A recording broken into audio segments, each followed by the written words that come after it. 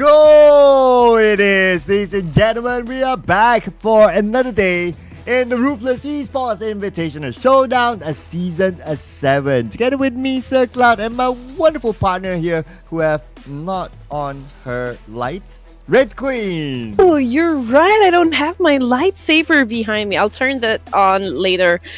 I'll make sure of it. But yes, you're right. Welcome to the Ruthless Invitational Season 7. Who will come out guns blazing for day number 2? That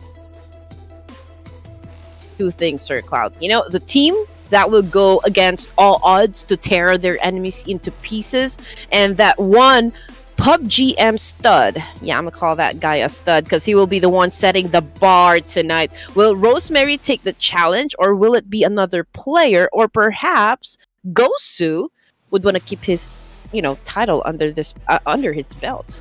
Yeah, both of them are studs though, and a lot more studs there waiting to take over the top spot because the MVP of the tournament will bring home an extra $500 man. All for yourselves. You don't need to share it with your teammates if you want to. So all that is for one single person, man. $500. I can do a lot of stuff with that.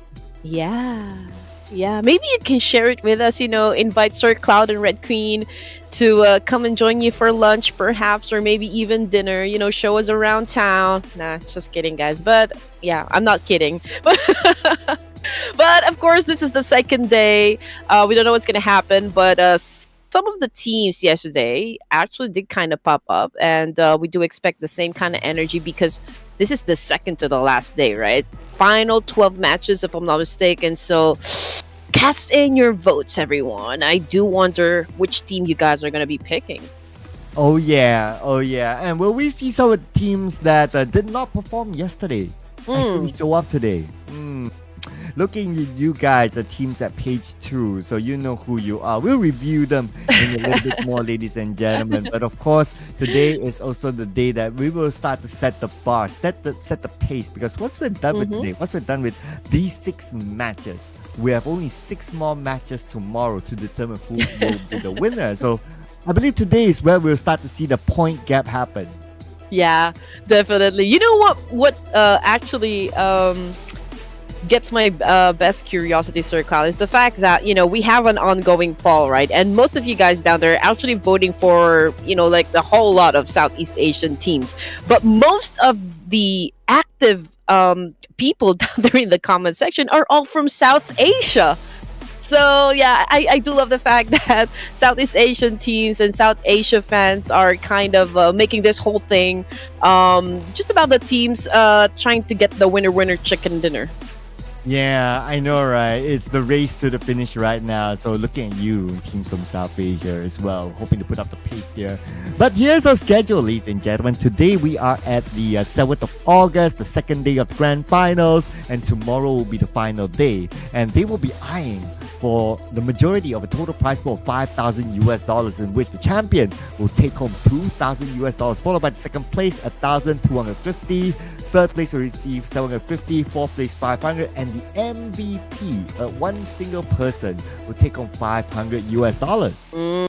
Oh, definitely. That is not a lot of moolah, to be honest. I know this is just like maybe perhaps like a pocket money if you guys are headed towards another country to perform in a global stage. But then again, this is more of like bragging rights, and just you guys are actually performing for your fans and the community. So might as well just give it your best for your favorite teams and cheer for your favorite players, and let's all just have a lot of fun. Yes, and these teams are definitely, well, some of them are having fun, some of them under pressure. Team Secret, Alter Ego, Ares, Sam9, and D Xavier. So for Alter Ego Ares, Rosemary hasn't been popping up yesterday, and because of that, his throne was taken away by Gozu. But at least he has his other teammates to back him up. Players like Octa, players like Alpha 7 have been showing up in the absence of Rosemary. Oh, definitely. They are stepping up. I mean, they're showing everyone that, hey, it's not just about Rosemary here. We also are doing our job to make sure that Alter Ego Air stays at the top of the charts. And of course, we do expect the same kind of thing coming from the rest of Alter Ego Airs. And we also got RQ Ryu, who have been winning a lot of chicken dinners as well. Todak with Team Pandem. And of course, the Real Soldiers Gaming. So among these teams, well, Dota has been doing really well. I mean, they scraped by getting into the grand finals from the semis, and so far so good for them. But we also have Vampire Esports, 52 Esports, Team NKT, and T2K Esports. And of course, we have to remember the 1v1v1 that NKT had go through, and it was Mr. Joe that showed up at the end at the Mexican standoff. And now this is an unusual gameplay coming from the Vampire Esports, because we're used to the fact that Vampire always builds their momentum at an early onset. But for day number 1, they actually landed at the second page after 6 matches. So perhaps it could be a different story for today. But we'll check out and see if it will happen. But for Roy Esports, Bigger Red Aliens, Team Flash, Voin Donkey, I think all the teams that on your screen right now performed kind of I say pretty okay, except for Voin Donkey, because currently they are at the bottom of the leaderboard. So can that be changed for today? Yeah, it's only the teams that can answer us based on their performance. So they had to put in the work here. If not tomorrow, I worry that even a 4th place, the bare minimum for them to achieve a piece of the moolah, might not be realistic for them. So they have to keep it up today. And also for the teams on top, they cannot be complacent, because I'm pretty sure the teams in the middle, the teams at the other end, they are hungry for a piece of pie. Yeah, we will know for today who is actually famished and just really starved of winner chicken dinners. Now, we talked about Team Flash a lot yesterday, Sir Cloud, and this is the team that always, I guess, get a lot of elimination points during the first few days. But now that we're only going to have like 3 days of the grand finals, right? Can they? Do you think can they maintain the pace that they've already set up for day number 1? Can they bring that kind of power back to day 2? Ooh, that's always the challenge, right? Because if you're on top, a lot of teams will be looking at you and they'll try to counter you. And speaking about on top, Gosu is currently on top in leading the MVP charge with 13 eliminations, 2,496 damage, a survival time of 22 minutes, 41 seconds average that is, and an average team contribution of 39.39%. And one of the reasons why Team Flash is up there is because of this guy. Definitely. You know what? This is definitely my dark horse, Team Flash. And I do expect great things coming from this team, especially that they are showcasing their improved strats, to each and every one of us. So let's see if they can do something that will impress us all the way. But anyway, as you can see on the screen, we also got Kenny coming from Sem9, Todak coming from 9 coming from Todak, rather, Lapar from BTR. And we also have another player joining us for the MVP title. Of course, that would be Quan coming from Team Flash again. Yeah, Team Flash having 2 representatives up here is a reflection of their current performance as well. But it's also nice to see some new names. 9. Man, this guy at this level, at this scene, at this tournament, he's really rising up for Dota. Now, when it comes to just looking at fragging, right? Overall fraggers here, we have GK from Team Secret leading the charge with 14 eliminations, followed by Gosu with 13, Kenny 11, 9, and Lapa both tied in at 10, but the tiebreaker goes to 9 because he has a little bit more damage as compared to Lapa. And interesting enough, out of all these names, only GK is not in the top 5 for the MVP, but maybe he's close by, maybe number 6, so he shouldn't be too far off. Yes, you're right. Good point there, Sir Cloud. But perhaps we can see him after another 6 matches for today's games. But okay, let's see what is the leaderboards is going to tell us. Just to update you guys, Team Flash is still at the top with 58 points, but this is not like a wide gap just yet. But they've already managed to set up 2 winner chicken dinners. Bigtron Red Alias, it was a massive performance. They actually caught up with a lot of numbers onto the scoreboard. That's why they moved up 4 ranks. And it's the same amazing performance coming from Pakistan's 52 Esports and Vietnam's Team Secret. And let me just, give you a quick recap. Team Secret, again, is the team that got to the top spot during the semifinals. Oh, yeah. And they are still in the running for the top spot here as well. But teams on page number 2, these are teams that need to put in the work here. One of the biggest drops as of the last game was the Team NKT. They dropped 5 spots to page number 2. Same goes for Alter Ego. They used to be in page 1, but they are now in page number 2 as well. And if we look at the overall numbers here, I would say there needs to be some work here for the placement points of Team Pandem, T2K, D Xavier, and Boy Donkey, because it's like 5 and below. So maybe that's something they would have analyzed and told themselves that, hey, guys, we need to survive a bit more and just not focus on the only farming but not surviving. I guess, what will happen for today's set of matches will determine like who will be the front runners, I guess, for the championship tomorrow, which is of course the last day of the grand finals. But checking out today's matches, it is still the same format, ladies and gents. First map will be in Erangel, and then 2 Miramars and 2 Erangels in between, and then we're gonna wrap things up with another Miramar fight coming from all of the teams here. Yeah, and if you miss Sanhao just like we do, well, not gonna see it again today, but maybe in the next tournament, in which we will be making an announcement soon. So stay tuned to us, ladies and gentlemen. But zooming in onto our top Erangel performers, we do have Team Flash, Dora, Alter Ego, and BTR. But Red Queen, look at the number of Team Flash. Their average rank points double everyone else. Definitely. But then again, Sir Cloud, yesterday was just the first day of the grand finals, and definitely there will be a lot of resurgence that will happen for today's set of matches. I don't think these Savior is gonna, just let it let their team stay at the bottom of the leaderboards here. So I'm pretty sure that the Savior will show up for today's set of matches. Now, we will it's a question of like, when are they gonna step on the gas?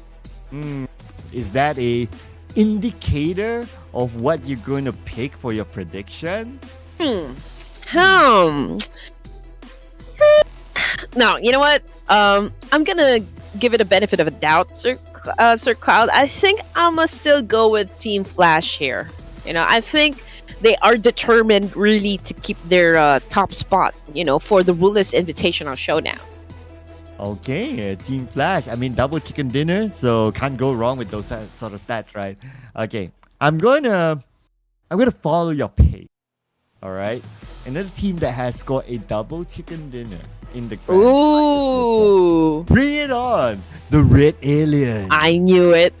Yeah, they did score 2 chicken dinners yesterday. Same thing for Team Flash. That is why they are at the top of the charts here. Now we are curious at which production is going to choose for our first round today.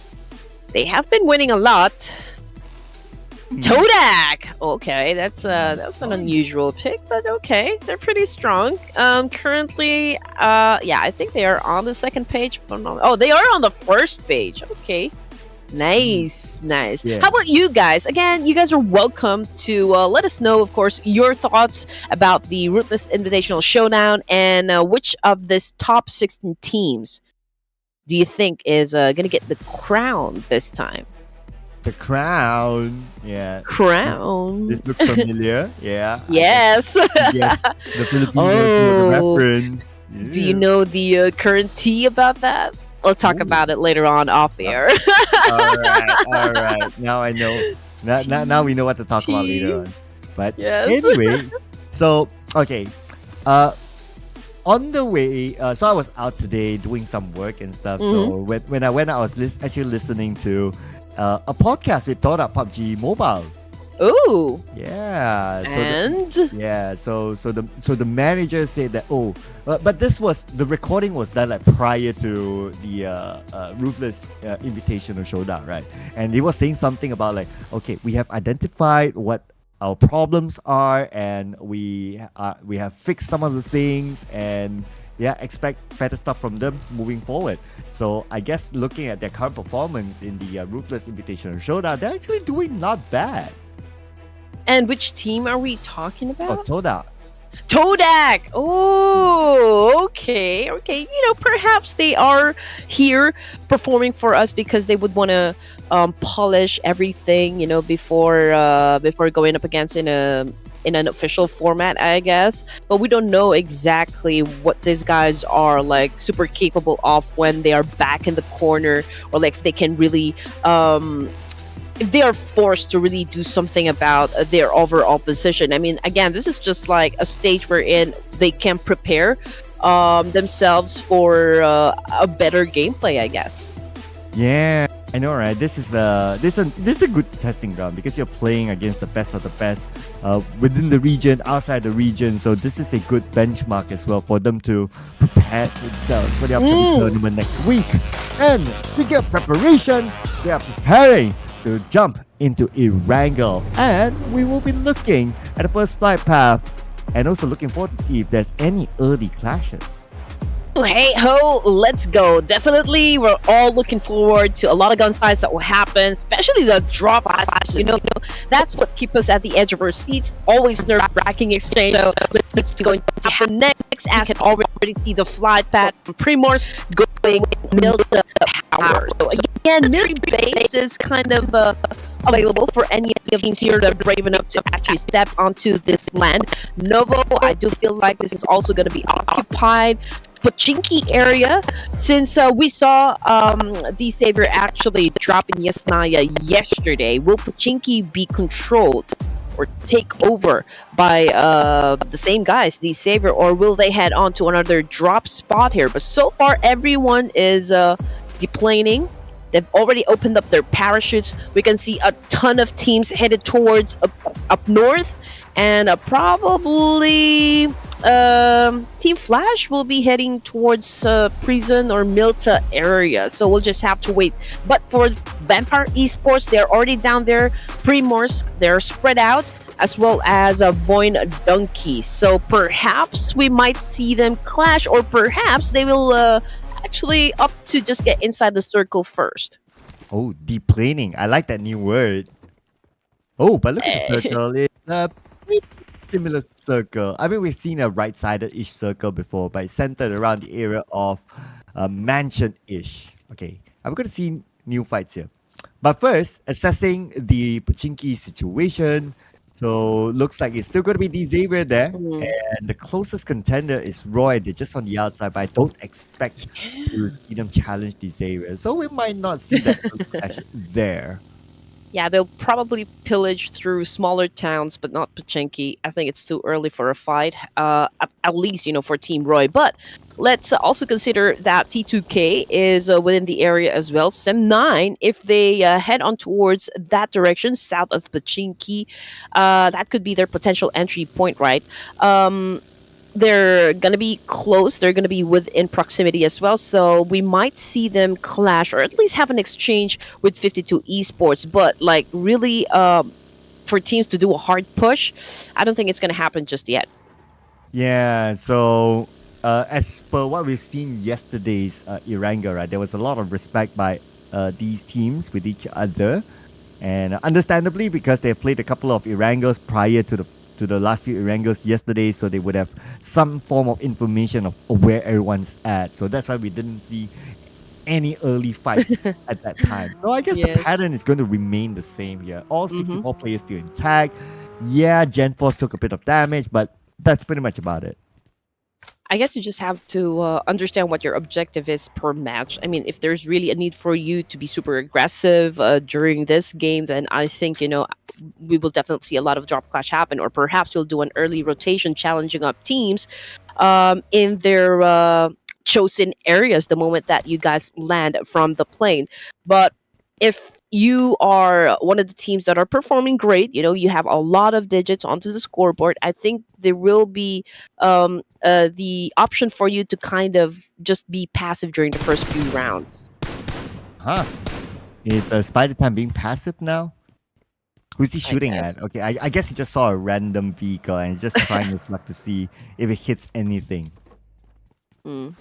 Yeah, probably just announcing to everyone that, okay, we're here, we're free to fight, we already have weapons, so if you guys are brave, come and step inside the circus. Who dares to come challenge NKT? They dare you to come. And interesting enough that NKT is actually one of the page 2 teams, despite them scoring a chicken dinner yesterday. So they need to find some level of consistency here. And it's easy to move in the overall charts if you're on page number 2, because look at how tight the points are, right? From 39, number 7, RRQ 30, sorry, number 6, 52 Esports with 39 points, and then you got like 38 and 37 and so on and so forth. So the points are like what? Just a difference of like 1 point per team at that area. Yeah. And you know how hard it is to actually score a point here, even if it's coming from placement, even if it's coming from elimination point. But all I can say is that one game could make all the difference. So, and I'm talking about like whether you have a good or a bad game, because if you have a bad game, then you will be definitely pushed further down the ranks. But if you have like a good game, then I guess you'll skyrocket, at the top of the leaderboards. Yeah, and sometimes it's about the vibes, right? Like what you Mm. said, like the reason why you have a good game the following round, it's normally because like, oh, you carry that good vibes momentum. Like everyone's happy, everyone's having fun, everyone's feeling confident, they're bringing the momentum. And that's the definition of momentum, ladies and gentlemen. Not physics momentum, no, not like throw a ball sort of momentum, not that thing. Yeah. But it's the momentum of the good vibes, the good feels. And Yes. you do need that sort of vibe coming into a game, because if you're coming into the game, but your mouth is saying that we're going to do this, but your heart is saying that, oh, we're just going to lose this fight, then you will lose the fight. But yeah, I definitely agree with you, Sir Cloud. I mean, I think the real challenge is if that you've had like a couple of bad games, right? How can you be proactive? How can you shake it off? How can you get inside the game with a clear mind? Because let's admit it, I mean, every match is a gamble, right? I mean, that's what I always say. So if you enter the game and you know that you weren't able to actually shake off the bad vibe, I think everyone in the team will definitely feel that one, and it kind of will hang around in your team. So that cannot be good when it comes to your gameplay. It will definitely affect your gameplay. Okay, well, RQ is not affected at all. They seem to be pretty confident now to chase down the members of Todak, and Todak will lose their first player. First blood given to RRQ, and no mercy, showed none of it. Yeah, definitely. He's living up to his name. That is it. But for Team Pandem, okay, Team Pandem, they have Actual out there somewhere. It's gonna be difficult for the team to pick him up because there's the opponent. Okay, so that would be Team Secrets. The moment that they crossed the bridge, oh man, they got ambushed straight up. Yeah, I mean, it's not even a mid-to-the-base circle. Wow! But fight here, nice drop shot here by Billboard, Zhang Xin. And on the other side, the other members of Team Secret try to get away. GK is going to be the last member. He is the top fragger among all these players. Now is the time to show it. Yep. Shot make it hot. I mean, he did not go on prone, but he actually jumped, from the bridge down to the ground. So that was cool to watch. Ooh. But anyway, GK. Whoa. Oh man, pretty angry with that fire, with that spray. But unfortunately, he is the only active member coming from the side of Team Secret. Don't exactly know what happened because they obviously have the element of surprise up against Team Pandem there. They could have, just catch them really off guard. But it seems like to me, GK will go full force right now. I mean, don't exactly know what the plan is. He's very low in HP. And there you go. Team Pandem wins the fight for elimination point, although they weren't able to save a Chul in the process. Yeah, both teams drop in mid to the base island. and the right bridge is still within the circle. And so happened that both teams, well, wanted to use the right bridge. So that's number one. Number two, Team Secret, they chose not to drive straight into the main peninsula. So they waited for Team Pandem. But at the end of the day, it was Team Pandem that actually stood taller. And I almost thought that they would have an altercation with Sem9 because Sem9 is actually at the foot of the other side of the bridge there. But anyway, so teams are already moving, going for the reposition here. Vampire Esports are going to be passing through Pachinki area. D-Savior is no longer there. They have already headed to another location. Sem9 has just made it inside the zone, so perhaps they will be doing some gatekeeping. But we do hear some gunshots coming from the Savior. They're trying to open fire up against those teams that are passing through, but no team is actually taking up the bait. Yeah, so everyone's now being disciplined again. That was pretty much the only fight early on, just because Team Secret decided to wait for Team Pandem. Okay, a bit of an exchange here between Team Flash and Victron Red Aliens. Ooh, so happen to be both our teams, but I don't expect to see big moves. Just because both of them are quite comfortable in the circle. And I love the fact how Bao's actually tried to go for the pick there, but the moment that he did, oh man, he got shut down. I mean, damage, but I think that's a lesson learned for Bao's. You just have to really assess the situation before you actually pick your head there, because everyone's looking to pop heads. But I mean, stage 2, and we still have 15 teams. I guess we did expect that we will see a lot of drop clash happen in Sir Cloud, but I think what's happening right now is the exact opposite. Yeah. So the opposite of Rosemary is also RRQ. But you gotta think about it, right? I have been observing like Rosemary's position. Like here, in off-season tournaments, he tends to like to play this way. Like he plays alone, if you kind of think about it. So he bears the risk of like if he gets knocked down, his teammates are just too far away to save him. Now, I believe that this is a strategy that Alter Ego Ares is probably trying out. Maybe they're trying out to be like, and this is just the theory from me, right? Okay, Rosemary, this is a practice, so you learn how to survive on your own. In case when it comes to the actual tournament, you're the guy who's going to survive for us. Yeah, because what makes a team very effective, I guess, inside of Battlegrounds is that if you can actually carry your own weight. So if you can manage to survive on your own, I guess that will always work to your advantage. And Rosemary, we've seen this guy really make it happen for the team. I mean, he always is the one trying to find those opening knocks. He is always the one trying to make a way for the team to actually overpower another team inside the game. So yeah, I do agree with you, Sir Cloud. I mean, Rosemary has been playing on his own. Maybe he is, I mean, it's the way of training himself, I guess. Yeah, and he's not the type that, oh, if I play alone, I'll just prone, I'll just be super quiet and something like that. Nah, he tries to find elimination points. So that brings value in case you are the last player in an actual situation. Then, yeah, you can potentially get more than just play some points. But now, Semna is looking for more than just play some points against the Xavier.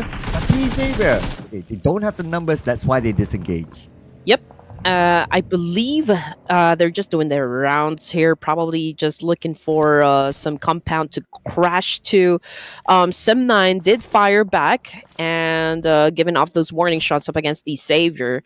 But will a fight happen? I don't think so just yet. I mean, perhaps everyone is just busy, gathering some information here, but not really going for the push. Oops, I think they are. Oh, okay, say hello to Vampire Esports now. Oh! Not the Xavier, but the Vampires will take over. SM9 now need to defend their ground. Vampire Esports, they're rushing in as a full squad now, playing with Stone in the lineup. This is their first team lineup at this moment. Newsy now fires back, but he goes down even though he had a DBS.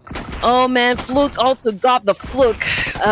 U-High here. Again, trying to battle it out with Vampire Esports, but hey, early elimination for the Vampires. Oh man, that is something right there. But you know what? The fight is not over just yet because D-Savior is about to challenge up the guys of Sem9 once again, ladies and gents. Bobo Ho trying to throw a lot of nades. Oh, and Chua as well as Nadity actually has taken a little damage there. Wow, okay, here we go. Xavier taking advantage of the situation. 7-9, Adept, he is pretty low. He needs to heal up. Okay, he's back up. Yuhai circling around, trying to gather information, but Xavier crashing in. Now Lamborghini has a right to get a withdraw. Hmm. Okay, let's see if the Savior could actually take this compound out of Sem9. I mean, Sem9 just went up against Vampire just a while ago, so they really have time to recuperate. But man, are they showing some amazing skills of defending this compound. They remain to be strong. Yuhai, again, with a massive spray, but Lamborghini, oh, making it happen for the team here. Very low in HP, is holding next to a K, going in for the shots through the windows, through the walls. He's making some rotation happen, but he couldn't get Chua. Oh, but they are still defending this strongly against Xavier now. The two players left from Sem9.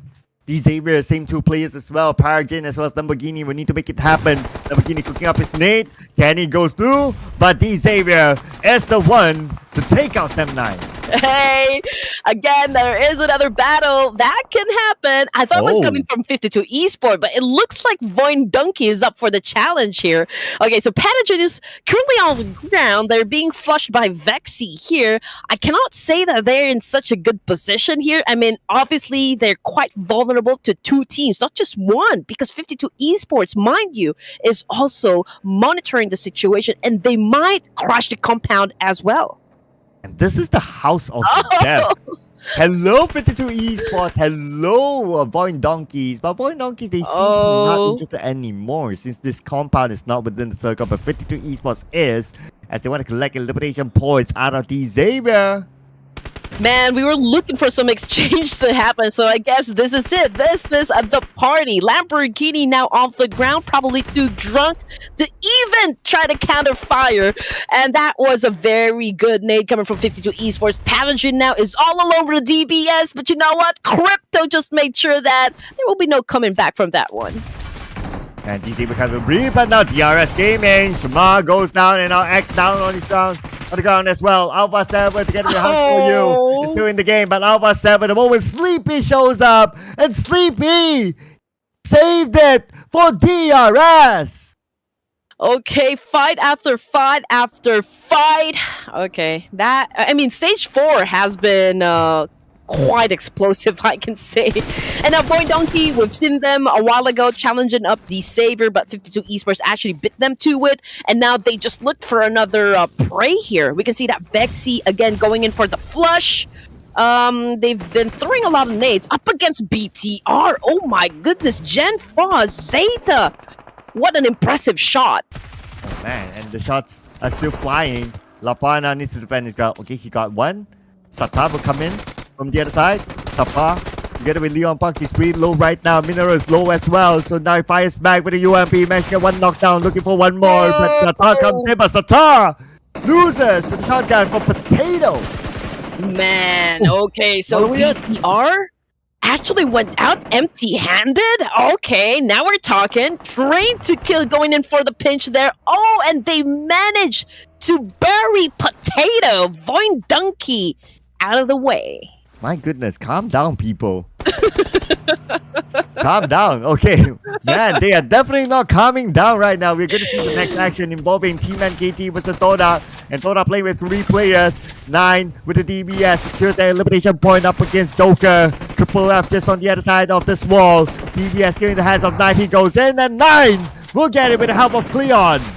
Okay, we're not even catching our breath, ladies and gents, because the kill fit is actually lighting up. NKT Spider-Man, I don't think he'll be spinning some webs because he's back in the lobby, ladies and gents. The God is the only player remaining for the side of Team NKT, and I guess I can say the same for 52 Esports, if I'm not mistaken. Oh, it was only one player that got knocked out from 52 Esports, but just like that, stage 4, and we're down to 9 teams remaining. Oh my goodness. Even our observers can't catch a breath. Man, they'll be glad with a bit of downtime now. They'll be like, whoo, guys, okay, can we just reset ourselves, our eyes? You know, we went overtime with that. I'm already sweating. But anyway, checking out the map situation. 52 Esports will be coming from the south side. They're still pretty close with the god of NKT, but he is actually being surrounded by Team Tandem.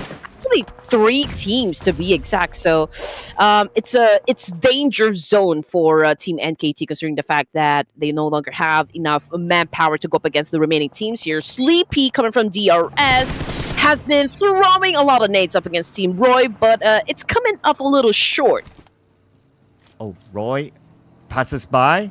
But, okay, this is going to be bad news for DRS. Look at this. At least 2 teams already went into the circle, potentially be able to keep DRS. Roy, from their position, from what we can see on the minimap, they're just next to RRQ. Or also Team Tandem. Okay, there you go. Sees DRS, tries to take down Miramar.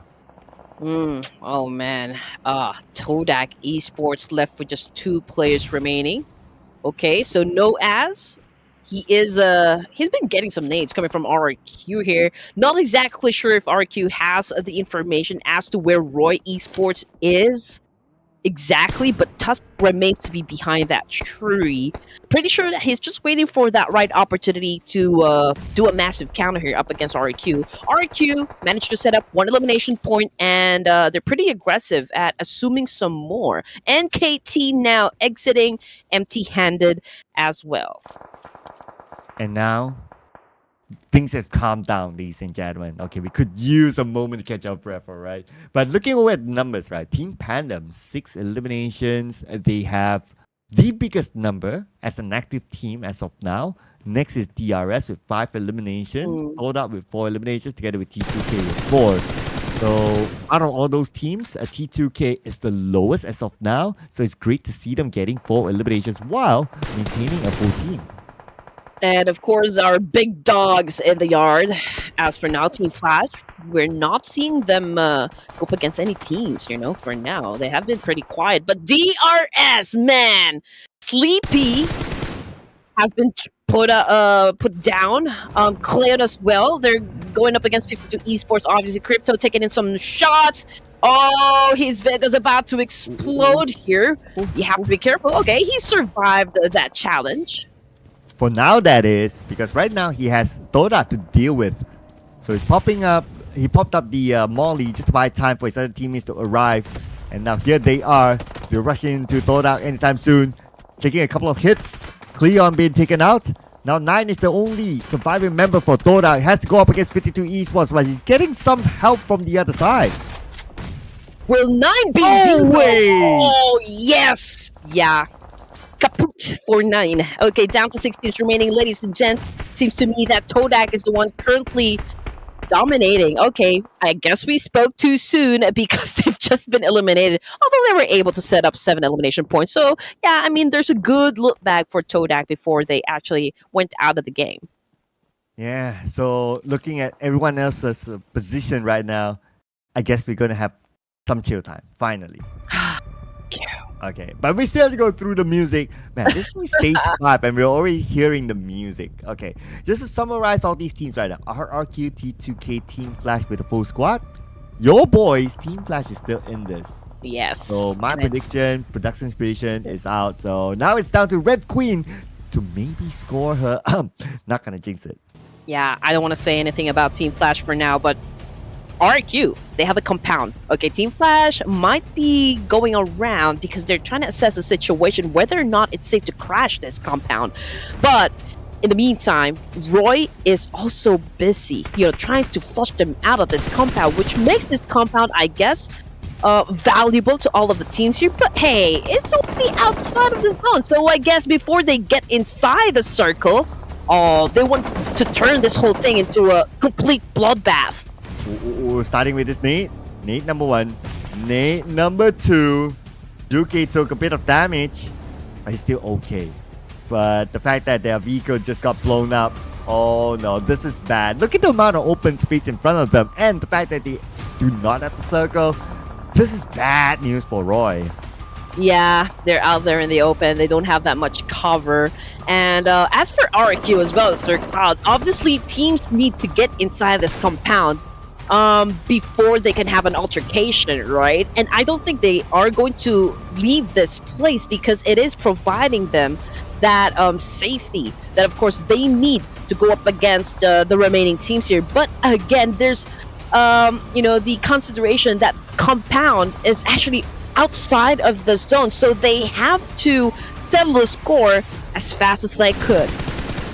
Here we go. Shots fired by Gosu. Gosu tries to secure his elimination point out of Junos. Junos still bleeding out, but the blue has arrived, forcing Gosu to move in a smoked up vehicle. Okay, taking a bit of a risk here, but they have their two other teammates on the other side, so they should be fine. Yeah, stage 6. Man, if this Compound is devoured by the Blue Reaper here, it's gonna be hard for RQ Ryu as well. Roy applying a little pressure up against the boys of RQ. They've been trying to flush them out for quite some time now. RQ remains to be strong. I mean, they're still a complete squad here. Roy trying their best to actually make them go out of this Compound, but unfortunately Tusk took a big hit and is now back in the lobby. But that was a great counter though, coming from Roy. Oh no, Junos definitely will go out this time. Juki's in trouble as well, and Asa will be the one to finish him off. And there you go. Looks like they have been eliminated. But at the same time, T2K actually took 1 point out of Team Flash. So out of Roy. So they are now 5 elimination points, dominating. Yeah, RQ now is the team that has the least chance of actually scoring that winner chicken dinner. 5 elimination points, strong play coming from Train to Kill. We can see Rolls already on the ground with a Mini 14. Trying to spray up against Team Flash, but there is that considerable amount of distance between these two teams. But Team Flash, oh man, they got ambushed by RQ, and it's no mercy. Even if he is the last remaining player, he was able to annihilate most of the members of Team Flash. Oh, Batman, super duper low. Only 1 bullet onto him, and he's out. No Mercy healing up. And RQ at the same time, they are dominating. No Mercy actually managed to get that elimination point. Oh, okay. It was Team Flash actually eliminated. All right. Animation came a little bit later. But looks like, yep, Red Queen still has to wait for her right prediction. Yeah, again, I'm way off my game here, but they did manage to get into top 5 for this round, so good enough, good enough. Okay, No Mercy, again, living up to his name here. No Mercy really have been gathering a lot of points for the team. He bagged 3, if I'm not mistaken. 6 elimination points before RQ actually got booted out of our first match, so it's down to T2K versus Team Pandem, Nepal versus Indonesia. Wow, if you kind of think about it, both of these teams, they are page 2 teams. Oh, okay, at least for T2K. I need to look back at the numbers, but now T2K, page 2 team, managed to get 1 knockdown onto Billboard, and they are in the running right now. Only 1 more to go. They might want to finish up the job, or they're going to play patiently to let the blue do its work. Yeah, we can see that Rose has been flexing here. Oh man, he's showing off his big guns, if you know what I mean. Now, Toodle Love trying to put up a show, throwing a lot of nades. Kansa is on the ground. He won't be able to do anything for T2K. Oh, Jay Frankie took a hit as well, and that is it for T2K. The first team to score the winner chicken dinner. And the page 2 team scoring the chicken dinner. T2K looking to make a comeback here in the grand finals, and what a way to do it, by opening their account in game number 1. Now it's a matter of how far have they jumped in the overall charts, considering that the points are really close. Probably it's a big jump for T2K. Let's go, Nepal! I know you guys are rejoicing down there in the comment section, because again, South Asian teams are quite outnumbered for the Ruthless Invitational Season 7, but it is okay because T2K just won the fight with amazing stats, by the way. Oh yeah, great round for them. Everyone got something from this round, as in elimination points.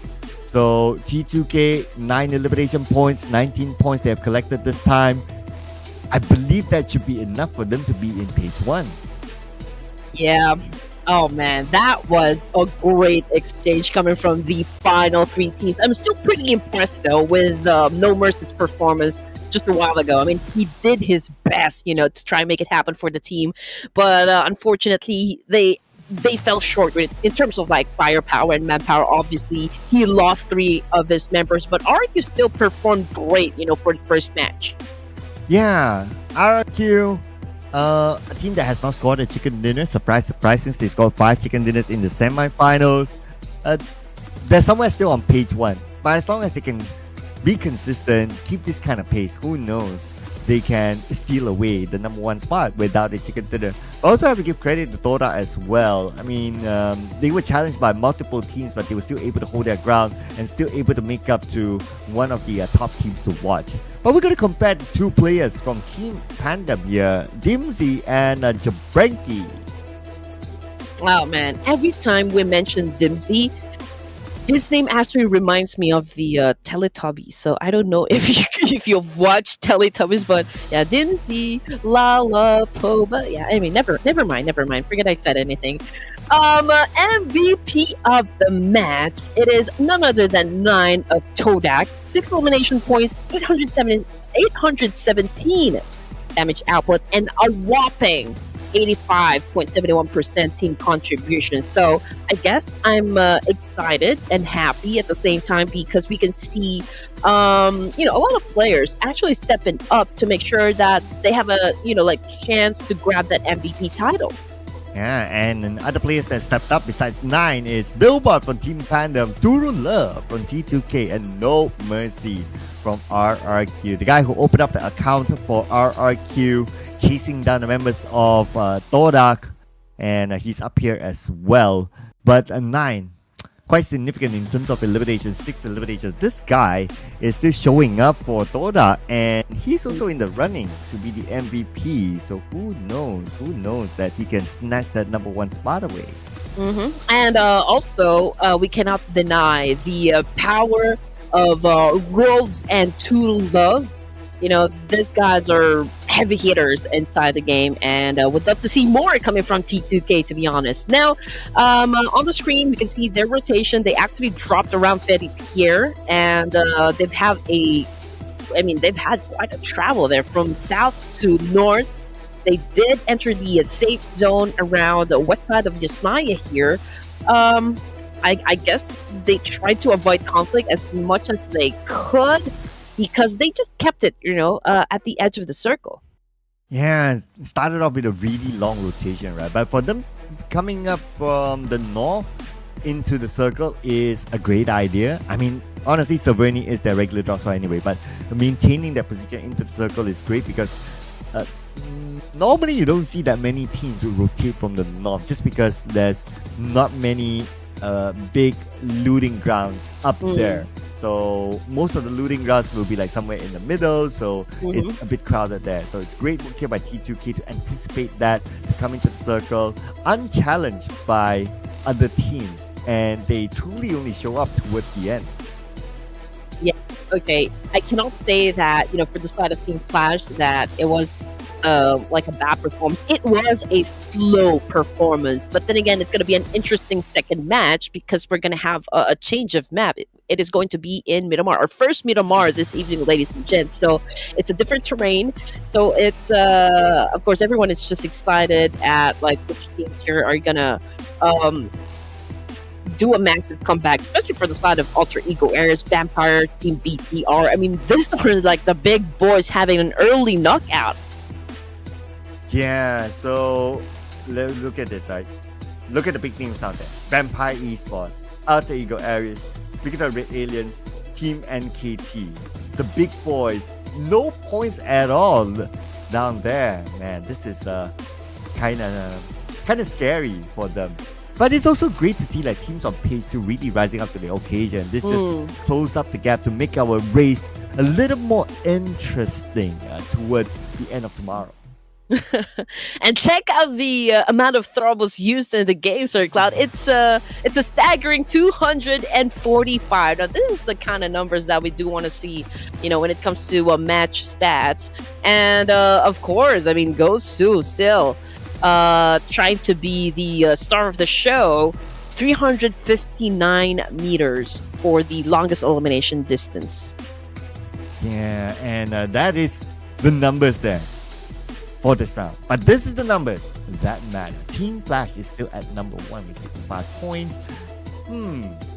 Interesting, T2K is still not at page 1, so I wonder how far they've jumped on page 2. Gonna keep an eye on that, ladies and gentlemen. But DRS Gaming and RRQ Ryu, they rose up. So DRS are at number 4, number 5, but then again, the points are still very, very close. Wow. Okay, T2K, they rose up 4 points, but they are really, really knocking on the door. Just look at this. They're only 1 point behind Team Pandem now. Yes, you're right. So I guess Team Pandem and T2K actually did quite great, for the first match. And again, we're still looking for Vampire Esports, D Savior, as well as Alter Ego Eras, perhaps, to kind of jump on the gun here and make sure that they give us, quite an entertaining exchange from the games. I mean, this is already the second day. We're done with the first match, and so we are expecting them to kind of like pop up, for us. But more of that talk, ladies and gents. Again, we're done with match 1. Don't go away. We'll be right back after a very short break.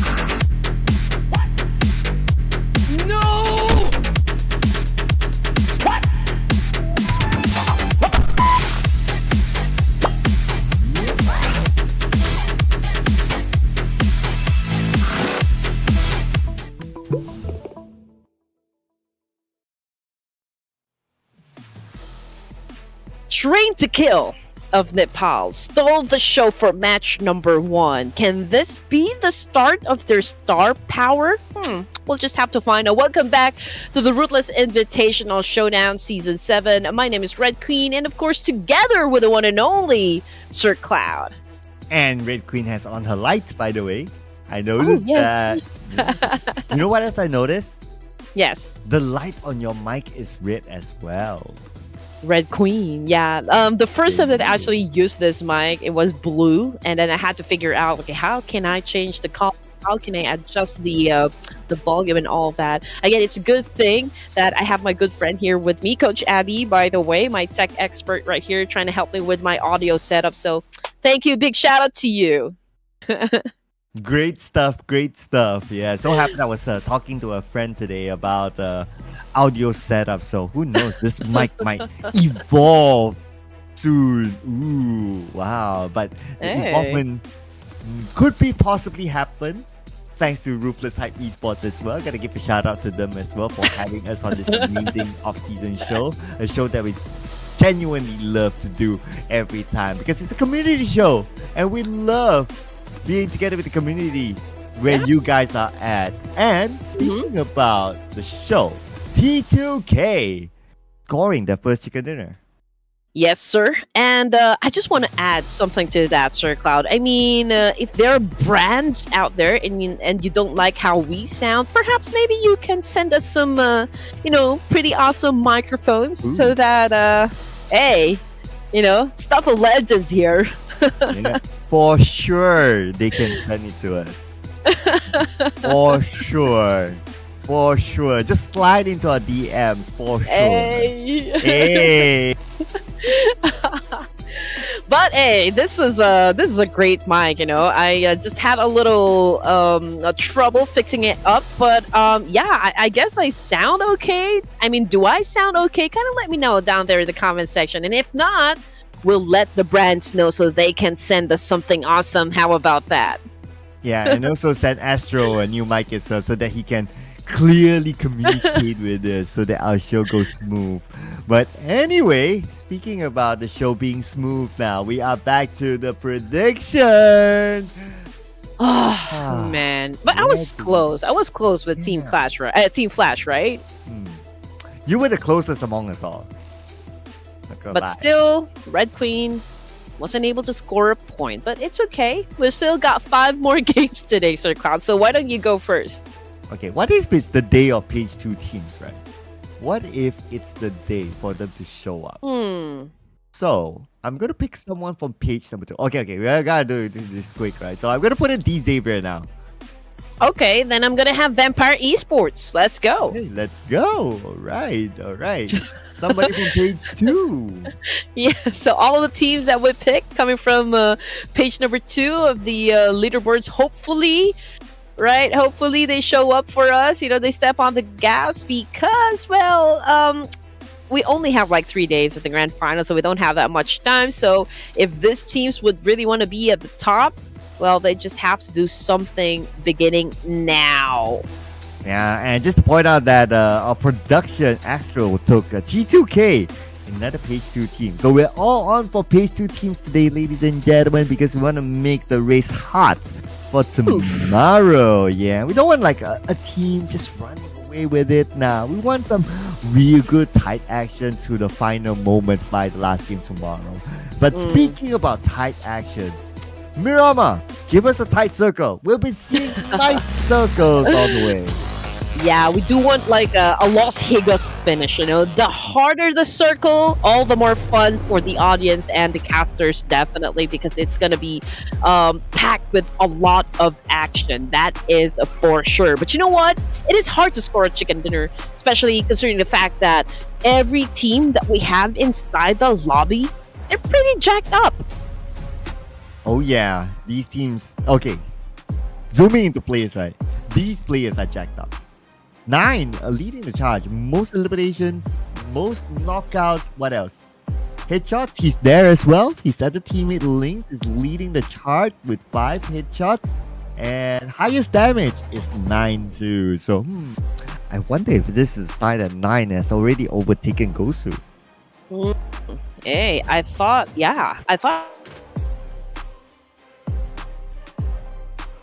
as well, so that would be 9 of Todak. I mean, this is a great opportunity for players to kind of showcase their skills, and that's exactly what a 9 is actually doing right now. And it's even Lynx with the most number of headshots. So Todak is hey, they're showing up.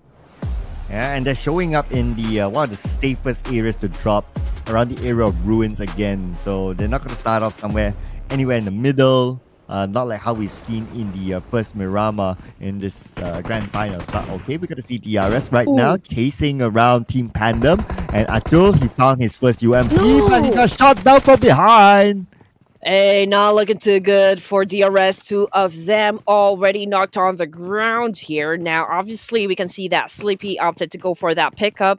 X will, of course, try to buy a little time here for his team to actually recuperate in this situation. And I guess Team Pandem is doing basically the same thing. Yeah, both of them resetting. Okay, Team Pandem, will they be able to pick up Dimsy? Yeah, the pickup is happening. Maybe not. Okay, no, not yet. But DRS, now we got Sleepy. Yes, Thompson with him. Billboard gets Endor. X gets knocked down. And X gets taken out. That's going to be the first kill for Billboard from Team Pandem, and DRS playing with 3 players. Ouch. Okay, not a good start at all. Not good at all for the side of the real soldiers. But for Team Pandem, okay, they've been racking up points. Great challenge so far for the side of Team Pandem here, and obviously they have their eyes set on the prize. But by the way that they are eliminating players of DRS, Chama, his up, but oh man, he's really low in HP here, Sir Cloud. One shot, even one bullet, could potentially send him to the ground. Yeah, no healing utility, so it's in the pickle right now. Sleepy, however, no healing utilities as well. I mean, they didn't have the time to loot. Now, Team Pandem, they have the advantage. Let's see. Okay, they are sharing utilities. They do have a full team. Man, I worry it's just a matter of time right now. All right. I mean, Chama, he could shut down at least one from Team Pandem if his pretty precise and accurate with his shot there. I mean, he has this element of surprise because obviously Team Pandem doesn't know exactly where he is. But it's such a great challenge. But RQ wants to join the game. They want to play. Oh, okay. Are we going to see the same pace like game number 1 right now? RQ waiting for the elimination feed to roll before they probably crash in. As Sleepy together with Shamar still hanging on by the corner. I mean, no big moves yet from either side. I mean, come on, guys. Team Pandem, come on. You guys have the man advantage. Just go at it. Okay, here we go. They don't want to be reckless. You don't want to go in there blindly. But you know what? RQ, again, monitoring the situation here. So we'll just have to wait and see if they're actually coming in for a fight. But again, that was a good shot coming from Chama. He has the element of surprise. What did I tell you? He could shut down Team Pandem. Oh! He was able to do the... Okay, that was Jay Branky. I thought it was Chama, but okay. Yeah, the jump shot from Jabranki took him out. But as we expected, RRQ was waiting for the moment to come when the fight stops. They arrive in this compound. Here we go. RRQ surrounding Team Pandem. Almost nowhere for Team Pandem to go. I mean, they didn't have the utilities to heal up. So they are in a real big pickle right now. Jabranki gets one, but jump shot followed up and he goes out. Yeah. Great timing for the side of RQ. We did say that they're just, around the area, lurking and just checking what's the best time possible to actually join into the mix there. And RQ did an amazing job so far. I mean, the opportunity is, okay, we will not be letting you guys reset. You guys are pretty vulnerable because of the fight that just had happened. And that's RQ, and that's exactly what they did. They went in there and scored the points. Yep, pretty straightforward for RRQ, I must say. And they waited patiently. So great work there by RRQ. Well coordinated, well communicated among them. And with that, we have 2 teams out at this time. Despite it being the biggest map, but because of the early engagement, now we have only 14 teams left. Expect more to come now that teams are making their rotation into the circle. But yeah, first few minutes, I guess, coming into the game here, DRS, Team Pandem, both out of the match. So we're down to 14 teams remaining. And again, we can see that they have been doing their rotations and just still going through towns here, getting all the resources before they hike up to the mountain ranges and just get into a very nice vantage point. Yeah, going up to the high ground, of course, is always a preferred priority in Miramar itself. So everyone's still picking their best spot possible. But the only team right now is taking out the blue is Todak, and understandably, because they drop in ruins, the furthest spot possible. So they'll be taking the time. But it's okay. I mean, if it's like stage 1, stage 2, you can still tank it out by using bandages. Team Secret, they saw another team moving across them. I wonder which team is that. And again, you should be able to know how to manage your resources. I mean, obviously, Break going in for a spray, but the fact of the matter is, it's such a significant distance there, and they're inside a vehicle, so a knockdown can be hard to pull off. But hey, it's not the same thing for the side of D Savior as they rack up some points up against Roy. Chua, okay, getting a little damage there by the nade, but they are still pretty strong at this point in the match. And just like that, with a DBS, Natty gets the job done. There you go. Nice jump shot onto Juke. Roy Esports. Now they only have 2 active players left. So it's going to be Tusk and Porsche? I need to use a voice pronunciator for that word. Yes, sir. But okay, so this is the fight. Sim 9. Um it's a busy compound. Not quite sure though, sir. From the kill feed, do they know who they're knocking down, or does it pop up like team player 1, team player 2, or team 1, something like that? Because sometimes they hide their names, right? It's the vague mode. Yeah, if it's a knock, then they won't be able to tell who it is. But if it's an elimination, then they would know. Oh. But we don't know as well where the circle will go now. Okay, but look at this. The majority of the teams actually playing in Lost Wilderness itself. And good enough for them that the circle is around the area of Lost Wilderness. Yeah, there's plenty of buildings there that they could go for refuge. Now, NKT obviously will be coming from the south side, but there's tons of teams there gathered around the edge of the circle. So we might see a lot of teams that will drop the moment that they step inside the safe zone. But is it going to be the same case for RQ? I mean, they are manning that ground and just checking which teams will be, within their line of sights here, which is of course good for getting information, scouting the area. T2K now, our winner chicken dinner from the previous round, doing a little bit of spray up against RQ here. But from the kill feed, I guess it's the Red Aliens versus Team Flash.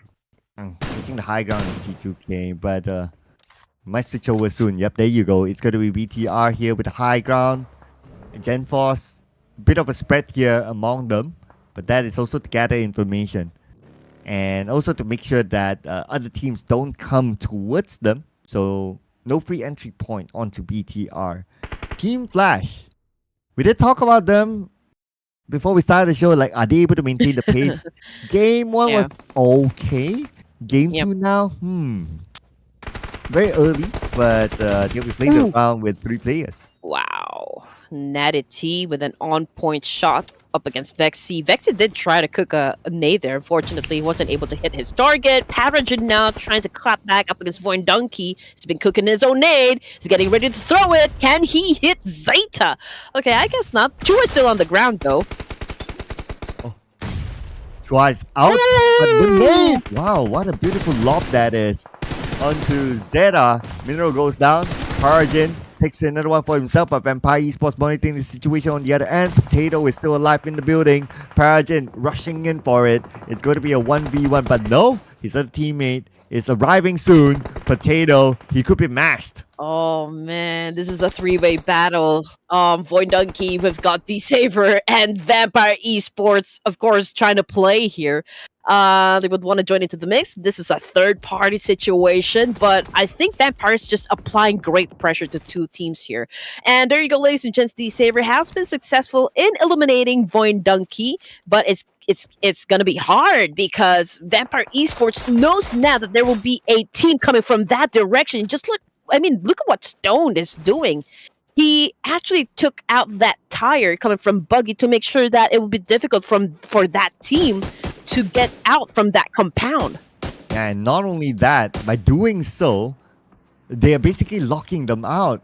Xavier, okay, they do have a couple of other vehicles, but now they have to use those other vehicles instead, and they have to force their way through. Okay, one of them, Paragen, managed to get on the buggy, and he's circling around. But I'm interested to see what's going to happen on the other side, because look at the minimap up north. Fluke is actually waiting for them. Yeah, oh man, I don't think Vampire is gonna let this one go. They are anticipating, I guess, the kind of plan from the Savior, how they're gonna be escaping this one. So they are assessing the situation. Obviously, I mean, there's really nowhere to go, and you're right, they are locking them out of the zone here. So they're doing a great job, I guess, at holding down the fort. Because that's exactly what they need, is to assume points. They are still at the second page of the leaderboard, so there is a need for them to kind of be aggressive at this point in the competition. Yeah, second page, second last place as of now. They could use every single point that they could get. Same goes with the Xavier as well, but they're in a lockdown situation. So we'll move over to another team that's in the bottom as well. Outer Eagle coming in, but they should be fine. I don't expect to see big engagement from them now, even though BTR is close. Okay, stage 3 situation is that we're down to 13 teams remaining. Bigatron Red Aliens is still quite quiet, quite passive, but there is a team pretty close to where they are exactly. So we might see them have an exchange because Leon is actually getting shot here. So there's a need for him to actually give up that location or give up that spot. And that would be the guys coming from Alter Ego Eras. Team Flash seems to be within proximity as well. Yeah, Team Flash around the corner and playing with 3 players. So playing in a handicap situation, they might not make any real big moves for now. So I guess what will be interesting for us to see is a D0 because they're tanking out the blue still. So potentially that Vampire Esports is still trying to lock out the Xavier. Yeah, they know that it would be easy for them to actually get inside the zone, so they need to come up with an effective plan on how to get inside the circle with their life intact, and of course, as much as possible with a complete squad, but not a complete squad because Chua already has been sent back to the lobby. So at least to keep their 3 members, because this is just stage 3, and we still got 13 teams, and most of the teams here still has a complete squad. So there is really a need for the Savior to survive with all the firepower they can keep. Ooh, okay, now we have a good view of where the Xavier is at. Instead of Vampire Esports, now they could be running into Sam9, and we do have them on screen right now. Sam9 knows the presence of the Xavier, and they will try to take him out. You know what? Vampire Esports, I think they're also in a tricky position. They will be coming from, a high ground, so they will have to descend, and it's exposed to another team down below, so it could be hard to actually go down. But let's see what will happen first, because Stoned, okay, coming from the kill feed, is also knocked down. Sem9 and D Savior is still having a conflict here. Lamborghini playing Ring Around the Rosie here, trying to play catch and mouse. He's been cooking up Nate, but couldn't seem to find his target just yet. Depp does an amazing job being elusive here. Yeah, so he is fighting alone though in this building. Okay, he needs backup. Backup is just behind, and they need to clear them out fast because time's not on their side. The zone is starting to close. And Bobo who gets one, looking for more other members of D Xavier. He does have the information. The smoke will be popped out by D Xavier. 2 active members left. Dap shows up with an AK in hand. He sees his target. He will gun down Lamborghini, leaving only Paragin alone.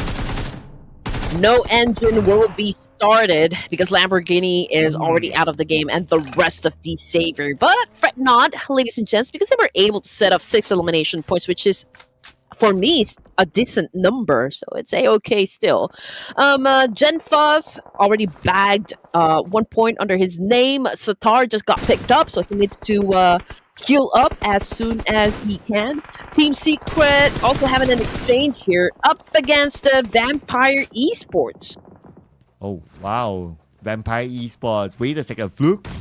Did he jump out of a moving vehicle and he knocked himself? Okay. Not too sure what happened there. I do have a couple of questions, but we'll try to answer it later on. We're going to put focus onto RRQ versus T2K, now the team that got the chicken dinner earlier on, and RRQ trying to find an opening here by knocking down at least one member of T2K, but T2K True Love will not allow that to happen. Yeah, a little reckless there on the side of Crispy. I mean, the moment that he stepped inside the house, he got he got knocked down in an instant. Asa trying to provide backup here, but has been getting a lot of damage from T2K, man. T2K is clapping back hard up against RQ. Snape, again, tried to defend himself with a Mini 14, but, oh man, Rolls fired his M416. So yeah, oh, but okay, great follow through though coming from Asai here. RQ can win the fight. They already have 5 elimination points, but T2K is also being challenged up by 53 Esports. Oh, here we go. RRQ eliminated. 52 Esports have arrived in the compound, and they have the higher ground against D2K. Oh man, this is going to be bad for Igneous now. It's just a matter of time because Votro is going to come in from the side. Votro sees him, and the nade from Crypto will take down Igneous and T2K. Now they have only that one player left, and that's going to be Kanza. Oh man, it's gonna be difficult here. And I love the fact that teams, they let their opponents fight it off before they jump the gun, which is great tactics, right? Great strategy. And that's exactly what 52 Esports did just a while ago. I think it's the same thing with another team just moments ago, Sir Cloud, right? I think it was around Hacienda de Patron. I'll try to remember that later on. But we're down to 10 teams remaining. We've got Todak, and they already have quite a number of points, if I'm not mistaken. Sem9 had been found by Tony K of Vampire Esports, and I guess he's getting that point. Yeah, and Tony K and Vampire Esports, they need as many points as possible. But as for Sem9, pretty much in the same situation, but the players take out the blue. Link sees Tony K, cuts his health down to 50%. Kenny gets taken out by the blue. And speaking about the blue, we got at least 3 teams still on the outside of the circle with the blue currently closing. So Lynx have to retreat back. Ooh, it takes a lot of damage there. Yeah. And by the way, Lynx from Todak, also I guess one of the players here that are gunning for the MVP title as well. It's been doing good so far. I think he is holding the most number of headshots, if I'm not mistaken. But let's see if he can pull off such a great game here to overtake Gosu in terms of like being the overall MVP. Cleon with the attack. Caught Genfuzz sleeping there on top of this mountain, and so yeah, he had to pay the price. Let's see who else is going to pay the price right now. Because as much as Toda wants to seek refuge in the circle, there are other teams around them. They're going to start off by taking out hunts for you. But that's like quite a long range shot. They have to crash in to complete the mission. Ooh, man, Lynx. Ah, man, he just got murdered there. 9, of course, trying to have an exchange here. He's dancing with the devils, but Alter Ego Ares is doing an amazing job as well, trying to defend this compound. Kodak now in a bit of a pickle, considering the fact that there are tons of players. So not really tons of players. Most of the members here are already on the ground, and I think, were they eliminated? Okay, we still got one more player, which is Cleon. Cleon, last member left for Toda. This is when they are actually in the running to catch the number 1 spot. But now with only 1 player left, it's going to be hard. And taking into consideration that the Team Flash is still with a 3-man squad as well. They need at least, as of now, 11 points to be on par with Team Flash. But with only Cleon left, that has probably got the weight. Okay, Tusk is by the ridge here. Krypton knows it. They've been talking. T24 will try to flush them out. And the moment that Tusk actually stands up, oh, it could be dangerous for him because Crypto is actually pointing his gun at him. And there you go. I mean, we were talking about it. Tusk is already on the ground here. And probably Porsche next. Or Porsche. Never mind. Look! Knocked out by Changxin. And taken out by... Sata! Oh, there was a steal there. Okay, Roy out at the time with 0 elimination points. Nuzi, what a nade from the top, and that is almost a blind nade by Break. Again, it's hard to challenge up the teams that are right up above you. High ground advantage. There is a reason why we call it an advantage. It's such a great vantage point. That is the reason why. 52 Esports flashing their 4 elimination points. We got Crypto over here bagging most of it. NKT Triple F. Man, he's currently on the ground. I don't think he can be picked up by his teammate here, or it can be difficult. Okay, so but there's that significant distance, so I guess there's time. There's a way for him to get picked up. But then again, they will be coming from a direction that their enemies know exactly, so it could be hard to escape from that area. And the question now, well, is also whether Cleon has the way to get into the circle. With BTR on the left, Alter Ego on the right. I mean, it's going to be a hard journey for Cleon. But let's see, BTR, not really safe as well. Some of the players on the outside. And this is the time that we might see teams will crash onto each other, especially the fact that we have like at least 3 or 4 teams on the south side of the circle. So somebody has to be cleared out. Yeah, survival is the name of the game. And you just have to do everything, I guess. If you want something, you just have to really fight for it. So that's the nature of a battle royale, ladies and gents. 8 teams remaining, 3 elimination points goes to Team Secret, and T24, man, got caught off guard by Dep of Sem9. But just look at that, Sem9, Dep is the only player remaining, but he's been trying to clutch it. Was able to score a point there all alone. Oh, the outs. Looks like Cleon did not make it. I mean, it was kind of expected as well. 1 person on the outside of the circle, 2 teams in front of him. It's just a matter of which team would get him, and at the end of the day, it's going to be Alter Ego. But we have Team Flash now on the elimination feed, taking out Batman, and Crypto gets a nade to the face. So retreats back. Sem9, though, it's only 1 player, Dep, but he tries to fight back. We're down to 7 teams remaining. And the only team that has a complete squad would be, the last time that I counted would be 3. Team Flash is one of them. Team NKT is one of them. We're still missing some more. I guess we'll find out later on. But Alter Ego, oh, this is an interesting matchup. Bigatron Red Aliens. Lapar taking in some damage. Rosemary's cooking a nade here. One of the Red Aliens is currently knocked down. Will they be sent to space this time? Okay, gotta put on their spacesuit now.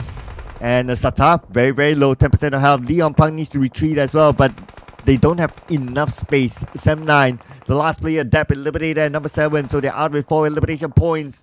As for BTR, they will lose Lapar. And Leon! Nice day for Hans, for you, to knock him down, but he still has Satar to save him. Yes, sir! And because of Red Aliens, of course, in a vulnerable spot here, who will be agents coming from Men in Black, ready to send them away back to space. And there you go. Okay, so Bigatron Red Aliens has already left Earth. Ladies and gents, they're no longer part of the game here. Okay, 5 teams remaining. Alter Ego Eras obviously survived that clash.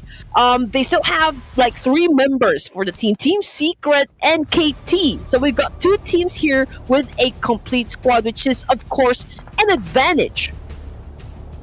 Oh, yeah, and other than like Team Secret and NKT, Team Flash is still in this as well, so they really want to maintain their lead at the top.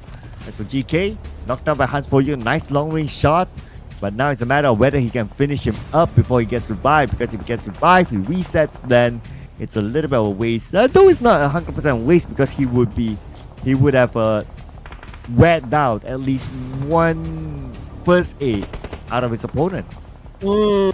Yeah, Alter Ego Eras remains to be strong here. Tough competitor to break.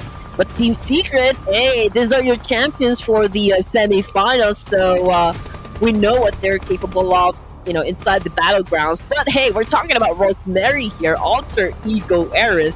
And again, I'll say it, that Alter Ego Eras, their strongest map would be Miramar. They already have 5 elimination points, so they have that momentum going for them. Can they take out Team Secret here? Looking at Team Secret's position, okay, we'll need to also see like what happens in the next stage, since we're about 30 more seconds till stage number 8. But for NKT, very, very open space against Alter Ego. And Alter Ego, this is one of their best performance in the grand finals, maintaining 3 players at the top 5. So who knows if Alter Ego can make a bounce back as well. Yeah, this could be, the start of something new for the side of Alter Ego Eras. Team Flash, however, is finding it hard to survive all of the bullets coming their way, considering the fact that, okay, we have the compound, right? We have the compound. But then again, we are surrounded by a lot of teams here. But nice shot coming from Crypto. He takes down Triple F coming from Team NKT. Rosemary's also being ambushed here by a Team Secret. GK knows he is inside that shack. And now Rosemary is down on the ground by Joker. Rosemary out, ladies and gentlemen. Artigo has 2 active members left. And that compound in the middle of the circle, currently held by Team Flash. That is the most valuable position for now. But for teams to really crash in, not that easy. If you have other teams at the side, the moment you land in front of the building, you could be shot down by the side. So that's why we don't really see Team Secret rushing in. And plus, they need to get across the road. So you can imagine how tough this is. It's going to be tough. And a while ago, we saw that Team Secret actually has the best chance of scoring a chicken dinner. At this point, Sir Cloud, I do feel like if Team Flash, again, we're just waiting for them to play their cards, and they have the biggest chance of bagging the chicken here if the execution will be great for this team. But you know, Esports now slowly creeping in. Same thing goes for Team Secret. Everyone is just rushing towards this compound, trying to push out Team Flash, and Team Flash managing 3 teams here, trying to keep them at bay. But it could be hard because they have to be aware of all the surroundings here. Now it's Crypto knocking down Powers from Team Flash. He has that a small little opening, but he does not have the opportunity to really rush in. And now Batman shows himself, and Batman gets Alpha 7. Alter Ego will lose another player, leaving them with only 1 now. So it's going to be Batman versus the final player from Alter Ego. Hunts for you, and it wins the 1v1 just to be backstabbed by Voltrox. I know, right? That was so harsh. That was so epic coming from Voltrox. I mean, I almost thought that Batman could actually finish up the fight there. He did so well. Team Flash did so well defending that compound, only to be backstabbed by 52 Esports. But it's a well-deserved win, you know, coming from Pakistan, flexing their muscles, banging on their chest, and of course showing us how great they are as a team. Wow, this is one of those moments that if you blink, you miss, ladies and gentlemen. And 52 Esports scored 14 eliminations, so that's 24 points. Wow! And again, another Page 2 team showing up. Day of the Page 2ers. Well, told you. They're definitely gonna show us something new. They're gonna be pulling tricks up their sleeves just to make sure that they take over Ruthless Invitational Showdown. And again, it's not just winning the chicken dinner. It was a great performance overall.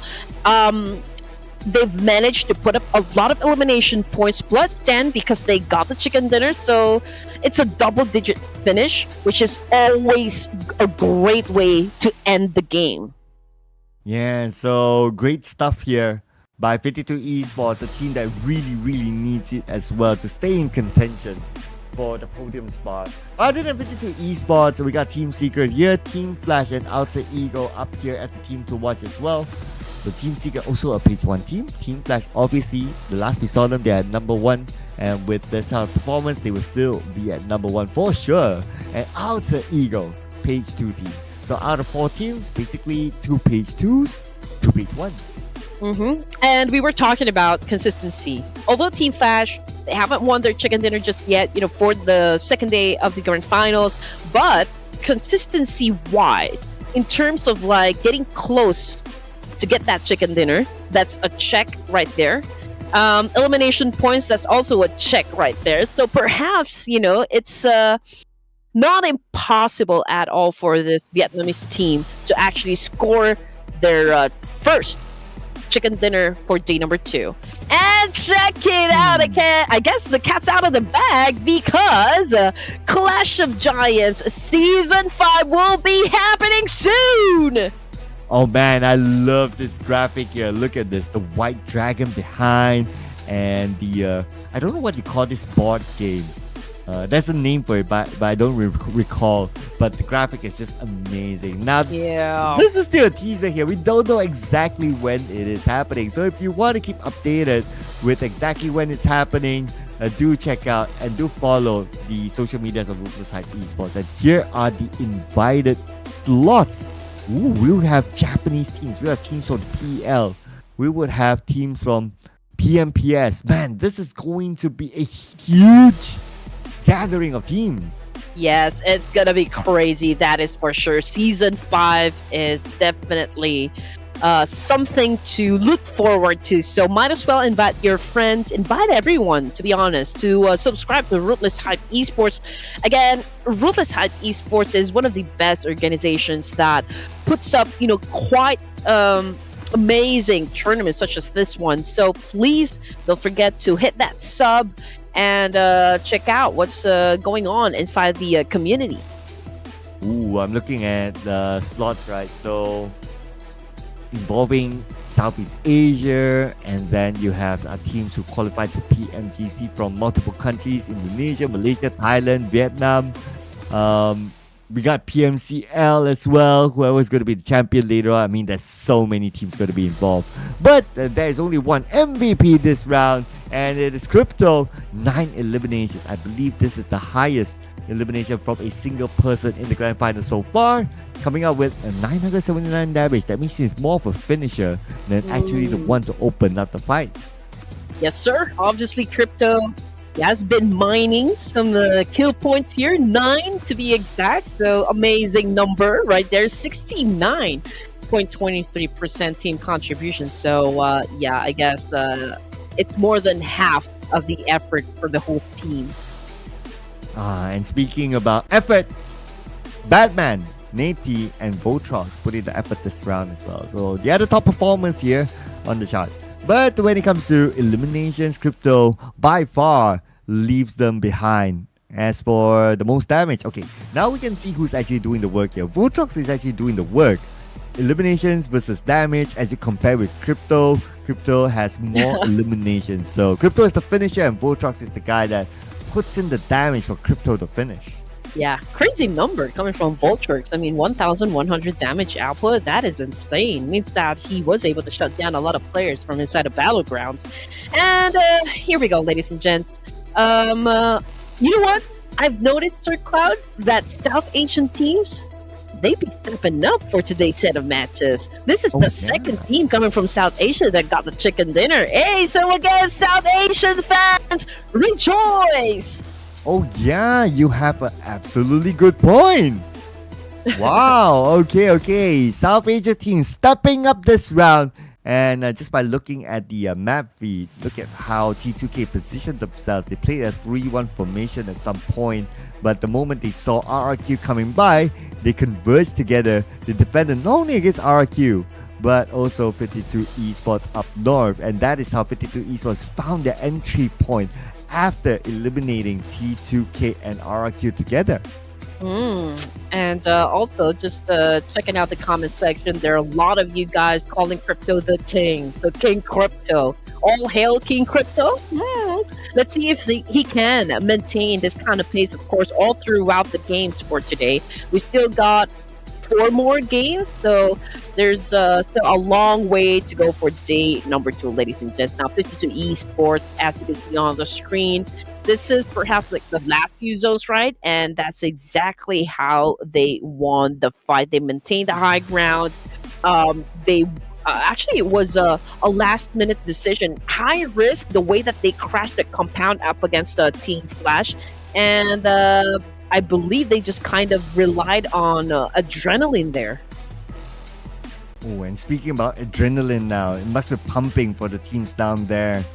Roy Esports, 0 points. They really need to work out something in the next round. Boy and Donkey and DRS Gaming, only 1 point. Needs to work out something as well. But on the brighter side, Team Flash, still pretty consistent. Still a double-digit 10 points. In fact, we have 2 other teams with 10 points as well. Team Secret and Alter Ego Ares, who did fairly well this time. And match stats here.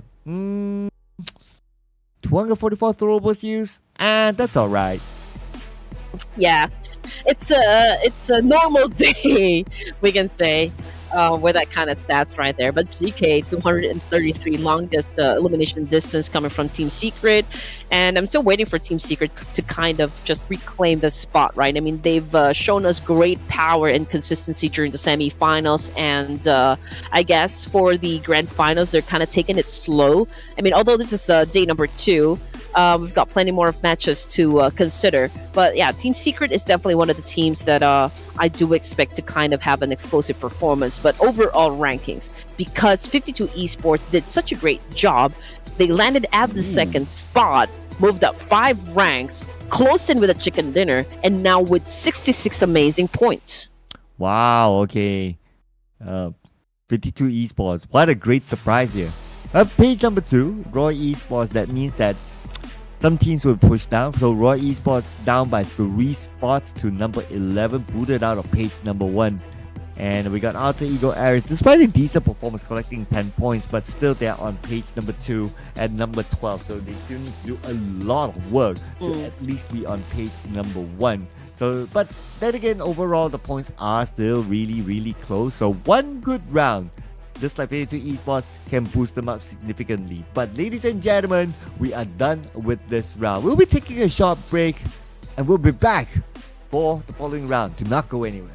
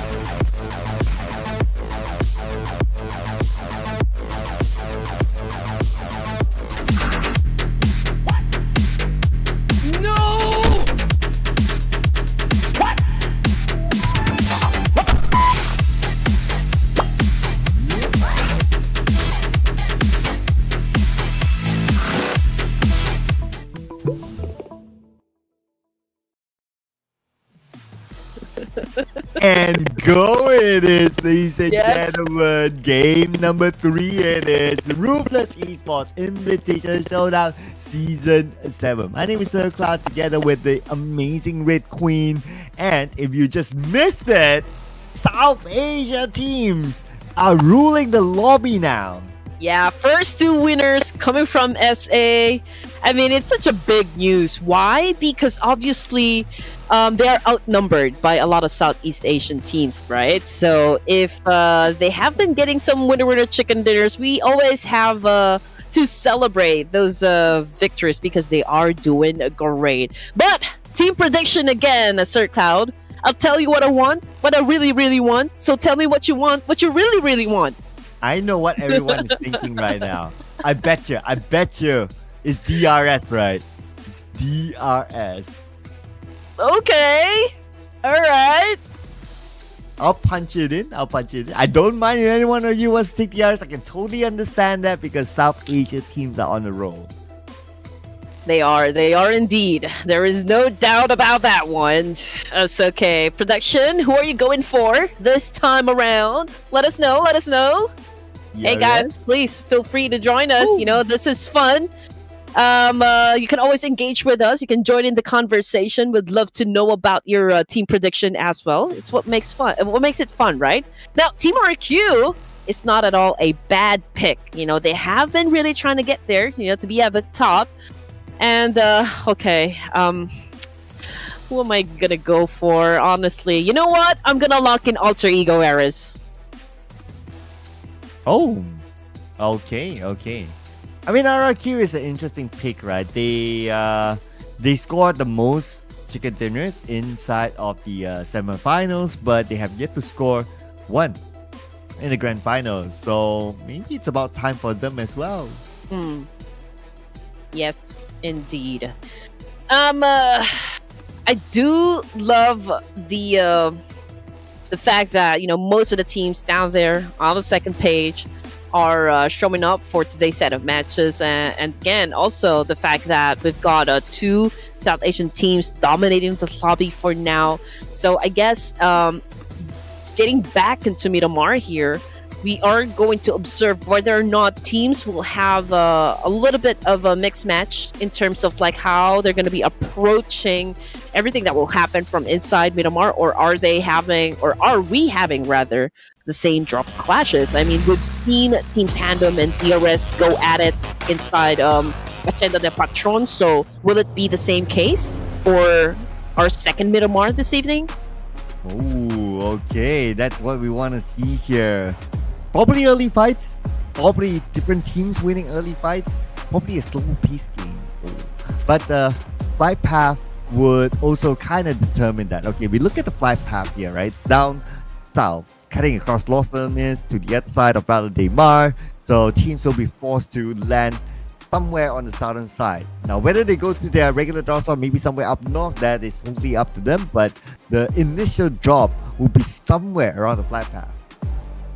Plenty of space to go around over to the north side, but honestly speaking, okay, we will be looking at like which territories are going to be claimed, which territories will be marked here considering the flight path that we have, but we still have to wait for the initial circle because that will say whether or not those teams need to reposition themselves or like maybe prioritize getting inside the circle. But yeah, it is the circle that's what's going to complicate the situation for each and every one of us. Yeah, we do wish for a interesting circle as well. Again, so far in the Miramar matches, we've been getting okay circle, somewhere that is like 100% land and all that. So let's see if we can get a interesting circle this time. But what else is interesting? D Xavier actually dropped into Los Leones, not their regular drop spot. But circle-wise, it's okay. Yeah, it's okay. Tolerable, I guess. I mean, Martin is there, so I guess it's okay. But you know what's interesting is the fact that also Crypto from 52 Esports knocked down 9 of Todak for the most elimination points. Okay, let's see here. I see a lot of colors in the middle though. Team Flash is there, and probably DRS, and maybe even 52 Esports. Okay, Vampire Esports. I wonder if there will be an early fight there. But so far, no early fights though. So yeah, even though we saw like DRS fighting early in the previous round, but not this time. Ooh, man, brutal. Okay, Vampire Esports finds their way up against Team Flash here, and members of Team Flash actually getting picked off one by one, especially Batman. I think he has been sent back to Gotham. BTR, D Xavier as well is having an altercation. Tony K is just going around in circles here trying to get Gosu, but Gosu, he has a weapon. And but Tony K, man, M416, that is a brutal AR there. Oh wow, first blood scored and a couple of other bloods as well. Vampire Esports opening up their account, Batman down on his knees, and Fluke will pick up his body there. 3 eliminations for Vampire Esports at the opening stage. Only Kwang left. And this is going to be interesting. If Kwang goes out early without a single elimination point, then it will open up opportunities for other teams to dethrone them. Yeah, Kwang needs to pull off like a Rosemary kind of move Because Rosemary's been always alone in terms of like trying to get some elimination points. Um, I guess for the another part inside Miramar, I did see the kill feed light up in just a while. Perhaps there are other teams that their members getting picked off, but we'll just have to wait and see. As for DRS, okay, Sleepy is close with Team Pandem, and this is a fight that we cannot stop. Oh, but Sleepy has the high ground though. Okay, going up against Jobranki. But Team Panda, they're opening up the flank. Look at the minimap. One of them circling up north. So they might catch DRS off guard. Jobranki waiting for his teammates to be in position. It's not going in alone. He doesn't have any nades, but he saw the opportunity. He knocked down Wow. Sleepy and sent him back to slumber. That was a great shutdown coming from Jay Branke, considering the fact that, he was the one that came from the lower grounds. Now, DRS, Killer White T, now having an exchange up against Team Flash. Quan was able to set up 1 point, and I guess that came from DRS. So Kwang still managed to get one, although he is alone. So must be an interesting 1v1 somewhere. But for Team Panda, okay, they're not done yet with DRS though. Here we go. Oh, Jobranki out in the open, putting himself in danger. It's a risky move that he's actually doing, but okay, so far so good for him. Managed to navigate around, and X got punished by peeking. High risk, high reward, I guess, but not the same for X. Team Pandem, they can probably take this point. Chama left all alone, I guess. 2v1 situation, ladies and gents, and obviously Chama, his chakra wasn't enough because DRS just got eliminated by Team Pandem here. 1 point each for the members of Team Pandem. Oh well, but 1 point each for Team Pandem. Interesting. It just shows the level of teamwork that they have to take out DRS. And DRS, interesting enough, they had the high ground, but they let the advantage go by allowing Team Pandem to circle around them, and they got punished for it. Alter Ego Eras, my pick, by the way. My guys right here is taking their sweet time. They're not challenging up any players or teams just yet, but we can see that Hands for You, the one in charge with all the scouting, I think he manages to get a whiff of the fact that BTR is just right around the corner. So a fight may explode. There you go. Lapar already on the ground. Oh, and Rosemary opens up the account for Alter Ego. Well, Rosemary got to be extra careful there. Again, look at this. He likes to play the Lone Ranger role. And the moment he got knocked, I mean, his other teammates are nowhere near. And it's a matter of who will secure that point out of Rosemary. It'd probably be Turu Love now. Rosemary made it behind the shack, but he's still bleeding out, so he won't last long. Yeah, won't last long. Oh, man. Okay, Rosemary. Okay, such a great run during the semifinals. Obviously, with the number of points he was able to put under his belt, he managed to get the overall MVP. But I don't think it's going to happen for day number 2 of the grand finals. But you know what? It's Alva that found Kansa from right across that mountain right there. And I guess Alter Ego Wearers will definitely use him as a bait. But you know what? There might be another player here. D Savior also doing their rounds, so perhaps we can see them jump the gun here up against these two teams, or up against Alter Ego Eras. Well, look at the minimap. We have at least 3, 4 teams in the area. But Hunt for You, these Parajin wanted this high ground, but the moment he tried to climb up, Hunt for You was there, immediately retreated. Alpha 7 will make sure that he get one out of T2K. Now Hunt for You, he will bail this. He's not in the position to fight these Xavier. Okay, Alva did spray, but yeah, there's a huge distance there, so I don't think he could land those shots. But hey, D Savior, we're already looking at one elimination point, coming from Patagene. 2 elimination points for the side of Alter Ego Eris. With the absence of Rosemary, here Hands for You again with a massive spray up against Surulova T2K this time, but still did not hit his target. Oh, circle time. And let's see. A lot of teams again like to play in the middle. This is what I do notice. But hard shift circle down south. That will force the teams up north to move, including Dora. And we do have Team Flash right here. Kwang alone. It's probably going to be the end for Kwang. He could probably go out within 1 point. And there you go. No big clutch there by Kwang. Team Flash. 1 point. And that opens up the door for 52 Esports, BTR, and maybe even Dora. Easy peasy, lemon quan easy. Okay, 14 teams. I tried, ladies and gents, to make you laugh. But because we're Red Aliens now, 2 casualties, so it's just Leon and of course Genfus. Could be hard to pull off some kills here, but of course we're talking about Bigatron Red Aliens. These are the big boys. They're pretty close with Roy, but this could be a difficult compound to crash considering the fact that they are lacking in firepower.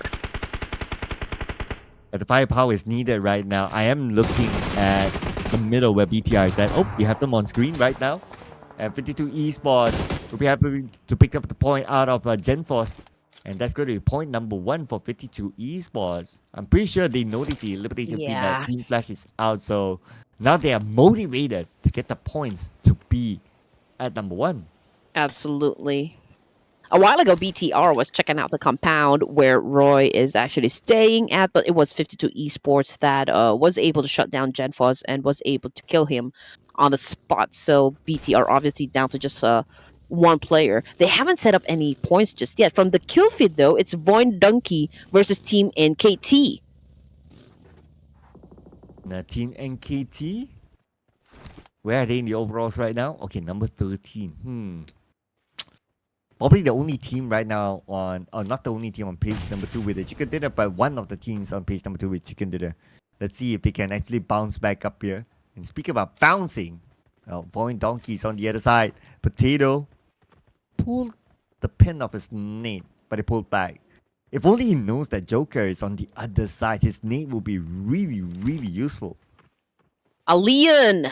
Oh no, unlucky for him because he had found his fate, and his fate is not joining the fight again here in Stage 2 of Miramar. Void Donkey taking some damage there coming from Joker. Great opening knock from Team NKT. We've got Zeta already on the ground. Mineral low in HP here, but he's cooking his nade. He's cooking his nade, ladies and gents. And again, what a shot. Unfortunately, Joker took a hit too. Oh man, a bit of a trade there. Now which team will make the big moves next? Give Vaxi very long rotation for him. He wants to get a different angle to try to take out or try to backstab Team NKT. It's not going to be that easy right now. You got to be careful not to put himself in a awkward situation as well. And now Circle and then hard shift to the southern side.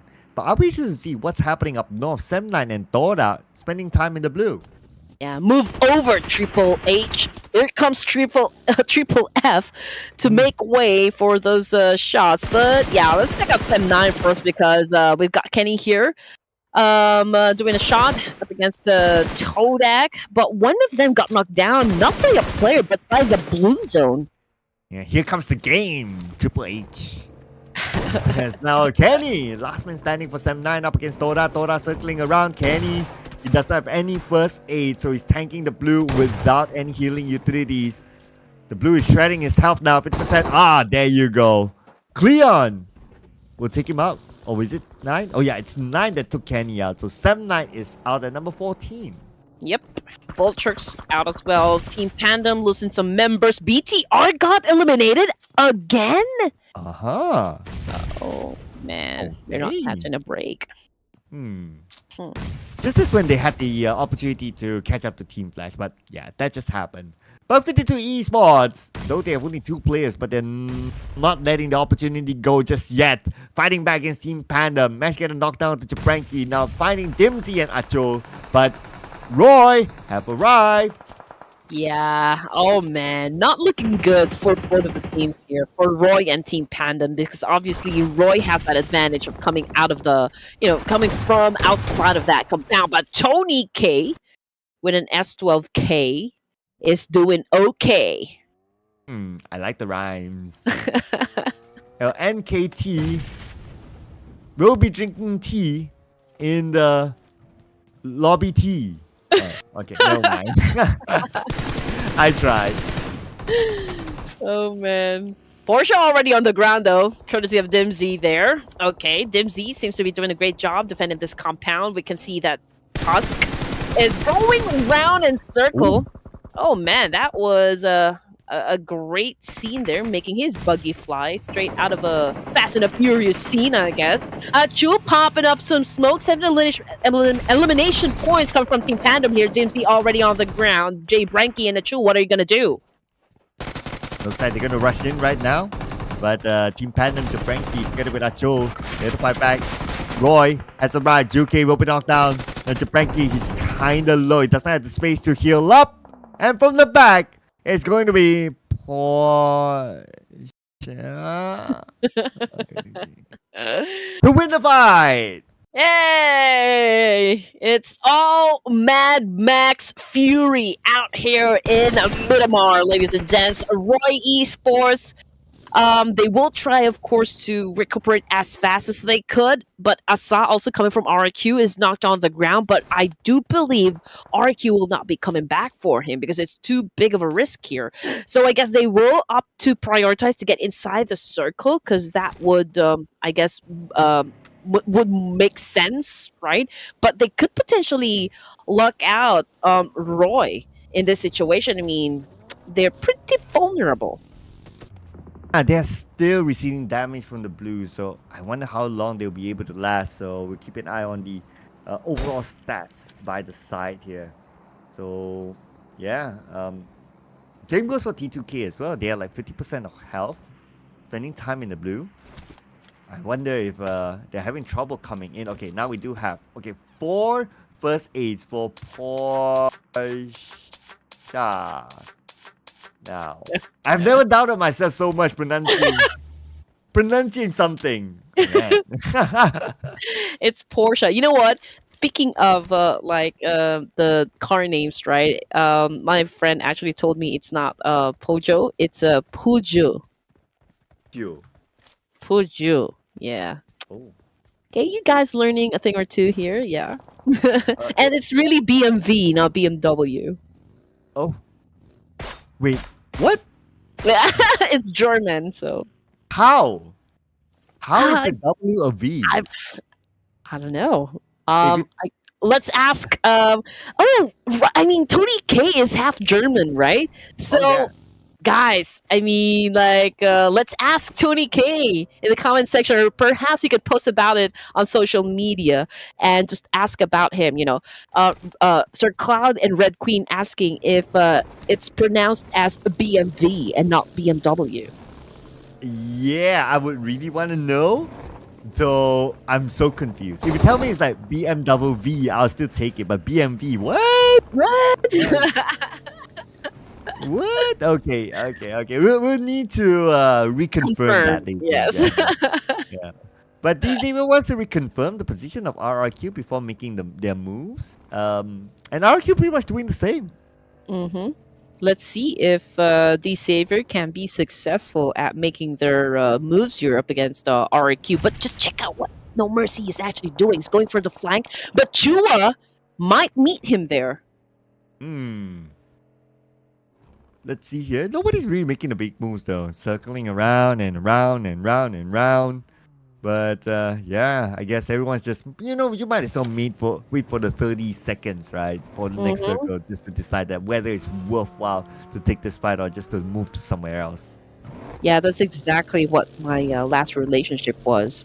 I mean, he led me round and round and round and round. Just kidding.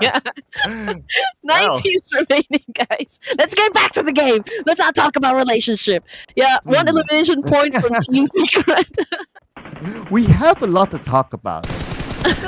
Oh no! Porsche, and as well as the rest of Team Roy, got booted out of the game.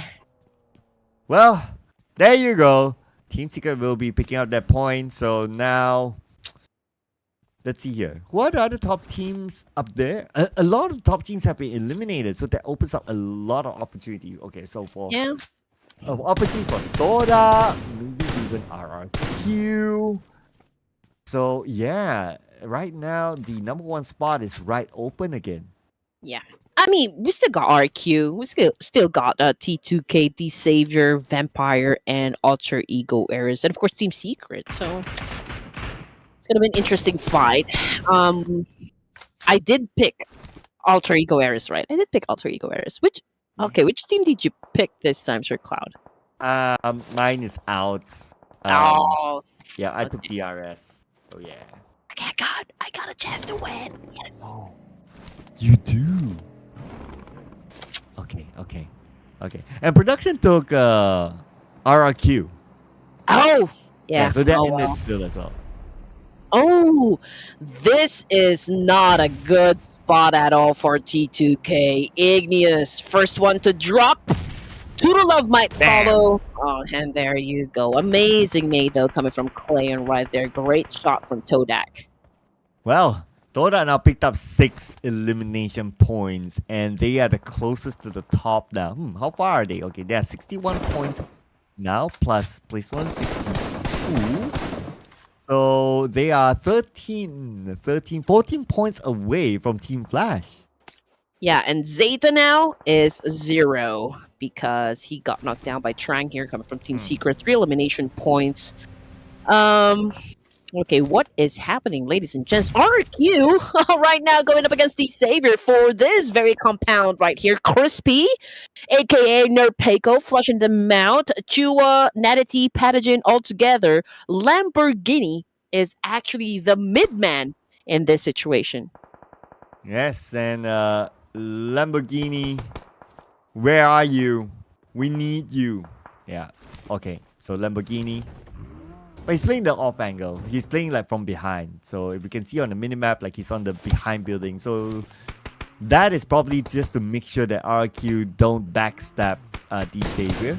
And with Lamborghini's position, we can see that RQ, they cannot like circle around. So they have to come from the front. So the Savior only needs to look at one direction from there. Or perhaps, Lamborghini might be paying close attention to what Todak is going to do in this situation, since they are camping around Minas Generales. Okay. So that is going to be one. Okay, speaking about the elimination feed, RRQ, one of their players fell to Team Secret. So Team Secret now putting pressure from that distance, indirectly helping the Xavier. Okay, Break is actually moving for it. Look at the minimap. Look at on top. Breaking away from his team to go towards RRQ. Interesting. Yeah, or maybe he's just getting information here. You can definitely hear the gunshot. Okay, never mind. He's not here to get just the information. He is actually challenging him up. Oh, here we go. Break. He's taking that risk though. I mean, I worry that he might be punished for it. Okay, he has to be extra careful there. Okay, tosses a nade across, but it will not connect onto RRQ. So I guess his time is due right now. Like his teammates are calling him back. It's like, dude, I know you want it, but not that way. Come back. Mineral. Okay, cooking up the nade. Potentially, he could shut down. Soaz. Okay, never mind. I think it was the right direction, but Soaz managed to evade that. Not exactly sure how, but perhaps he was able to take cover just in time. Right now, Void Donkeys, we're putting pressure back onto Team Secret. And Team Secret by the edge of the circle. Behind Team Secret, there's another team. So Team Secret, technically, they're sandwiched.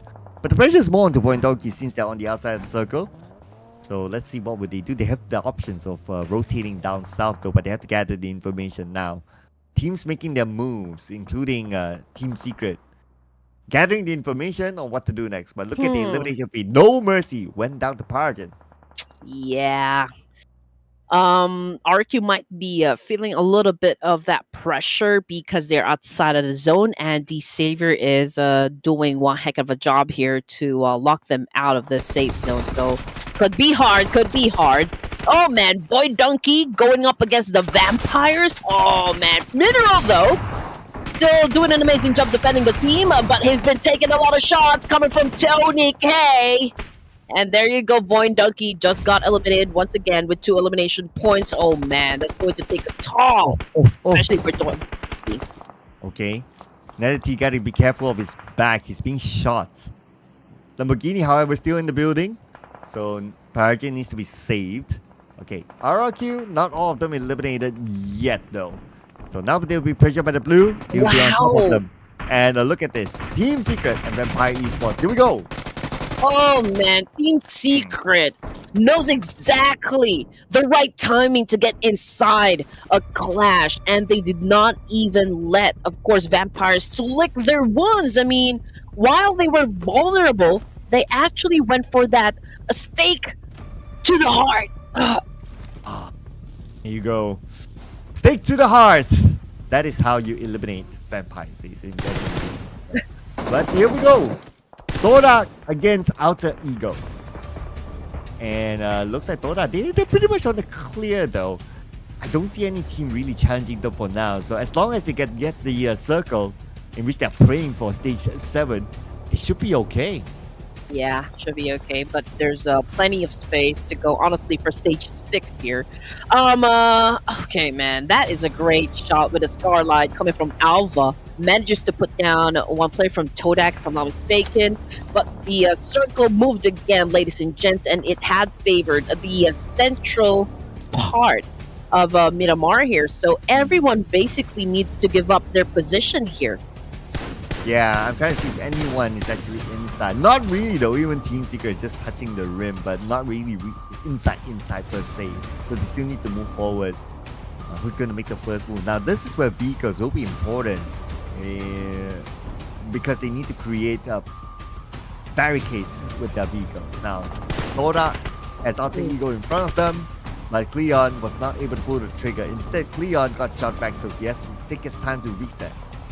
Can't really say if this is such a great spot, for Todak. Okay, they have the high ground. They could potentially shut down Alter Ego Eras, but you saw what happened the moment Todak actually went in for the peak. But great response time come from Alter Ego Eras. So Lynx, however, finds Lamborghini behind that rock. So good information right there for Todak. Information? Yeah. Taking the shots? Well, yes as well. As at that point against Lamborghini. And Pubg went up to the zone. So D Xavier immediately out. Now this is going to be a tight finish because like Team Secret 4 players, Alter Ego 3, Todak 3, which is pretty decent. And everyone needs to move to the center, so it's pretty 50-50 among all these teams. I mean, to be fair for D Xavier, they were the only team here that was kind of, having a significant distance from the zone, so it was really tricky for them to get inside. So Todak, they're working on their slight advantage here as much as they could, because eventually they will have to leave this place. But if they cannot shut down Alter Ego Eras, being the nearest team, beside them, could be quite a dangerous move for the side of Todak. Oh yeah, I mean look at their position right out in the open. If they move forward, so but they do have some space. Okay, they still have some space, small tiny bit, but now they will be forced to move. They don't have circle at all. Oh, Cleon's vehicle blown up, but he still can be revived. He still has the time. And Team Secret closest to the circle, but again, check out the open space in front of them. Nobody really has a clear advantage.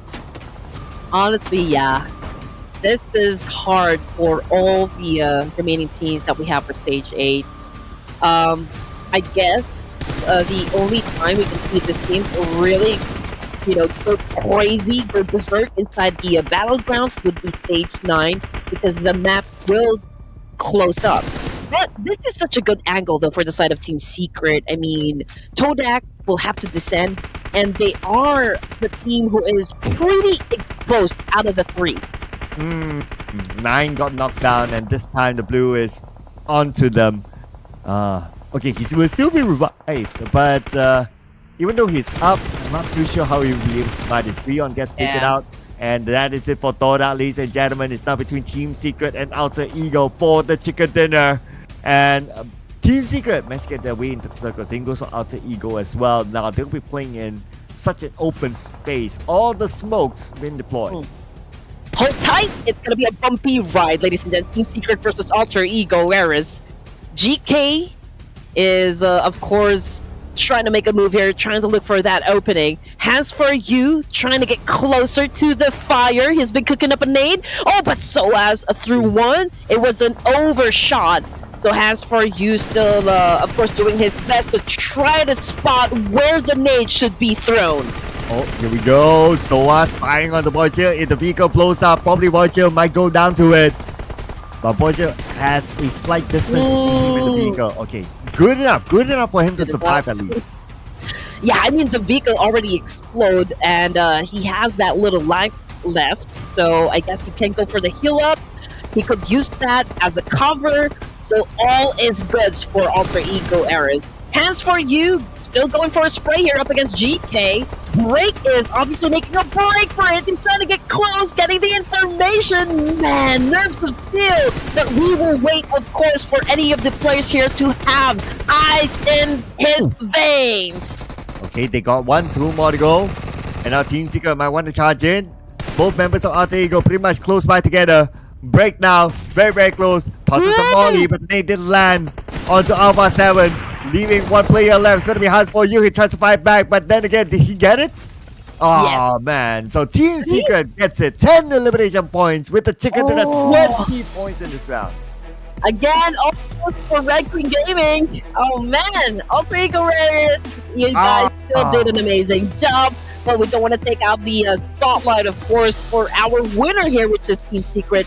I mean, we've been, asking questions, right, about Team Secret being the champions of the semifinals. We've been saying when will they pick up the game, and so far they did answer the questions, right? I mean, they now caught the winner chicken dinner, setting up a huge number of points. I mean, we're talking about like 11 points in total plus 10, so that is a whopping 21 points for match number 9 in Miramar.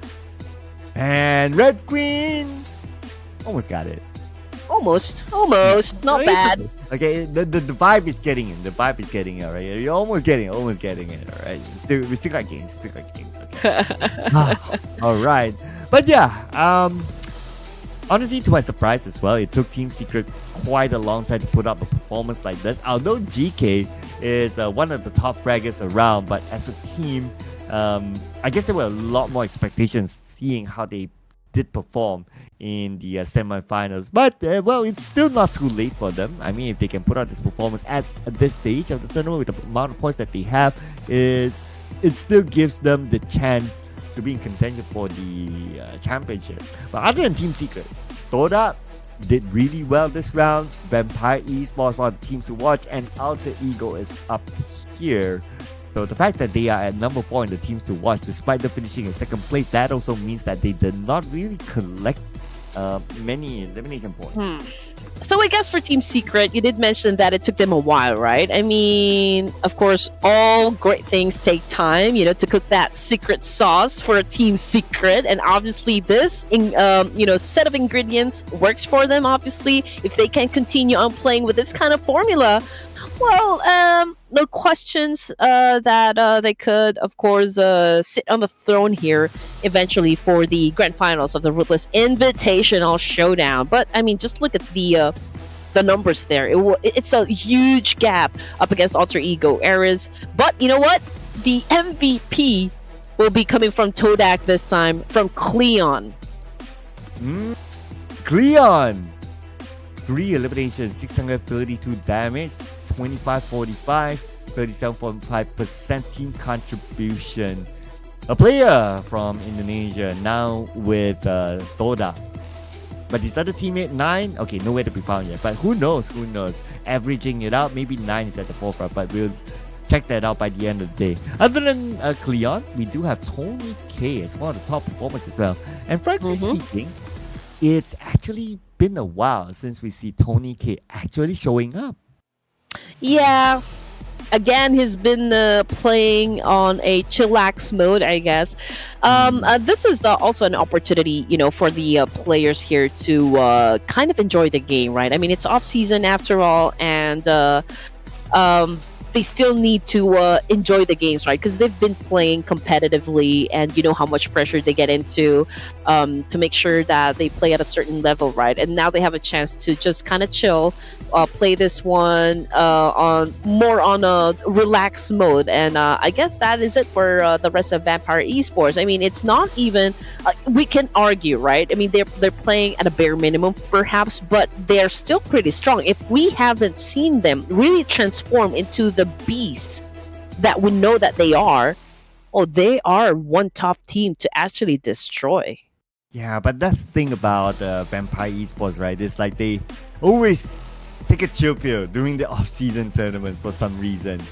But let's check out the rotations of Team Secret now. So they took Graveyard fairly early on, and there weren't many teams re-challenging them. And look at this, right? They even took back the high ground. But the funny thing is that look at Brick's position. Like, he went to RQ, he poked for a bit, and he came back to his teammates. Okay, fine, he survived, that's cool. He didn't really get anything out of it. But it was like, he was so brave to like create that teaser to RRQ just because. It was a brutal circle to begin with, so yeah, it was a great exchange back and forth coming from all three teams, to be honest. Todak run out of space, obviously, so it was pretty obvious that they're the first team to be taken out of the three. So it was really a great fight, you know, from Team Secret versus what's up Todak, okay. Todak, what was the team again? Vampire Esports? Or, Alter Ego Eras. Sorry for that. My bad. Yeah, yo boys. Yep. Came out with 9 points in this round. Mhm. But on the other end, DRS, BTR, and NKT 0 points. And it's 2 rounds in a row. NKT got 0 points. So not looking good for the boys of Thailand. But this is the one of the lowest throwables used that we have seen in the Miramar match. Less than 200. What have these boys been doing? It's all about the gunfights for this round, I guess. 351, though, set out by Juke for the longest elimination distance. And as for the airdrops, I mean, this is a big map, so 2 of those special crates got looted by the teams. Team Flash keeps their throne 76, but it's a 1-point lead up against Team Secret. They are moving up ranks, obviously. We also got Todak trailing behind RQ, as well as Team Pandom. Oh, they are the ones that are stepping on the gas here. Yeah, I know, right? And Team Flash gotta be extra careful now. They're only 1 point ahead of Team Secret. But a lot of movements here on page number 2 as well. The only team that's not really moving is Boy Donkey. He's stuck at number 16. But we do have a huge drop for Sem9.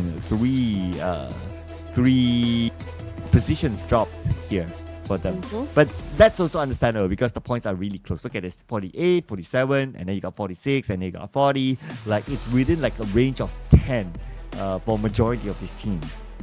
And also for the side of Void Donkey, man, during the semifinals, they are one of the teams that are, that can actually score a winner chicken back to back, in a day. But so far for the semifinals, it's an obvious struggle for the side of Void Donkey. So as to when they can pick up the game, that is also one of the questions that we would want to ask them. But in the meantime, before we take a break, ladies and gents, don't forget to actually, you should clip this.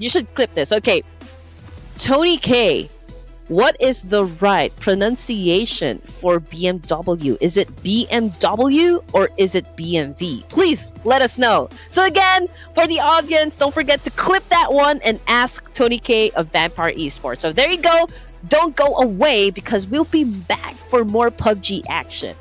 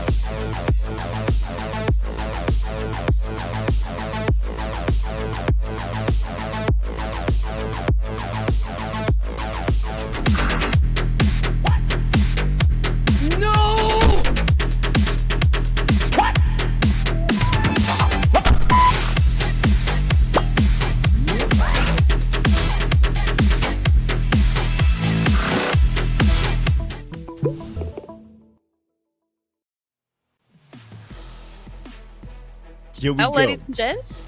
Oh, sorry, it wasn't me. It was you. It's okay. Yeah, it was a reset. But anyway, we are also going to reset the maps again because we're going to switch over to an Erangel match after this in case you missed the greenery on the map.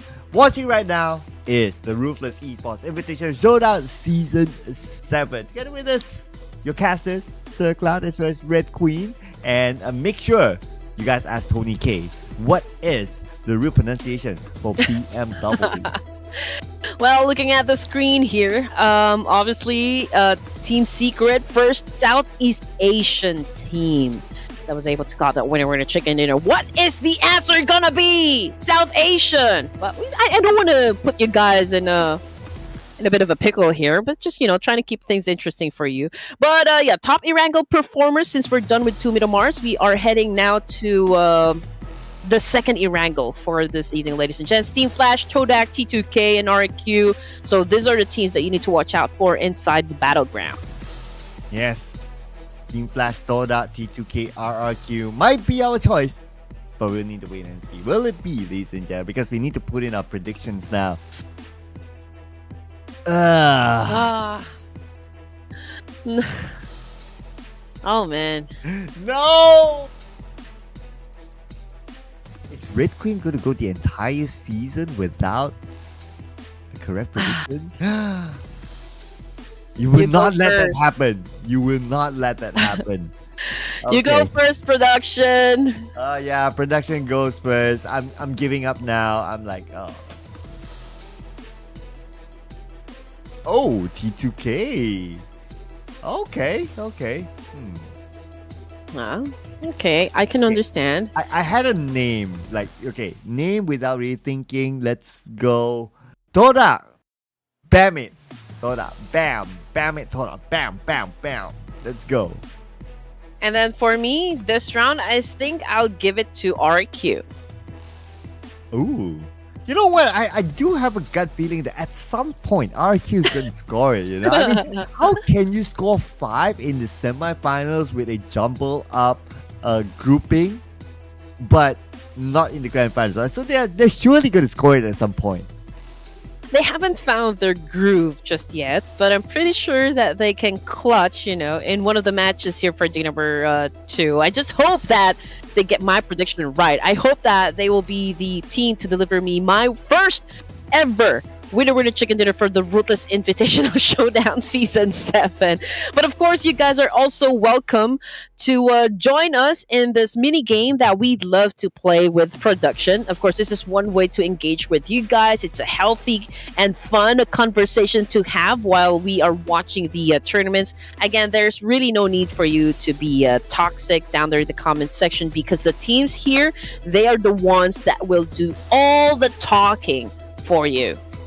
And speaking about engagement, right? So again, there's a poll on the channel that asks which region are you supporting today. So in previous days, I remember it's like 70-ish% for Southeast Asia, but today, as of now, it's 81% for Southeast Asia. Wow, you Southeast Asia fans are really showing up to the show.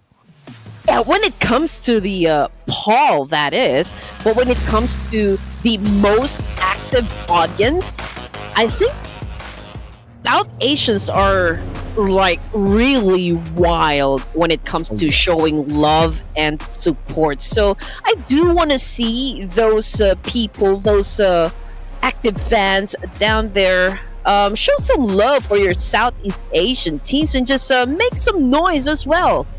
Oh yeah, we want to see all the multiple colors here on the chat, ladies and gentlemen, as we look at our flight path. And it's going to start from the north side, just in between Severny and Starboard, and it's going to stop just on the left side of Primorsk. And this flight path might be a bit difficult for teams who like to drop in the era of Milta or Milta Power. They need to travel a fair bit.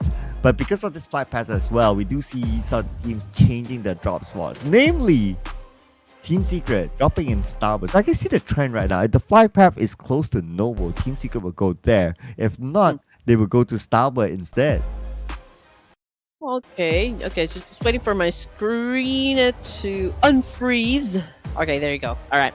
But But yeah, I mean, I guess you're right. There is a need for the teams to kind of show us a different strategy here, because flight paths they change, circles they change, so we don't exactly know what's going to happen for this round. So best to be prepared all the time. So you need to have plan A up to plan Z, to be honest. But of course, let's see.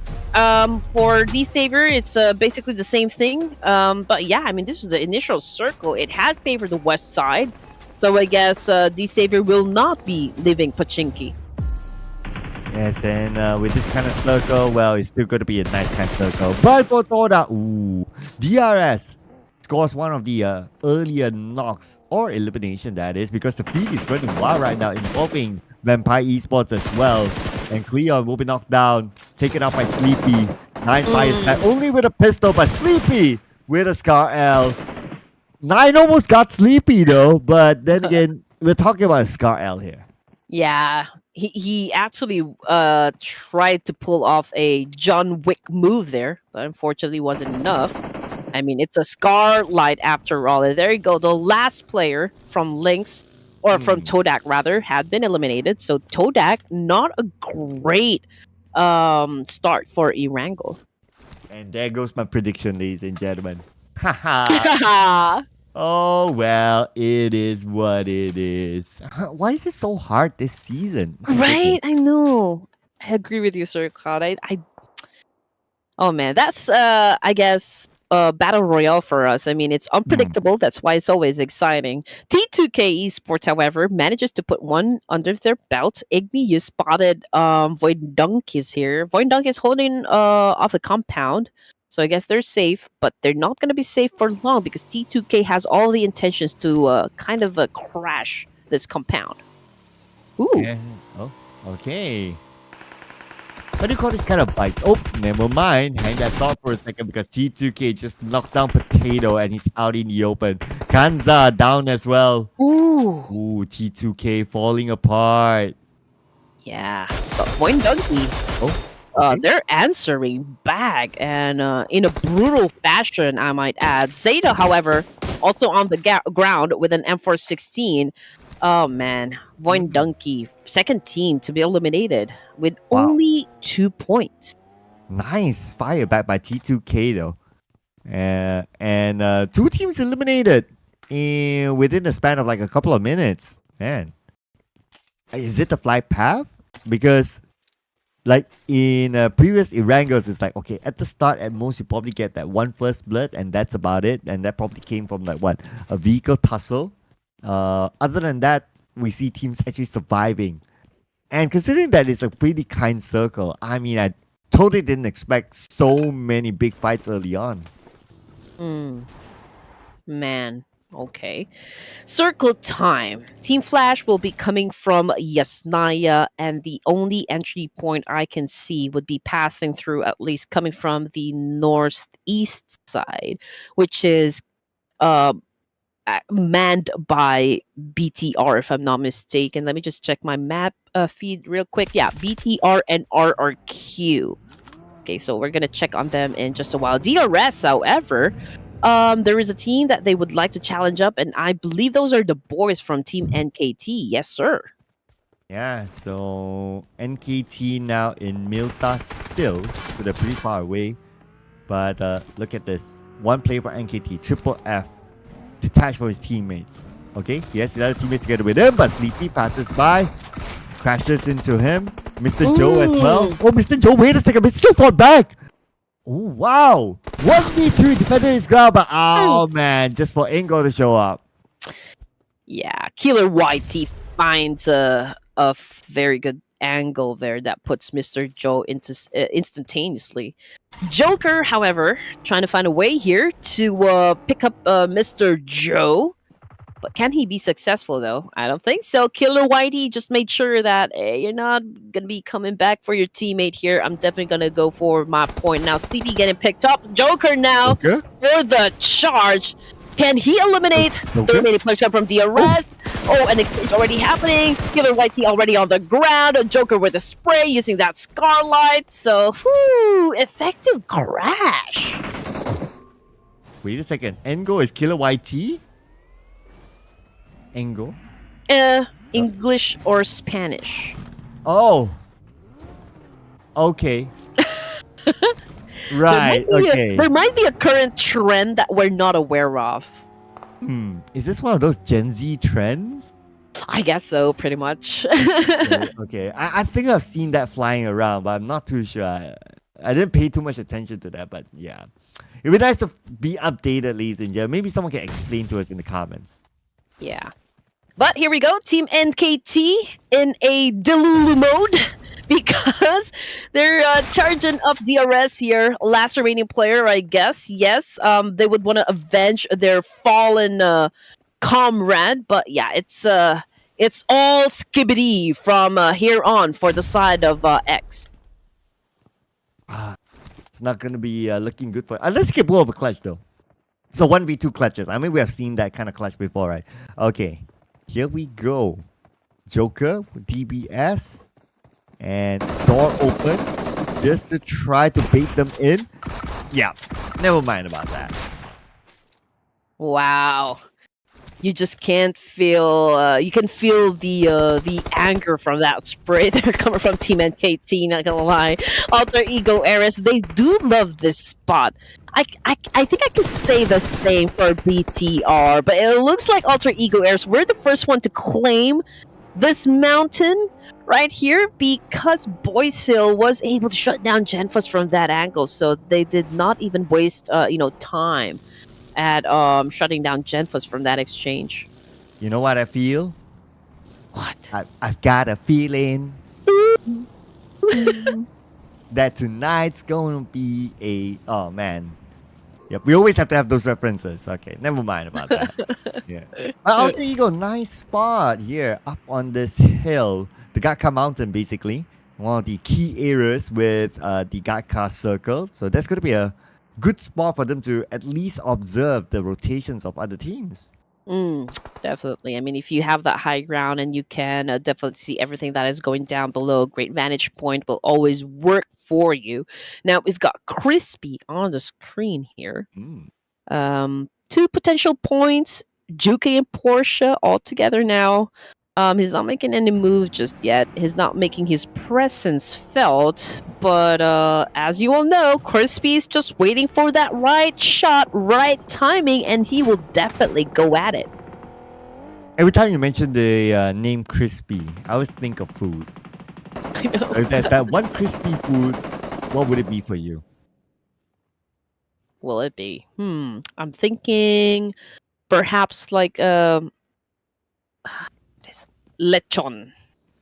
Oh, A roasted pig. Oh, you know what lechon is. Yep, I do. It's roasted. Yes. Roasted pig, ladies and gents. Oof, man. I think of fried bananas. Fried bananas. Yeah, like you dip it in like you have a banana, you dip it in batter. Of course, you peel the banana first. Just saying, right? You peel the banana, you dip it in batter, and then you fry it, and it becomes crispy banana.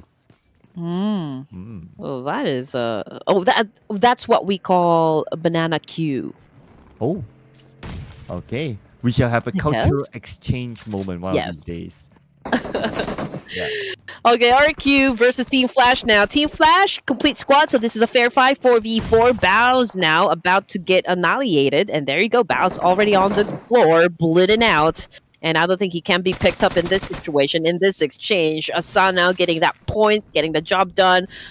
For Team Flash, they're trying to get into a position here. As for avenging Bao's, not quite sure, but it's definitely on the list.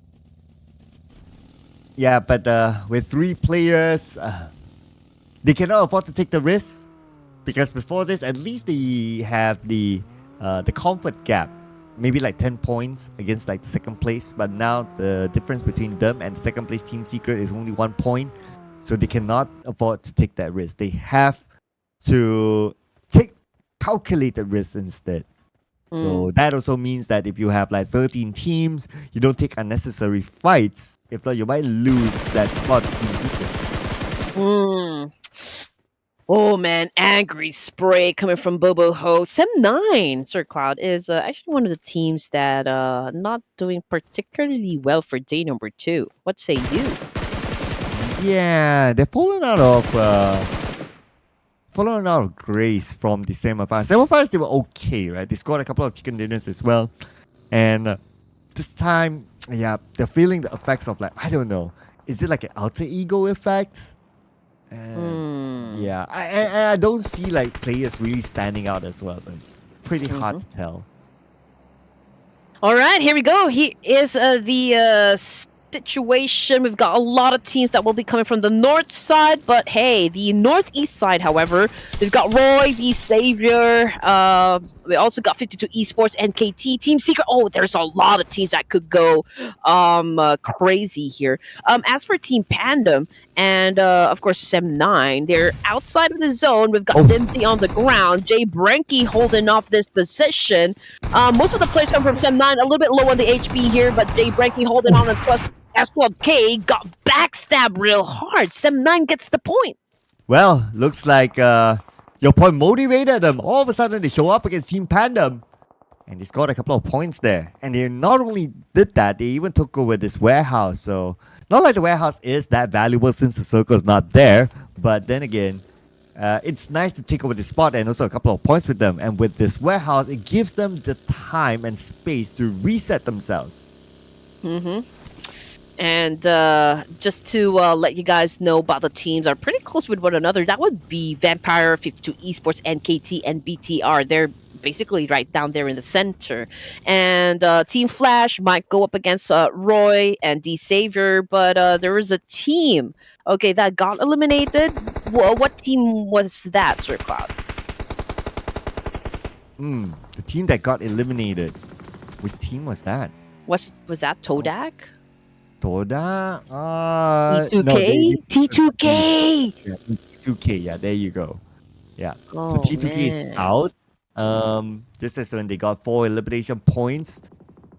Okay, I mean, at least they still put themselves somewhere in the middle. So if they can still do well in the coming games, they can put themselves in contention still for the championship. But right now, both Vietnamese teams, Team Flash and Team Secret, they're actually doing pretty good up there. So, I don't know, right? But it's still early to tell. But because Vietnamese teams in the semifinals have been doing pretty nice as well. So who knows? It could be like the Vietnamese teams just dominating it all the way in the grand finals. And here we go, ladies and gents. I mean, RQ won't be able to get inside the zone without having an altercation up against Team Secret, I guess. Or perhaps both of the teams here will try to avoid each other. But I don't think Asa has the same idea of not really engaging, because he just did a rabid spray up against Team Secret. And it looks like Team Secret will be the team that will back away from the situation, or not, because obviously RQ is on a hunt. Oh, time for RQ to go up against Team Secret. That is the fight that Team Flash will want to happen, with the chance of Team Secret to be eliminated, that is. But RQ, can see them repositioning themselves. They are maybe interested, maybe not interested. Okay, they're just passing by Team Secret. Oh, wait a second. They actually stopped, so they reposition themselves. So I think are the members of Team Secret now.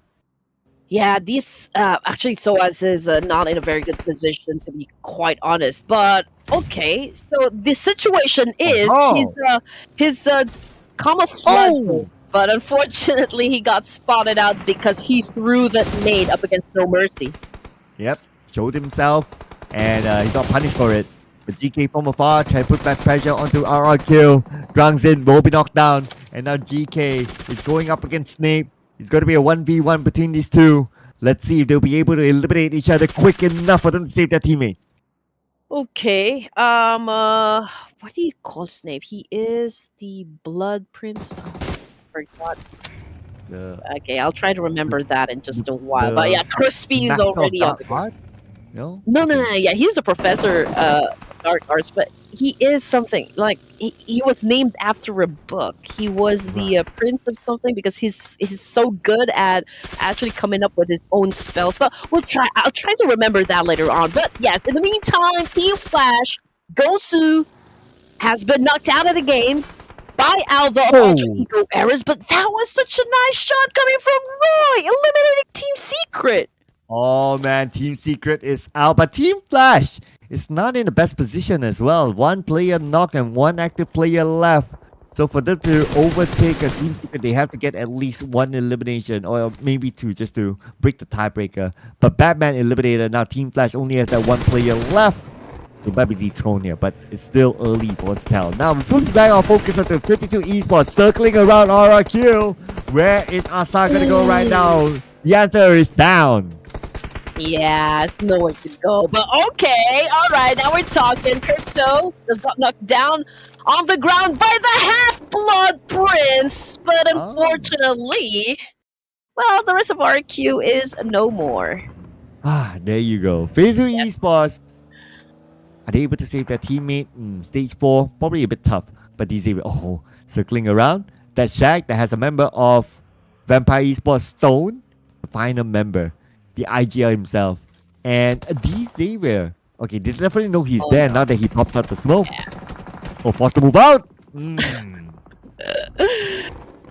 Okay, I mean, it was an obvious outcome, for Stone. I mean, he was in a shack there, and with one molly, that took him out instantaneously. Now, Lamborghini in another part of town was shut down as well.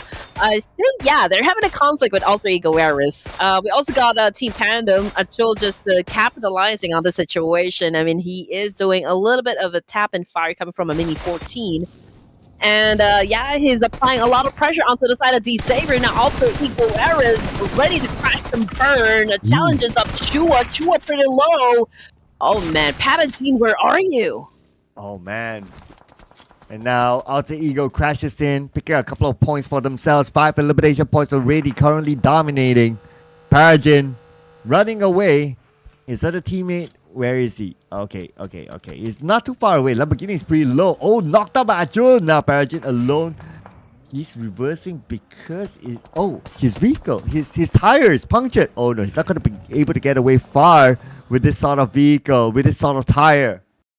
Yeah, Patagene right now is like that chicken from Moana.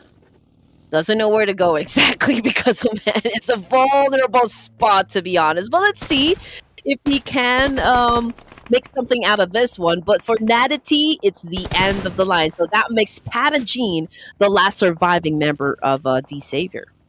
Now, D Savior now, how much they can get out of this round with one player? Probably not going to be much. If they are able to overtake Vampire Esports, that is an achievement by itself, frankly speaking.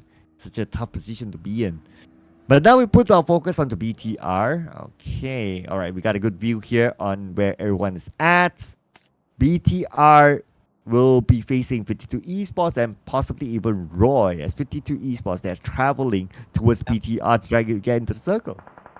I think all three teams are fighting for this compound, which is no longer, of course, part of the safe zone.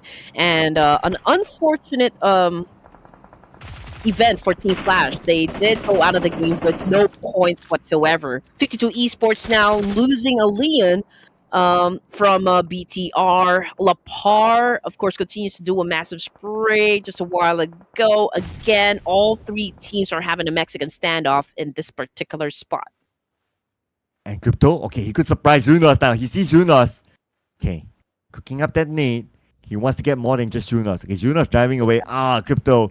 Hey, no. That opportunity. Whoa! Boom! Oh man, if only Junos moved away. But Crypto, that is a jackpot for him. Not only Junos, but Porsche as well. One more to go. 2K on the other side. Could Crypto do it? But the answer is no. Bombs being dropped by Crypto right there. Unfortunately, he gets tagged as well, but it's a total domination coming from 52 Esports. 5 elimination points now. There's still a chance for Crypto to be picked up, but the Blue Reaper is already there, and the Blue Reaper was the one who got that point. Roy Esports out of the game as well with 3 points, and there you go. T24 eliminated by Rosemary. Well, look at this. Our top contenders. All of them have been eliminated. And now let's see. Among these teams, who will score the chicken dinner? Sam9, full squad, Alter Ego, full squad, BTR 3, and KT 2, and Team Pandem 2. Okay, based on the map position right now,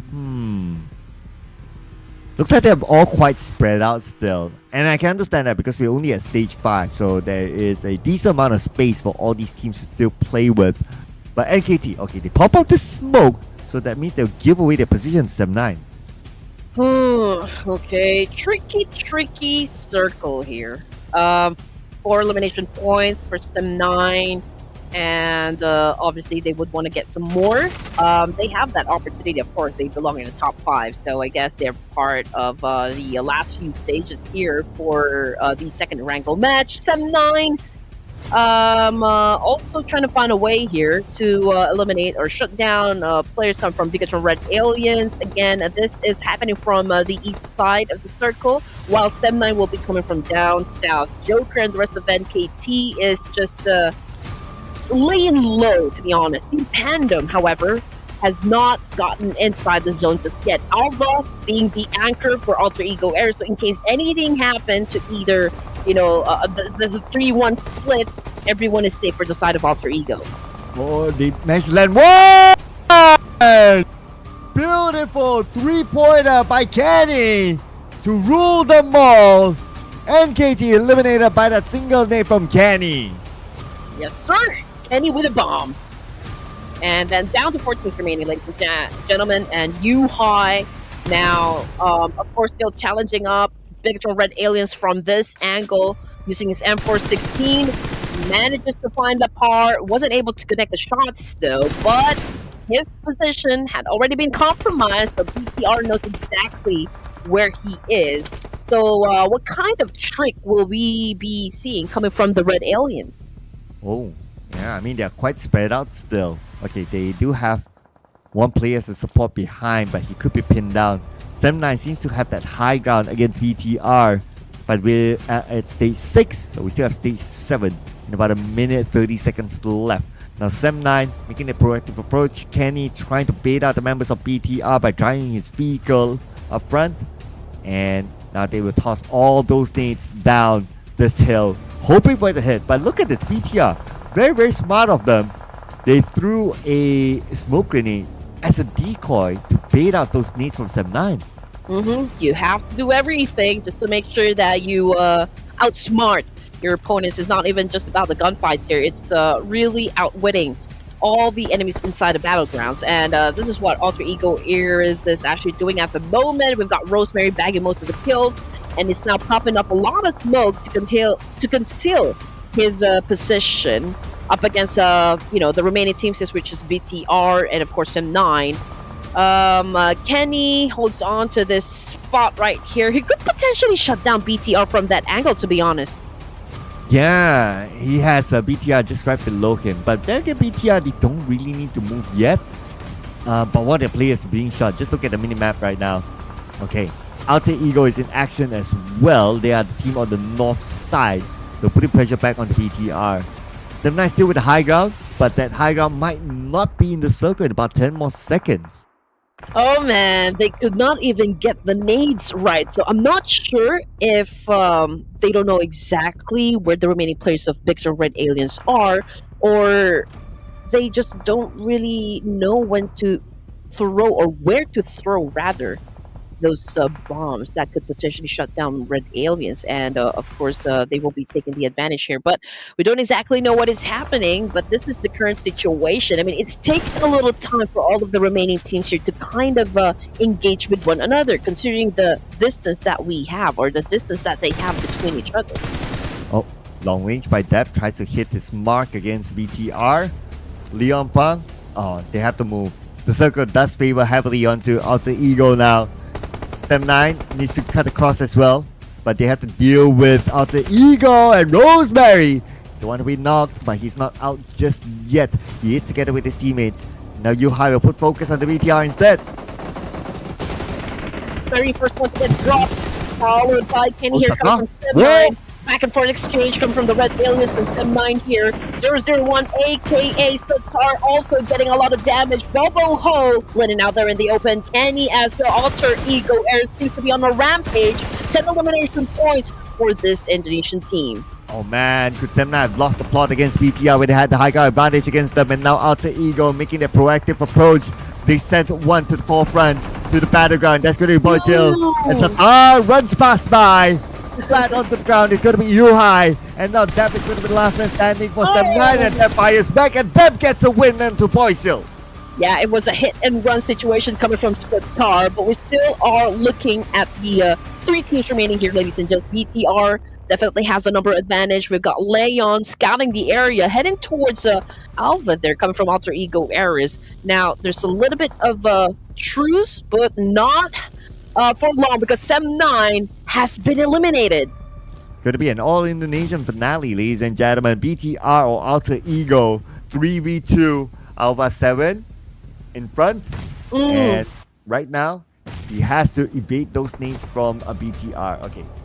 Sata circling around with his buggy. Okay, Alva 7. And caught out. Right onto the face. And now it's going to be the last final member for Alter Ego, Aris. Hands for you. Alva turned into a pancake, to be honest, cooked by Satar. Anyway, Lapar is right behind this boulder right here. He has his gun set on hands for you from inside the shack. But of course, because Red Aliens obviously could not get any closer up against hands for you, considering the fact that it's such an open space right in front of them. So Satar continues on to open fire, but here comes Lapar cooking a nade. Definitely going for hands for you. It's a 3v1, so hands for you is definitely outnumbered here. Yeah, took 50% damage there. Hands for you got to be extra careful. Lobs a nade bag behind the crates, but nobody is there. It's Lapa. I mean, it's a 3v1, but BTR, they're really respecting their opponent now. Hands for you. Definitely pinned down. Fires back to the left side. It does connect. And then again, well, it's expected. They got him covered. All different angles. There was nowhere for him to go. And BTR scores the chicken dinner. Oh, man. That was a massive exchange for both Alter Ego Rares and coming from Bigatron Red Aliens. It's been a long time coming. You know, for the side of the Red Aliens, we've been waiting for them to actually rack up a lot of points and actually scoring the winner in the chicken dinner. So finally, for match number 10, they did show up. Yeah, and I voted for them in game 1, but it took them a while to score the chicken dinner, but it's fine, it's fine. 6 eliminations for BTR, so that's 16 points in total for this round. The ones that showed up is Satar with 3 and Lapa with 3. The rest of them provide that cover fire, hence coming up with some damage to try to pin down other players. But you gotta give it to BTR as well. I guess the most memorable fight for them is their fight with Sem9, when Sem9 had the high ground against them, but somehow they're still able to fight back against Sem9. Despite them being in a very, very hard location. Yeah, vulnerable spotted. They didn't have any covers whatsoever. They are on the low ground. And I guess it was such a great display of trigger discipline, and at the same time, I guess just really finding the right opportunity to do a counter. And Bigatron Red Aliens obviously did an impressive job for match number 10, hence getting themselves a winner chicken dinner. But of course, we would want to give recognition where it is due. Alter Ego Ares did an amazing job as well, Sem9. And we've got Team NKP from Thailand. Yes, and it looks like all Indonesian finale and all Southeast Asia teams to watch as well. So South Asia teams, where are you guys? You guys started it big. We need you guys back here, okay? In the following round, make sure you come back onto our charts. But speaking about the charts, we're going to compare the head-to-head between Satar and Asa. So 3 and 4 damage is not too far as well, and both teams they don't like assists. They want to finish it for themselves. So yeah, I mean that's probably the reason why they are one of the top fraggers for the teams. Yeah, but for this round, obviously the only thing that I can see very different from that head-to-head would be Asa, the one giving all the contribution for the team. And then this guy shows up. Yes, of course. Finally, Rosemary, overall MVP for this round for elimination points, 821 damage output with 36.36 team contribution. Now, this could be, I guess, the point where in Rosemary would want to have his throne back as the most valuable player in the tournament. So let's check out if he could maintain getting a lot of scores and getting a lot of elimination points for the remaining matches this evening. Yeah, he did decently show up this round, so he has to play catch up now. The fact that the last time we checked, he's not in the top 5. So we don't exactly know how far off he is from the number 1 spot. But yeah, it's Rosemary that we're talking about here. So he can potentially still catch up to that MVP, that $500 prize. But let's check out the rotation from BTR. So again, with the absence of Boom Esports, they took Rozok for themselves. And because the circle was just on their left side, it was a straightforward rotation by them. But when the circle shifted down, they went straight into the middle. And usually, I mean, this is the same tactics that they did, during the semifinals. They are avoiding any early conflicts, right? But I guess there's been a change of pace, at least, a little, coming from the side of Red Aliens, and perhaps, this could be the working formula for BTR.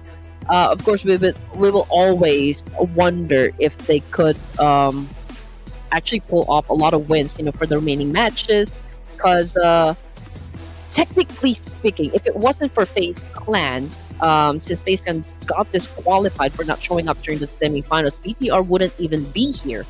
But I think, for the remaining days, or at least for the grand finals, they are stepping up their gameplay for their fans. Yeah, I know, right? And BTR, they are a team that steps up at the right moment.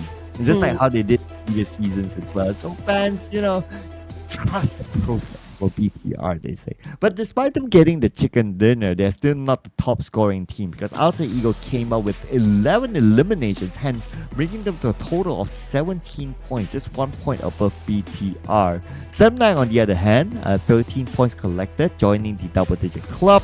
But on the other end of the chart, Todak and Team Flash, both of them 0 points. And with Team Flash scoring 0 this time, yeah, I think they will still be on top though, because the top 5 contenders, all of them have been eliminated.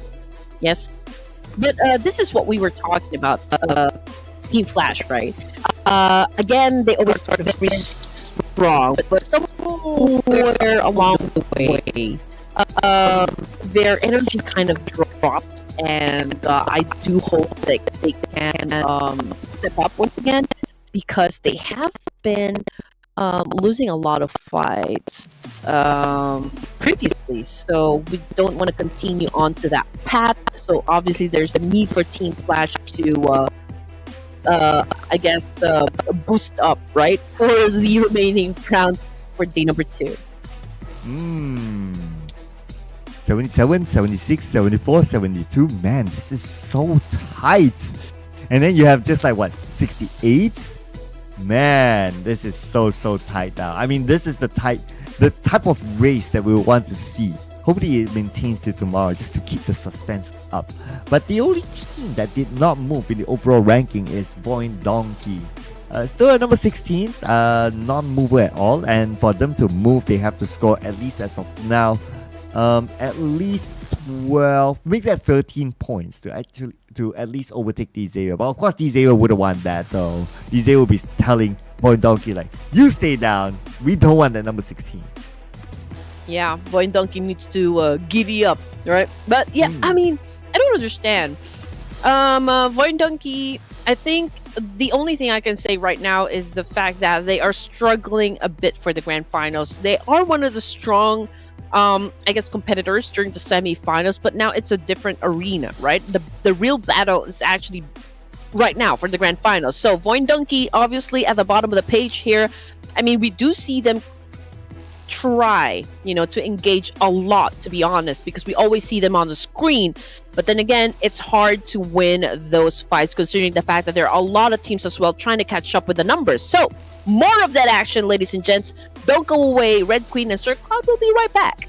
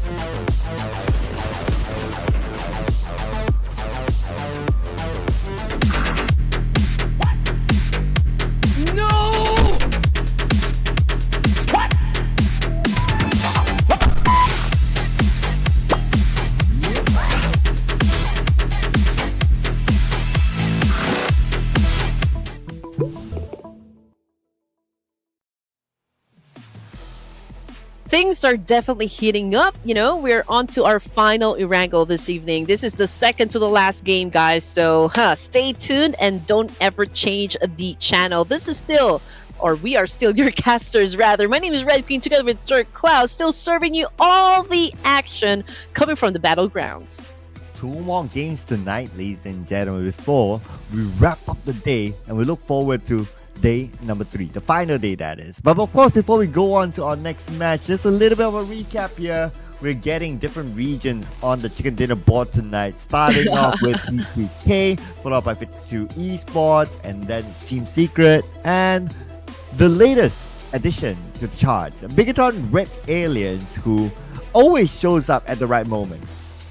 But if it's down to like Southeast Asia and South Asia, it is a fair fight, because South Asia, they have 2 points, Southeast Asia, they have 2 points. So we've got 2 more remaining games here. Which of the 16 teams will get the chicken dinner next? And of course, which region will it come from?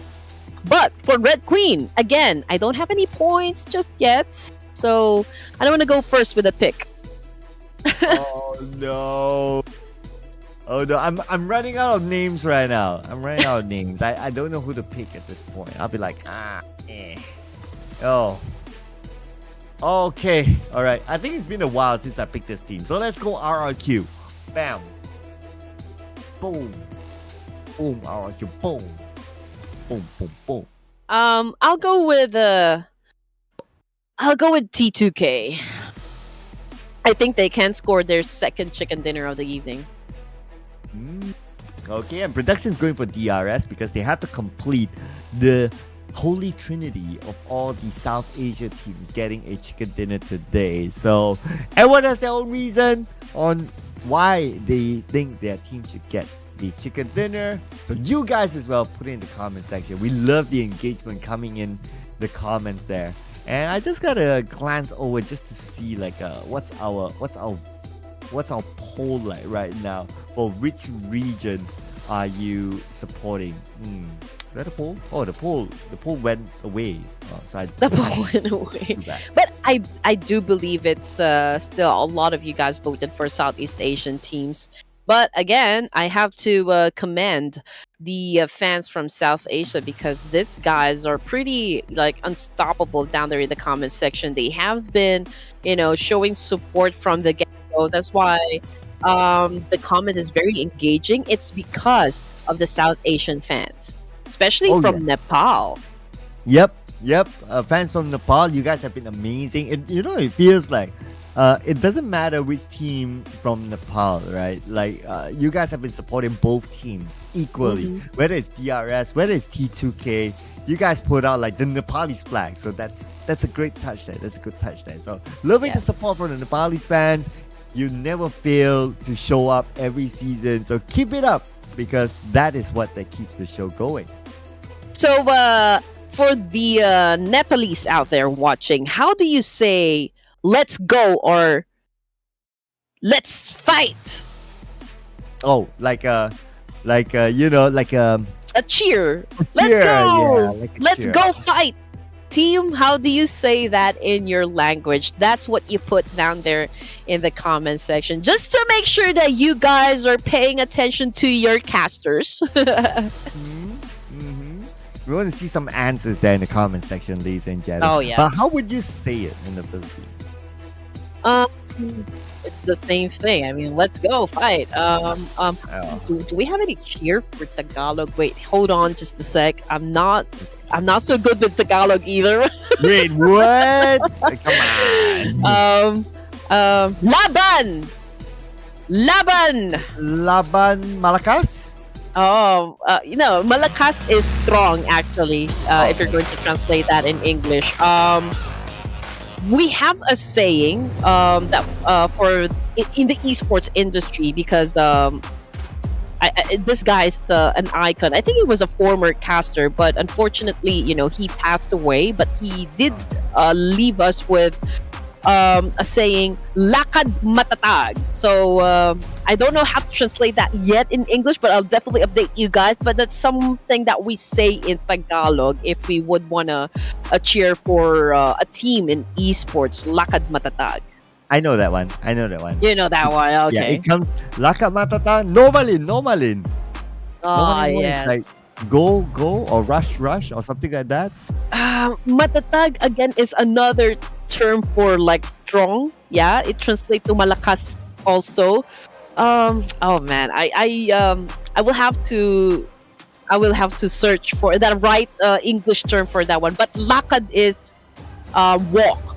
So like it's like move forward with confidence, or like move forward with confidence. I'll try to search for the right exact term for that one. Right. Sounds like there's no direct translation to it. Yeah. I get it. It happens. Walk But in confidence. I think I've told you this before. I don't remember, but I learned a word in Tagalog, or a sentence in Tagalog that felt weird to me. What? Ba ba ba ba ba ba ba. Or ba ba ba. I don't know how to do it anymore. It's like it's just bar to me. Yeah. Baba baba. Okay. Yeah, it's a different tone. Baba baba. If you say that to another Filipino, you are actually asking them if he is going down. Are you going down? Baba baba. Are we going down? Something like that. You know what is ba ba ba ba? Baba baba. Baba Yeah. baba. Yeah. You know what is So ba ba ba it's ba? it's a different intonation. Baba baba. Ba ba ba ba. Yes, there you Okay. go. There Alright. you go. I'll repeat my line again. Do you know what else is ba ba ba ba? It's What the is it? circle military Oh. base. Oh man. Oh, this is the way we would want to end the last Erangel for today. A military base finish. I mean, there's still a slight chance that it could go back to the main peninsula, but most of the circle here is pretty much occupied by the military base. Yeah, if it does somehow go to the main peninsula, let it happen when all the teams are made to the base. Like, can you imagine that? Oh, they thought it's made to the base, then everyone rushes down, they fight each other to be down there, and all of a sudden the circle just goes up, and everyone, now everyone has to go up again. The Great Migration. Yeah, that's what makes it very risky for the teams. I guess that's why we label Sosnovka military base to be the riskiest place of them all when it comes to Erangel. Yep, but that is where it is fun for us. So yeah, can't wait to see how these teams fare with the made to the base circle. And it's the first time we're getting a made to the base circle in the grand finals as well. So I've been looking forward to this day. Oh my god! And teams are so quiet. That means we are going to see a lot more chaos when these teams move. It's going to be bad news, though, for the side of T2K, Voindonki, perhaps Team Flash here, because since the circle is down south, that means that, of course, they will have to travel from where they are exactly to get inside to the of the zone. But then again, we've got Team Roy, BTR, RQ, we've got Todak as well, and they might be staying just at the edge of the circle here, just at the tip of that circle near Pachinki area. But you know what? D Savior, as well as Sem9, might have an exchange here because they are pretty close with one another. They are staying here at the West Bridge. Ooh, okay. Waiting for the surprise to happen. Okay, you high from behind. Look at the spread by 7-9. Okay, they're gonna let a couple of players from Disabled go. Maybe. Boo Boo Hoo pulls the trigger. Paragin went down. Oh, Paragin went down to Dimsy. So Team Pandem is around the corner as well. Okay, here we go. Boo Boo Hoo fires. And he will take that point home. Hard to move with the square head. Honestly. But anyway, yeah, it's a three-way battle happening here. It's a Wild Wild West for this bridge. Joker coming from NKT in another part of town also got knocked, and 9 as well. It seems to me like Team NKT might be on the winning end. Here we go. Another one knockdown for the side of the Xavier. Really not their day. Temna is going to be a quick cleanup here. Only Chua left on the second floor. Yuhai prepping up his nade, causing it past the smoke. And with that one single nade from Dep, there you go. The Xavier out at Yeah, number 16. Nothing for them this round. not the mutants that we expect them to be for this round, I guess. Yeah, it seems to me like D Savior is struggling a lot in terms of getting those elimination points and placement as well, because they were always like, I mean, they're always the first team to have an early elimination, at least for day number 2. I don't want to say that they haven't really been performing that much, because they got inside grand finals because they did so well during the semis. So we are just waiting for them to actually get into the groove, as we always say. But for Alter Ego Eras, I believe they were able to shut down the God because, well, he is the one far away from the rest of Team NKT here. And we did see just a while ago that Team NKT had a clash. Just forgot which team was that. I believe that was Team NKT, perhaps Todak. I'm not mistaken. Yeah, Todak. I Hmm. believe that was Todak. So Alter Ego Era is now pretty close with in the compound where Team NKT is, so the fight is definitely gonna happen. Yeah, with that one knockdown onto the god, I mean, this is a signal for Alter Ego to finish up the other members of NKT. But they're not in a rush, though, frankly speaking. They do have the circle still. And being in this position, well, if they can control this, they can also control the teams that potentially might rotate into mid to the Mm. base. So, um, no rush for them. They can still stay at where they are. And yeah, I mean, just Mexican standoff with each other for now, that is. Mm-hmm. And what do you think Triple F stands for, Sir Cloud? Oh. Um, Funny? fiery, feisty, Fiery? Fast. fiery, feisty fish. Oh my gosh, this guys. But anyway, okay, here is the situation, ladies and gents. Alpha will be crossing the road, joining the rest of Alter Ego Airs, and I think they're headed towards where Triple F is. So this could be fun, fun, fun. Oh, Mr. Fiery, Boom! feisty fish. Oh, he fires into the face of his not friend. And he gets that one. Okay, looking for more right now, but he's being shot at. He needs time to reset. While he's at the team, and Mr. Joe is on the other building. Could hardly do anything from this position. Yeah, Triple F obviously pulled out a fast one right there with a DBS shot. DBS, even if it got nerfed down, I mean, it remains to be a lethal gun here. Now here comes the attack from Alter Ego Eras. Triple F goes down hard and now joins the alphabet. 'Cause Well, Mr. Joe right now, last man standing, surrounded by Alter Ego. And there you go. Yep. Shot lift round for him. One elimination point for NKT. But whoa, Circle, man. Okay, there's that slight chance that it will still go to the main peninsula. It's a hard shift. You know, the circle is behaving, how to say, erratically. Uh, Man, I fear for those teams that will be coming from the west side, and also for the teams that are about to engage in the East Bridge this time. Here we go. It's gonna be real interesting. I mean, this is the fun of the meet to the base circle. I wonder how many teams will want to take the route down to meet to the base, because there's still that chance that it will go to main peninsula. And it will be fun if like everyone's there and all of a sudden the circle goes up and it will be a big mess. But some of these teams, they choose to stay on the main peninsula, which is understandable. I mean, Team Flash, Alter Ego, we did talk about their advantage of still being here. But Team Secret, stopping Vampire Esports from coming through, and Tony K, eliminated by GK. Yeah, not a good spot at all for the side of Vampire Esports. Team Secret is doing a great job manning this particular spot right here. But of course, fireworks will definitely start in the East Bridge, just considering the amount of teams that are headed towards this direction. I mean, obviously, it's part of the circle. It's actually right down there in the middle. So this could be a hard circle for everyone alive still for this round. Alva from Alter Ego Airs got shut down by DRS. Chama is also down as well. So Sleepy might be okay. He's not the only active player remaining. He does still have a teammate, but he's going up against Octa for this match. Oh, here we go. Wow! Sleepy. Whoa. Okay. Wow. Nice navigation that Sleepy putting Alpha 7 to sleep. But okay, Axe is not out of it just yet. He will be gunned down by 2 players from Team Flash. Now it's again Sleepy, the only member left for DRS now, going up to save his team.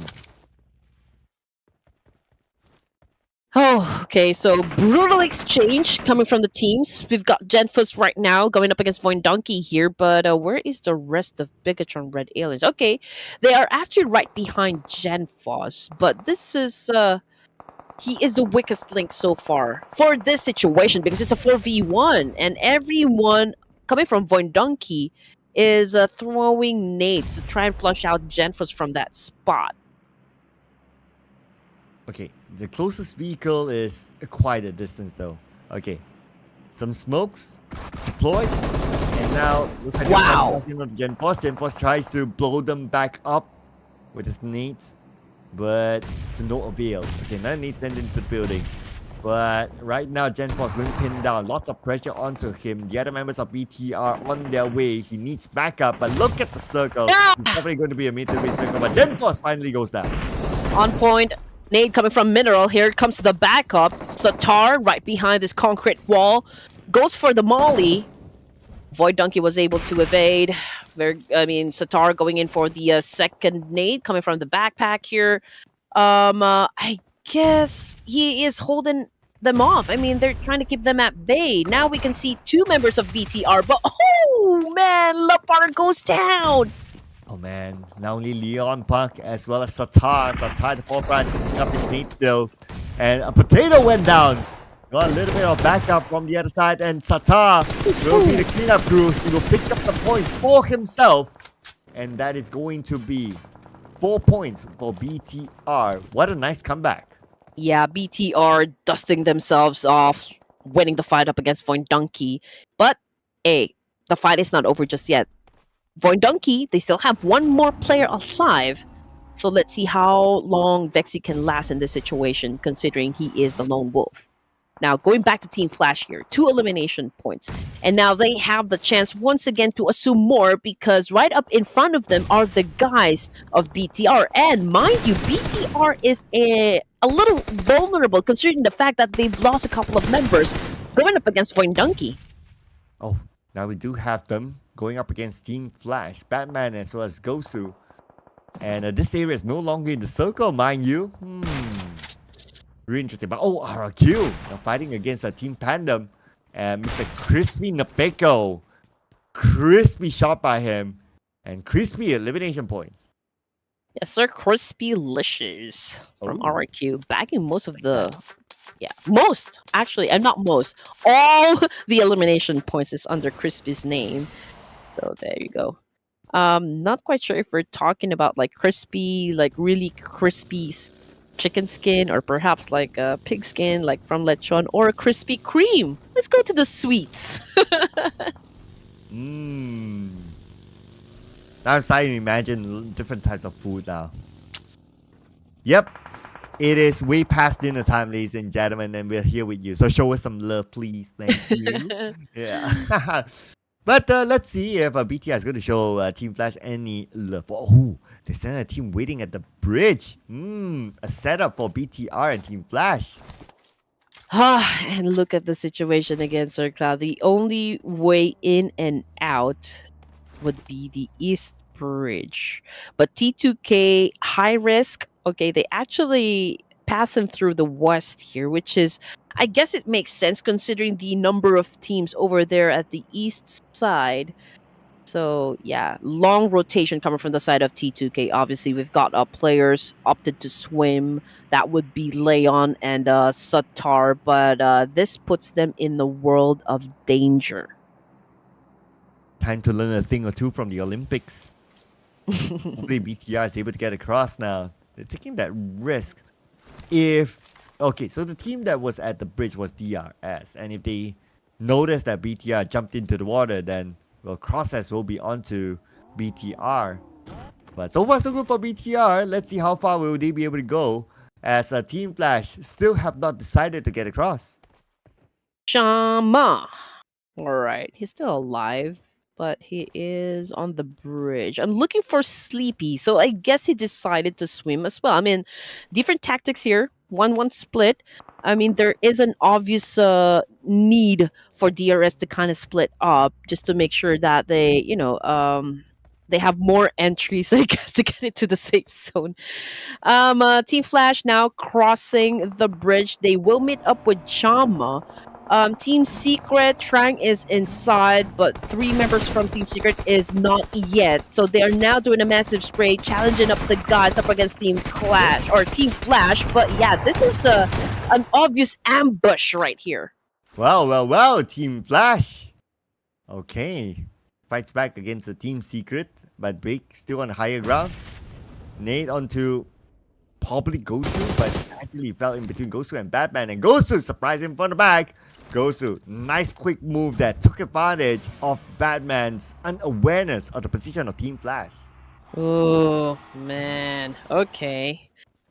Snape again, the Half-Blood Prince just got shut down by Sem9, as well as Crispy with a DBS nonetheless. So they are in a bit of a pickle here up against Sem9. Obviously, they are losing members, so we might not see RQ survive in this situation. I mean, just look at the car chase happening between Sem9 and RQ. Sem9 obviously not letting RQ go in this situation, but No Mercy from afar, from a long distance, is still providing support as much as he could. Yeah, trying to seek revenge.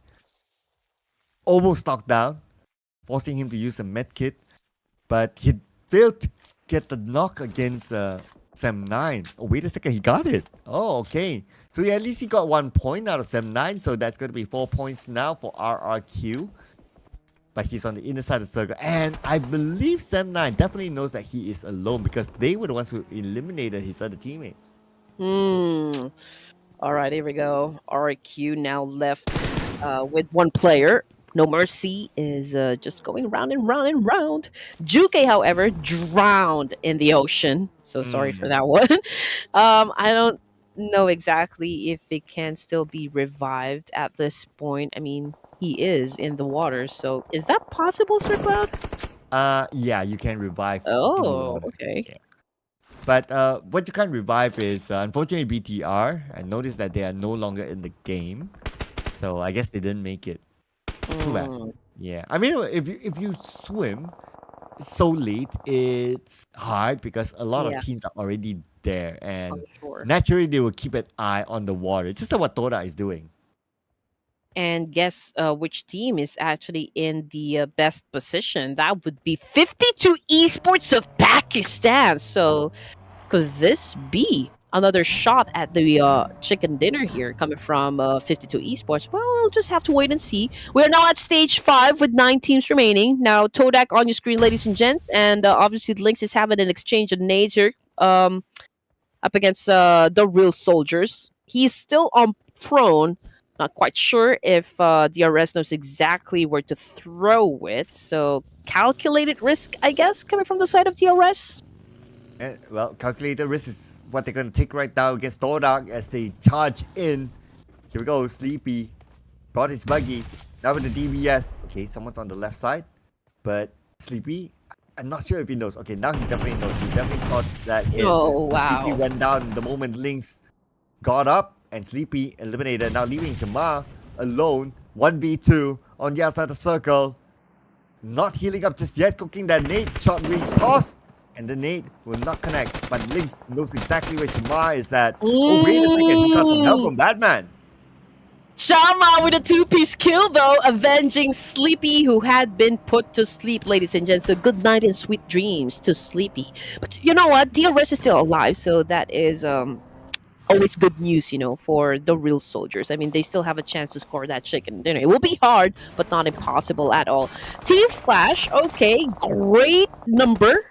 7 elimination points is not bad at all. But here comes Chama again, the last surviving member. After putting a kill on 2 members of Todak, he now has to deal with Batman here, the Cape Crusader, ladies and gentlemen, with a UMP opening fire up against Chama.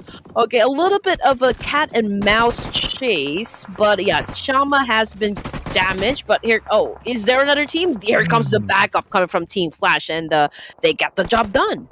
Well, number 7, 5 eliminations for DRS, and now Sem9 has eyes onto Team of Flash. Trying to find an advantage. If they could nade down Baus got away. Just at the nick of time, none of the nades actually connected to anyone else. Okay, here we go. Boba Ho, accurate nade there, but not enough to put Batman down just yet. Baus needs to heal up a bit. Okay, he decided to. Okay, I'm gonna go to the kitchen and cook some nade. Unfortunately for Kwando, Boba Ho spotted him out, and he's already on the ground, down but not out, so there's still chance. But Boba Ho is doing an amazing job so far, just getting the information first and actually just attacking. Yeah, so everyone's playing like the patience game for now. Well, gotta wait for my footage to be back, ladies and gentlemen. Is it only me?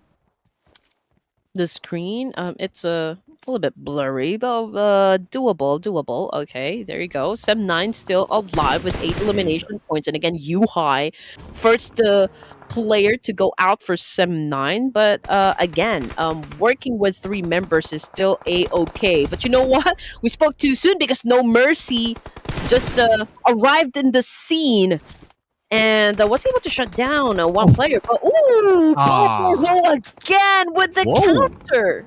Wow, look at this. Bobo who already scored 4 eliminations, and now Sem9 is in the top 5. And here we go. Kill Music, 52 Esports have been staying very, very quiet in the circle for the longest time. And the best part is that they did not originally drop in mid to the base, but yet still, they are able to put themselves in this sort of position that they don't really need to be in action. But action could be brought to them now that Kwang has arrived to say hello. Yep. And it was a long travel once again coming from T2K. We did actually see them, coming from up north, going down south.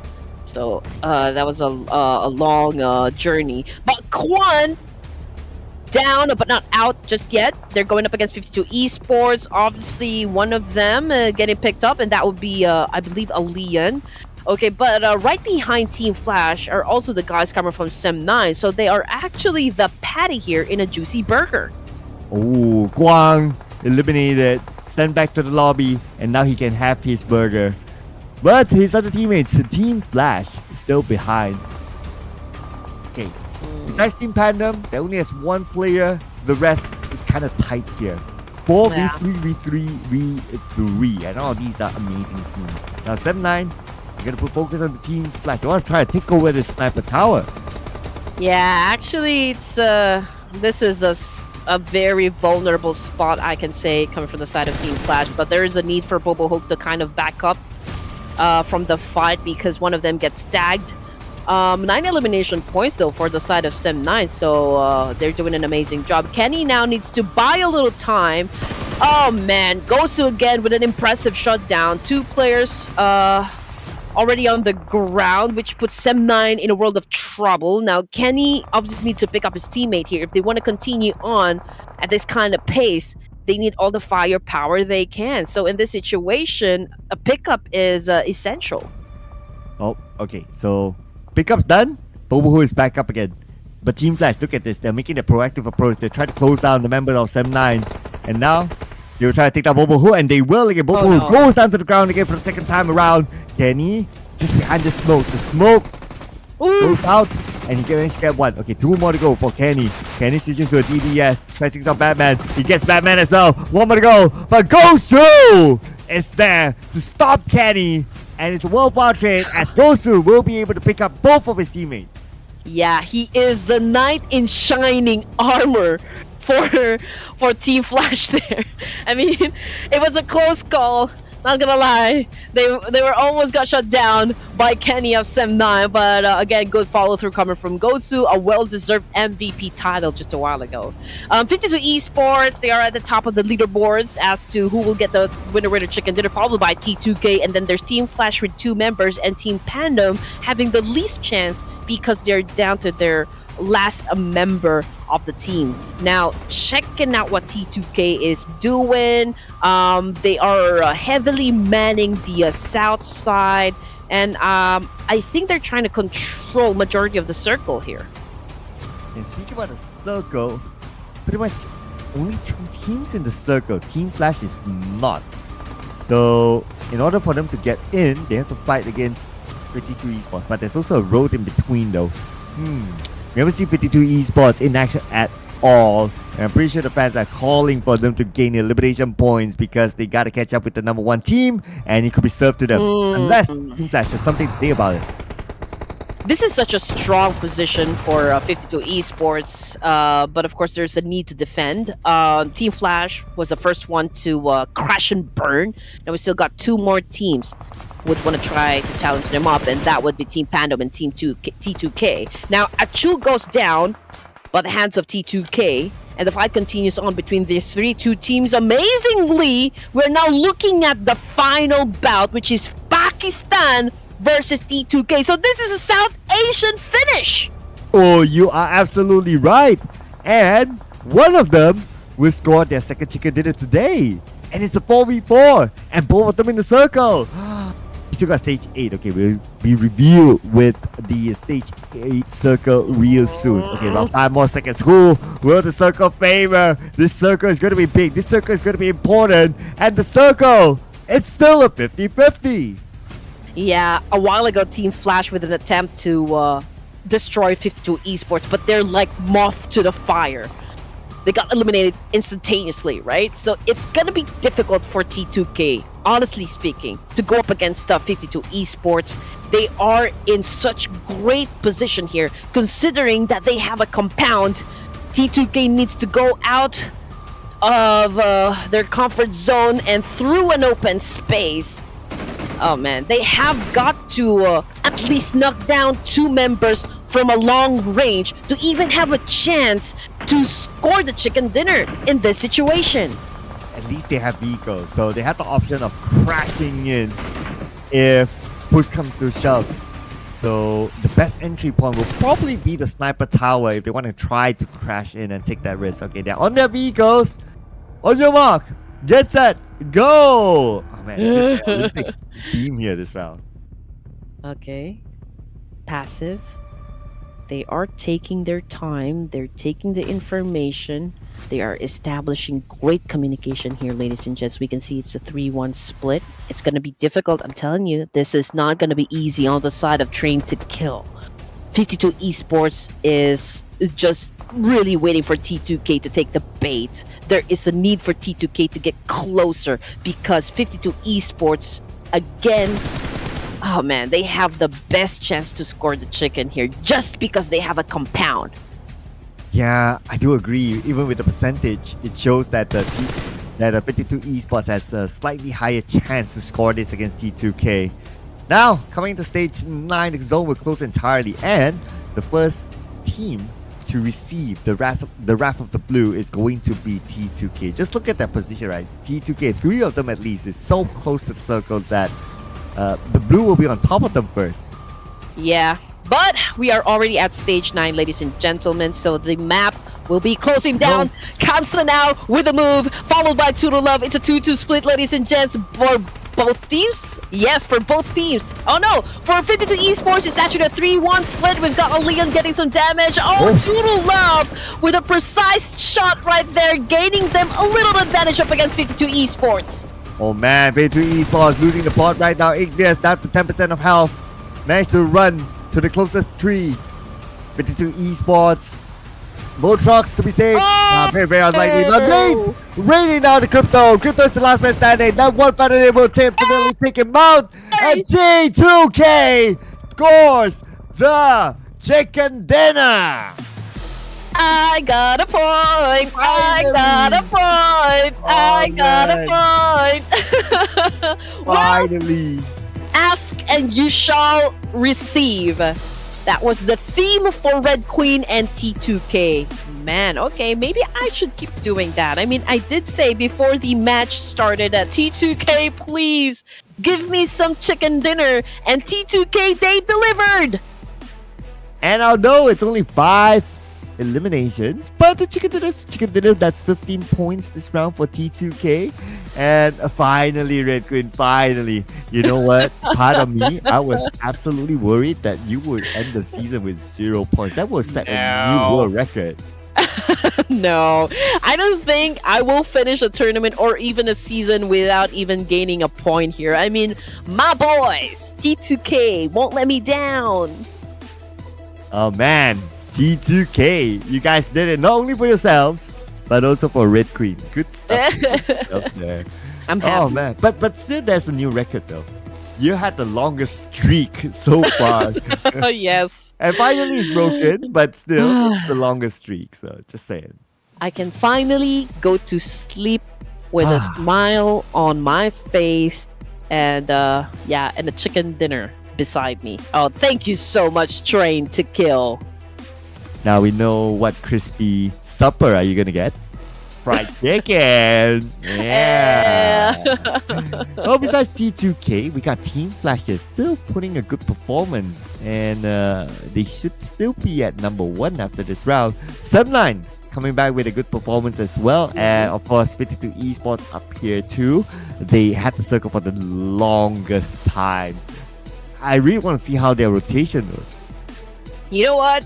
Honestly speaking, I'm just gonna put it out there since we don't want to sugarcoat, right? It was really a well-deserved win coming from the side of T2K. As you all saw just a while ago, 52 Esports, they had all the advantages, right? They have the number, they also have the compound, they have a sanctuary to begin with, but it was because of a great execution coming from the side of 52 Esports that led them to get that winner chicken dinner. But for the MVP, it was Bobo Ho that took that spot with 4 elimination points. And check it out, boys and girls, 1029 damage output. Oh, the new IGL, the latest addition to Sem 9, Boo Crew coming in as MVP. 4 eliminations, 1029 damage, survival time of 22 minutes 37 seconds. But other than Bobo Crew, we do have Gosu still. Oh, Gosu is still out here. That's a slight indicator that he could still be the MVP, but we need to wait after one more round before we are sure of that. Other than that, of course, Nabeko's up there as well, together with the Cape Crusader, Batman. Someone needs to get him a special cape. Yes. And you know what? Okay, so Gosu, this is one of the players that we do look out for if he is going to get the MVP title for for this day, right? But there's also Crypto and Nine that we need to check out because they have been getting a lot of points under their belt. So it's going to be an interesting day too as to who will win that MVP title. But in the meantime, let's talk about the rotation that T2K executed. Now, we did say a while ago, since the circle actually landed down south, it was a long travel, right? And it's definitely going to be hard, for those teams that will be coming up north to penetrate the safe zone. And true enough, I mean, imagine the number of teams T2K have to go through just to make sure that they survive up until the end of this round, basically. I mean, to be able to get to the latter stages of the game with a complete squad is absolutely hard.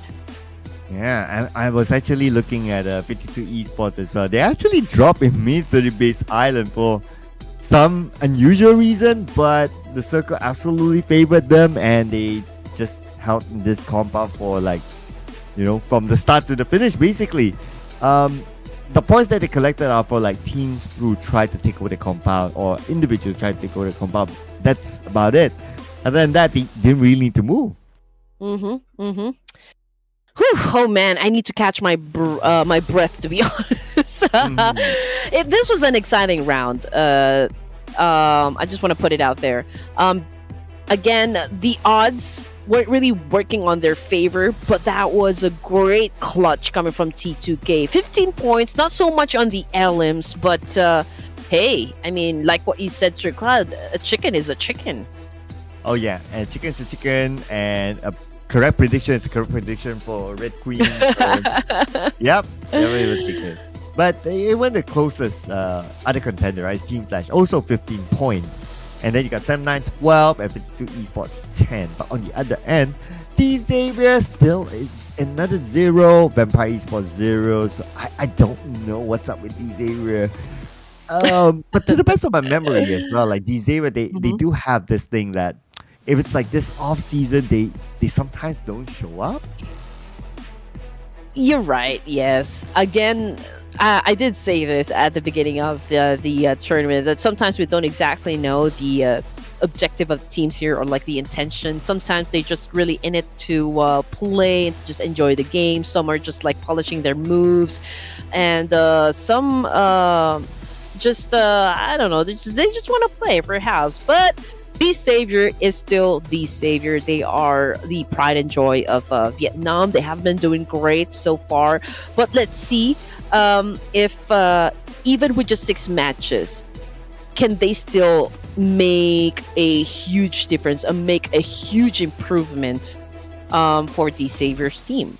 Ooh.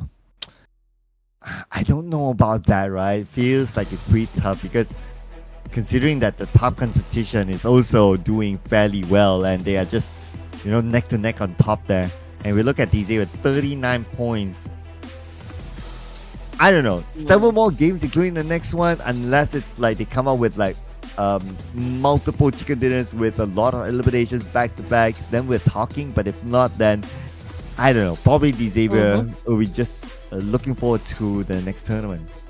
Yeah, even with Vampire Esports, Sir Cloud, I feel like they are resting inside their coffins right now. I mean, they have not really been showing up. They haven't really having such an explosive performance for us. But of course, we do know what kind of caliber Vampire Esports is.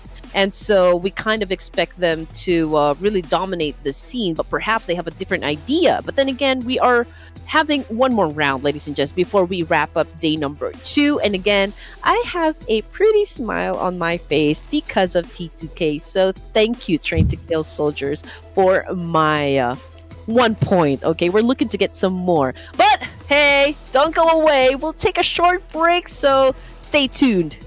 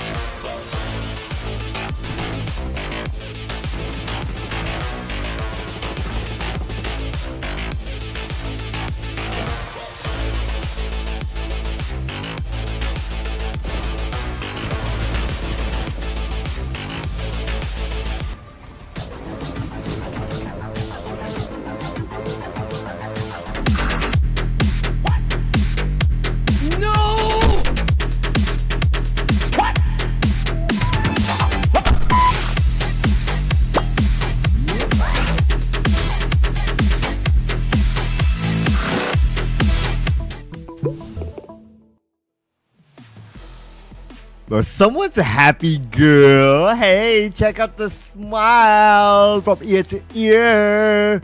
You are smiling with Red Queen at the Ruthless Esports Invitational Showdown Season 7. And Red Queen finally got a correct prediction. And you know what, Sir Cloud and I actually were talking about having bonuses, right, for every right prediction that we get for Ruthless Hype Esports. Hello, Ruthless. Hi. And Astro will be the richest of them all. Since he got like 3 predictions right already. I know. But okay, so here's the situation, ladies and gents. And again, this is Southeast Asia versus South Asia, just for the fun of it, okay? Not really being serious or anything, okay? Just trying to spice things up. But the current score is 3-2 in favor of South Asian teams. Hey! Ooh, interesting. And the fact that South Asian teams, there are only like 3 teams represented here in the Grand Finals, but yet still today is that day. Let's see here. Top Miramar performers. Team Secret at number. Wow, look at their average rank points. Leaving all these teams behind. Followed by 52 Esports, Team Panem, and BTR. Wow, this is high elimination points. Average elimination points come from Team Secret, 7.6. Wow, that is a lot. I know, right? So I guess that's a guiding stat for us. Oh man, okay. Alright. Even before we started the round, we were already talking as well which teams are we picking. So I'm gonna go with Team Secret here. Team Secret. Okay. I want to go with stats. So 52 Esports. Put it in. Punching it in. Bam. Crypto is in a very good mood, you know. Oh. Mining for kill points. Cashing in his check. Yeah, and I want to see the other players as well, like Alian cashing in the check as well. But production wants Team Flash to keep their number 1 spot, so he's putting Team Flash in the prediction for production team. Okay, that number 3 haven't moved for quite a while though. And they've been having a lot of bad games, honestly speaking, for the side of Team Flash. But it doesn't mean that they're not really trying their best, because we always see them in an engagement. I guess it's just about a matter of time for Team Flash to kind of have a resurgence as well. So we'll just have to wait and see. But in the meantime, we're about to head on to Miramar, our final map for day number 2 of the Grand Finals. Tomorrow is gonna be epic, that is for sure. So don't forget to hit that sub button to Ruthless Hype Esports, so you don't miss out on any great opportunities of witnessing impressive battles happen, okay, inside the tournaments. And also, while you guys are at it, don't forget to show us some love as well. I mean, we have been doing great. We have been giving you quite an entertaining tournament to watch, so might as well support us so we can continue casting for you guys. Red Queen Andy, Sir Cloud MY, we're very easy people to find on social media platforms, so hit that like and follow us. Yeah, and we skip our dinners every night to be here. So yeah, we wouldn't mind a bit more love here from all of you, ladies and gentlemen. But the teams will be jumping into our final match for today, and we'll be back inside of Miramar. This is going to be match number 12 of our Grand Final series. So we already got a minute to the base circle. I am happy. But for our final Miramar match today, give us a tough circle. Yes, a Los Higos finish. Come on, let's go. All right, here we go. Miramar, final round. Who is gonna be winning the fight? That is what we are about to find out. as the 16 teams prepare themselves to open up their parachute and actually get into their favorite drop spot. Go flight path here, passing by La Drilera power grid. It's probably okay. There you go. From Monte Nuevo on the left side towards El Azahar. It's an okay flight path. A lot of spots are reachable. Expect Toda to drop back into a very safe spot in Ruins. They have been taking that as their hometown. And yeah, looks like they're gonna stick to it. Another potential clash that I want to observe is that whether DRS will have an early clash this time. Okay, we're gonna be watching out for those drop clashes to happen, of course. But Los Leones is a bit far away from the flight path, so I am curious if any of the teams here will head towards that direction. As for Todak, they have already claimed a spot inside Miramar, and it's on the far west. For Team NKT, okay, they are on the north side of Valle del Mar. I don't see any team that would contest that. As for Roy, they are in the middle, pretty close with Vampire Esports. But I do hear gunshots. Yes, again, it's DRS versus Team Pandem, and Jim Breaking already on the floor here. Bill Bot with a minute 14 was able to shut down Killer YT in his back and forth exchange. Achoo! Oh man, again, the real soldiers. Early elimination. Oh Man, that was a quick one. And you have yet to finish your sentence, and yet they were eliminated. So yeah, I mean, this is a clash that has been quite constant between Team Pandem and DRS, and the win rate favors Team Pandem a bit more. So maybe DRS for tomorrow, they might want to think of somewhere else. yes, they should consider another drop spot. Again, it's not working out for them, and there's an obvious need for them to catch up with the number of points. So perhaps avoiding some early clashes would benefit them, right? And let's see if that's exactly what's going to happen for tomorrow. So you need to mark your calendars and just remind yourself that you need to watch the last day of the Ruthless Invitational Showdown Season 7. Now, checking out the teams here. We've got a lot of them flocking around north and west side, so perhaps we can see battles to happen in just a few more minutes. The regular circle, though, man, boy, not happy with regular circle like this. Yeah. Okay. Oh well, I guess tomorrow's another day then. But for more early clashes, based on the drops of the other teams, I don't think we'll be seeing that. So we'll probably see a cool stage 1 where all the teams will have space to loot, will have time to just talk about like, oh, where you want to go? Okay, I want to go here, I want to go there, I want to go to the shopping mall, I want to get lechon or something like that. Ooh. Yeah. Baba While Baba Baba, yeah. While waiting for everyone else to move. And again, we're killing nothing but time here, ladies and gents. T2K, they're already in the middle, so we'll just have to wait where the next circle will land. But definitely this spot will still be included. But as for the teams, really, that will be coming from the northwest side. I mean, 52 Esports is right at the edge there, together with Team Flash, RQ, and we still got Void, Kodak, D-Savior, Sim9 as well outside of the zone. So this might be, one of the few clashes that's going to happen again in just maybe, a few more minutes. Probably the moment that we hit stage 2. We're just not sure, but they are pretty close with one another. But there's also a fight brewing between Team Pandem and T2K, because Team Pandem seems to be quite interested in this piece of real estate.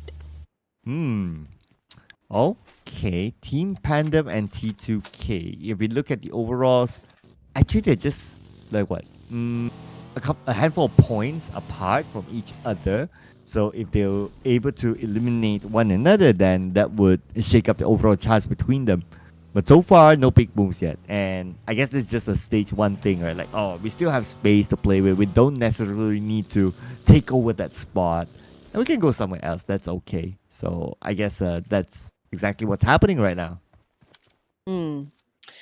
But the Team Secret as well as Bigatron Red Aliens, Sir Cloud, I think there's really pressure so far. I think they're pretty chill for now, at least for stage one though, because we still don't know where the circle or next circle will land in this situation. But for Team NKT, they haven't moved just yet. They are still staying in Valle del Mar.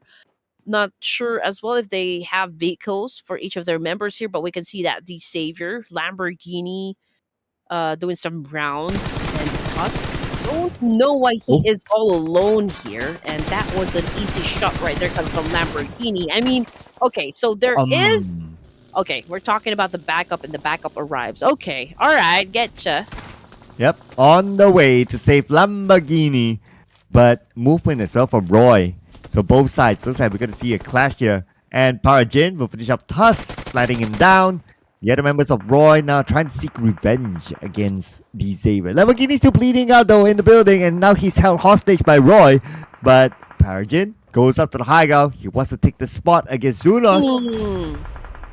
Oh no! Okay, I almost thought it's gonna go down. Okay, nice spray, nice counter, nice clap back from Parajin of the Savior. I almost thought he's gonna go down just because he got hit by that nade.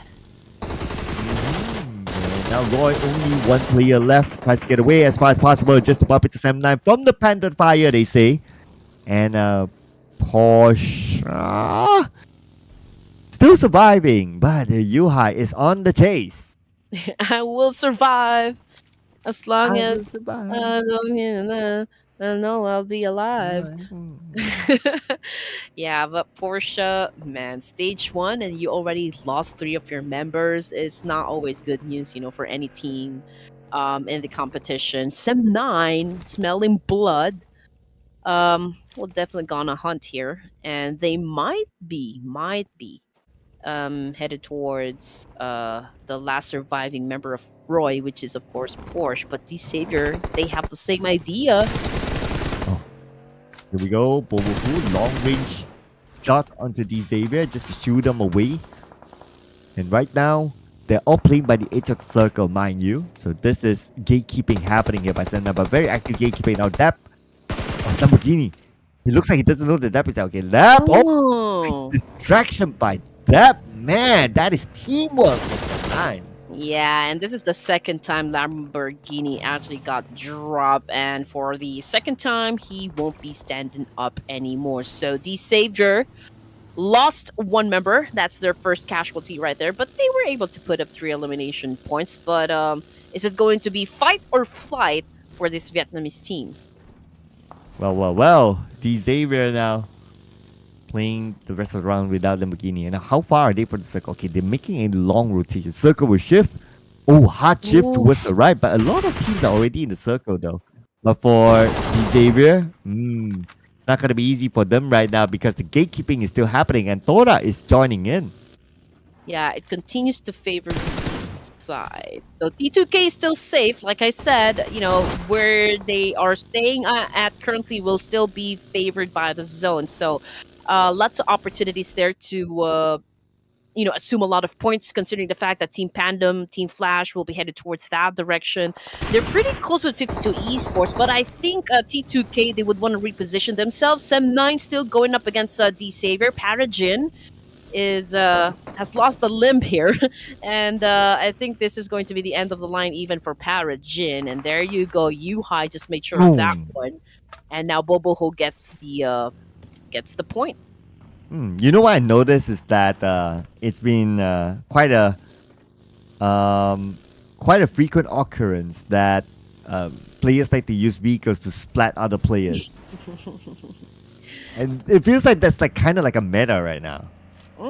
They might be. I mean, it's one way to save some bullets, right? I mean, especially Miramar, limited resources here, so you would want to, of course, manage your resources. Igneous T2K got knocked down in somewhere around Miramar here. Okay, they are in the middle again. They came from Minas Generales. They head towards the central location, but they met a lot of teams. Actually, they will be meeting a lot of teams here, as we can see that there's already a lot of callers down there in the safe zone. Yeah, and look at the elimination feed. Asa for RQ knocked down by Alpha 7. And now T2K trying to get somebody on the other end. Okay, it's RRQ. There you go. So that means two teams, basically T2K and Alter Ego, they are looking at RRQ. Another attempt by Alpha 7 on a traveling vehicle. He did manage to get a hit, but not enough to get a knock. So I would expect that now RRQ, since they are in this compound, they're pretty safe. They should be able to reset themselves. Oh man, Rosemary got hit while in the air, so that is something new. Team Pandem, however, getting shot by T2K. One of them falls down. Kansa on the balcony here rolls on the ground as well. So this is a fast exchange coming from Team Pandem. Dimsy, oh man, getting picked up by Chul. Oh, from the kill feed, Chula also out of the game. Oh man. That means right now, Xavier only has one player left and is still spending time in the blue. But we're going to put focus on T2K, the team that got Red Queen her prediction rights. And they seem to be winning the fight against Team Pandem. Now, circle-wise, this time it's kind of circle. It goes towards the middle and a lot of teams are already there. But there are also a lot of teams still spending time in the blue. Where is the final member? Okay, Xavier. The final member, Xavier, is still there. Somewhere on the left, in between Sam9 and Roy. And T2K, they're not out of the woods just yet. Okay, they just went into a fight against Team Pandem, but 52 Esports is monitoring the situation, obviously. But let's check out what is happening with Bigot and Red Aliens for this time around. We can see that Triple F heading towards a BTR, went in for a massive spray. But this could be dangerous on the side of Team NKT. Okay, here we go. F. Oh, but NKT is still going in for it. And they put their focus in. Mr. Joe from behind. And he will backstab member of BTR. And there you go. But the God got knocked down by GenForce instead. So a bit of a trade there between the two teams. But the God is still bleeding out. That means he still has a chance to be saved. Great shot from an off angle there, coming from Team NKT. That was the essential knock that we're looking for to dominate BTR.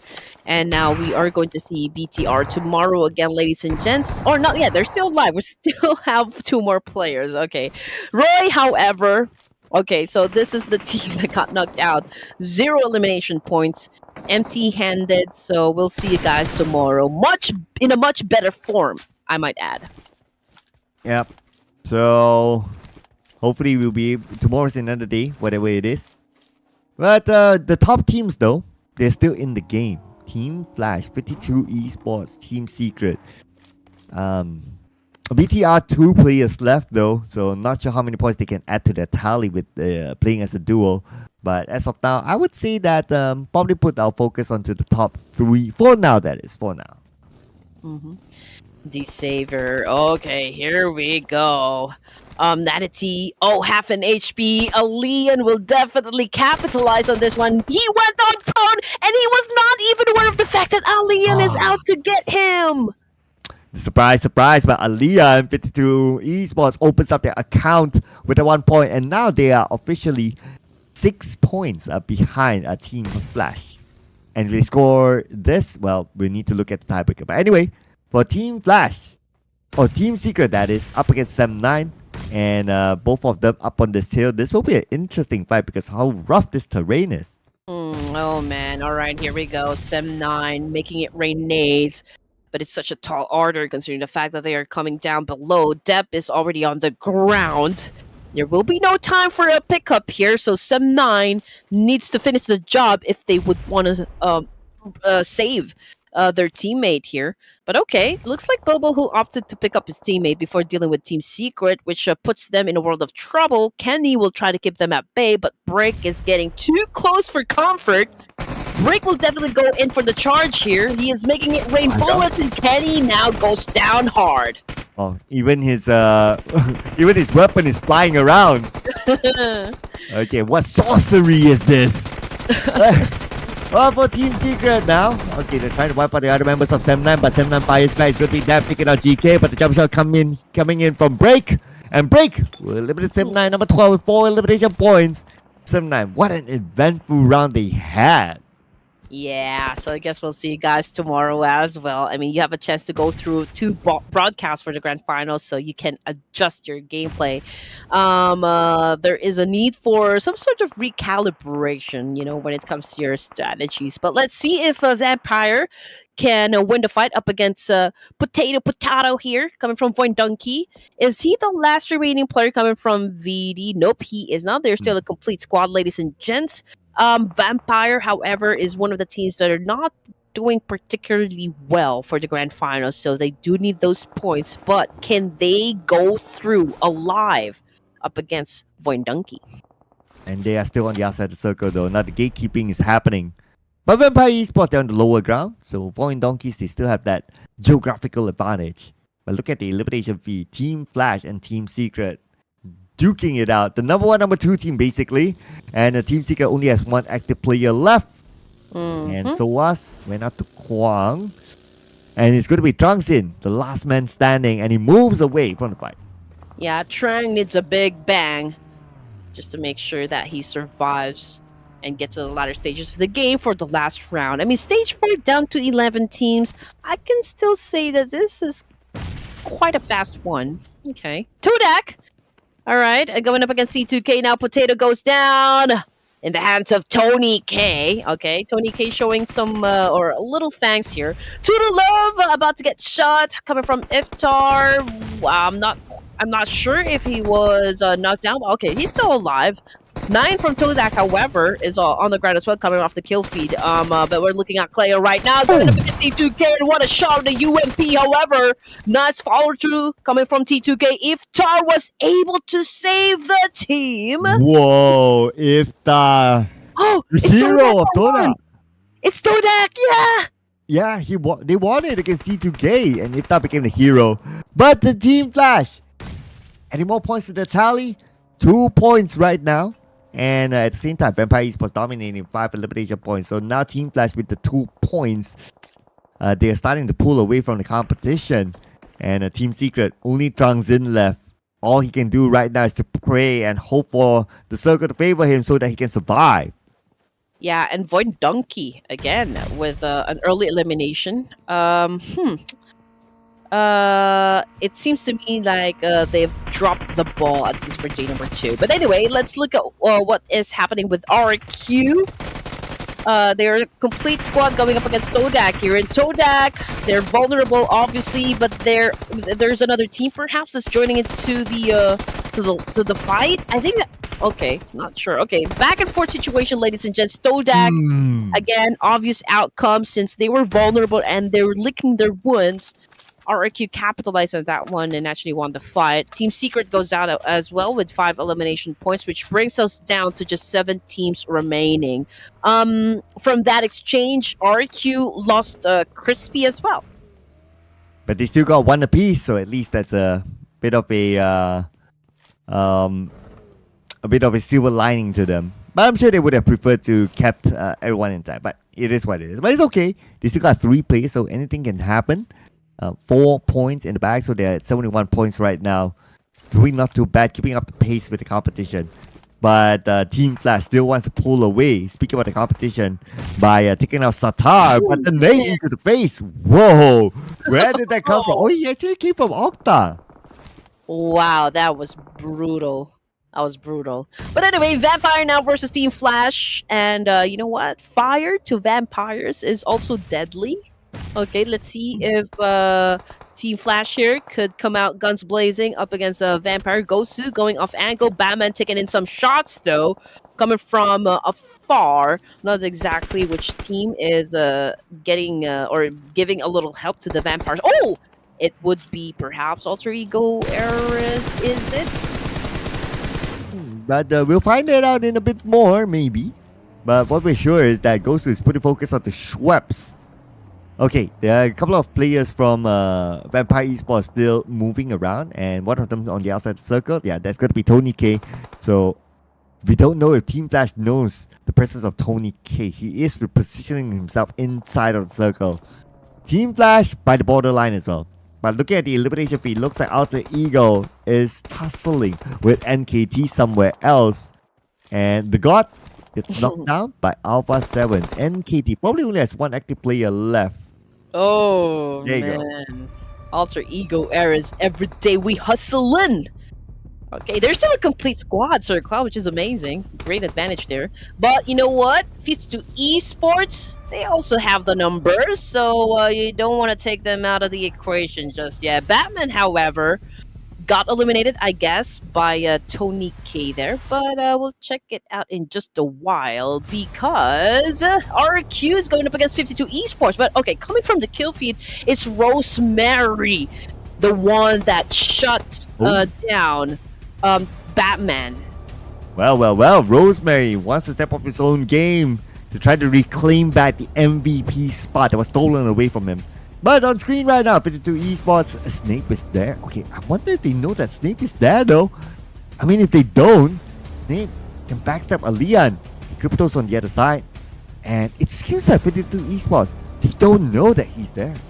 I told you, you have to be careful still. I mean, you don't want to look down on Snape even if he's the last player for RQ. He is the Half-Blood Prince after all, so let's see if he can actually defend the team and make it happen for RQ. But from the kill feed, it's Schweppes! Finally shut down by Octa. I mean, it's the same thing for Stoned. Rosemary actually was the one who gets the point, and just like that, Team Flash eliminated with 4 points. Wow, Alter Ego down fire! 10 elimination points now for Alter Ego, and all their players got a couple of points each. A Leon knocked down, and that was what we were expecting. Snape was not spotted out by 52 Esports. A Leon now bleeding out. Leon is on the lower guard. Okay, Snape is kind of low as well. They just need to land one more nade onto Snape, and Snape is healing up, back at 80% of health. Leon needs help, but they still need to take out Snape first. And I thought that Snape was the last player coming from the side of RQ, but no Mercy, still alive and kicking. And just look at that. Crypto, instead of taking care of business up against Snape here, he opted to save his teammate. Now T24, what he needs to do is to keep Snape at bay, make him busy, right? To just make Snape focus his attention to him while Crypto saves his teammate. No Mercy's a bit far away to even give a little support to Snape in this situation, but you know what? A lot of pressure onto the side of 52 Esports just because they're outside of the zone. Wow, Rosemary with a mini 14. Looks like he's going to sandwich RRQ. No Mercy in his sight. Tapping away. But because of how rough the terrain is, Rosemary did not get a good clear shot. But keep your eye on the left side. Alpha 7 is actually hiking up that hill. So they're going to go in onto RRQ by 2 different angles. Okay, again, second time around by Rosemary. 1 bullet did hit. And just look at the elimination points. Are you kidding me? This guy, this guy's really on a killing spree. 10 elimination points, amazing. Now we're looking at 3 teams remaining. Alter Ego errors. How can you stop a team like this with this kind of momentum? I know, right? All of a sudden, Alter Ego is a whole different team. But hey, maybe that's your answer. One of the players for Alter Ego knocked down. B2 Esports coming on to RRQ. They're going to close in onto them. Leon wants to seek revenge, trying to gather information. Rosemary again. He's tapping away onto RRQ. I mean, this is RRQ's worst nightmare to be sandwiched between 2 teams. And Crypto will come in. Crypto gets his point. Now things are really hitting up.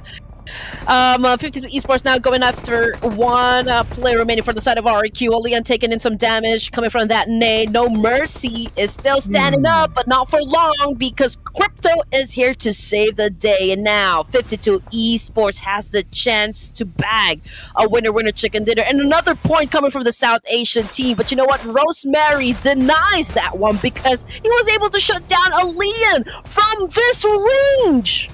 Leon knocked down again. And the circle does favor Alter Ego. Oh man. This is looking good for Alter Ego, but not so good for 52 Esports. Let's see how will they be able to overcome this. Okay, number 1 is to pick up a Leon. and the rescue is on its way. But the other members of Alter Ego, okay, look at this on the left side of the screen. Someone on the high ground right now. They have infiltrated the side of it to Esports. Now they're really busy. Oh man. Ooh.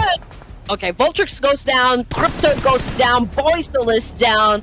It's okay, so 2v2 if I'm not mistaken. It's like Crypto already out of the game, so we're not gonna talk about him. Voltrix as well, courtesy of Octa. And now 12 elimination points coming from Alter Ego Eras here. There's a lot of pressure coming from the side of 52 Esports, and Alter Ego is continues to apply that pressure. Rosemary again with an accurate shot, and there you go. Whoa. Wait to end the fight. Alter Ego Eras gets the final chicken dinner of the evening. Man, did you guys see how Alter Ego wrapped things up? They surrounded every corner of 52 Esports. There was nowhere that 52 Esports could go. And Rosemary, he kept them distracted by long-range taps with the Mini 14. Yeah. And that made 52 Esports put a lot of focus onto Rosemary when the other players went around and surrounded them. Yeah, and this is how you do it. Alter Egos flexing their muscles right there. And this is not just a chicken dinner win, Sir Cloud. I mean, elimination points, it's already a statement. Oh wow. Hey, all of a sudden, Alter Ego is back at the last one today. They still have 6 more games to go tomorrow. See if they can actually snatch the championship away from all those top teams. Sending a message to everyone else saying that don't write them off just yet because they're still in the game. And I love how these teams are keeping it very entertaining for all of us. Okay, so it's a 3-3 score coming from both regions, right? So was that a 3-3 score? Is it? Or is it a 4-3 in favor of Southeast Asia? I believe it's a 4. Hang on. No, it's a 3-3, I believe. It's 3-3! Yeah. Wow! Let's see here. Oh no. T2K scored twice, 52 Esports scored once, so it's a 3-3. Oh man. At least South Asia's teams are definitely showing up, you know. They're not pushovers, as you all know it. So a great day for us, honestly speaking. But let's go and check the head-to-head. 2,449 damage output set out by Alter Ego Eras with 14 solid points. So we shouldn't even compare this numbers, because obviously Alter Ego Eras became like, I don't know, they kind of just went supernova here. Yeah, and Octa is the supernova for Alter Ego this round with 5 eliminations, only 620 damage. So he has been doing a lot of finishing work here for Alter Ego. Maximum survival time 23 minutes 41 seconds, and the team contribution of 35.71%. So Octa the MVP this time, not Rosemary. But Rosemary, is he up here? No, not even up here. Interesting. Octa the Octarific. Hey, nice. Okay. Hey, I like that. Yeah, it's so amazing. Actually, it's surprising that Rosemary is not actually one of the top performers for the final round. But there is Tony K. Okay, we've got Alva, we've got Boysil. So I guess Rosemary is the only player not included in the top performers. But here's the thing. For the side of Vampire Esports, okay, as a team, perhaps they may be a little bit lacking with the energy, but for Tony K alone, I mean, this guy has been stepping up as well, getting his own individual numbers up. So I guess there is still that thirst, you know, coming from Tony K of Vampire Esports.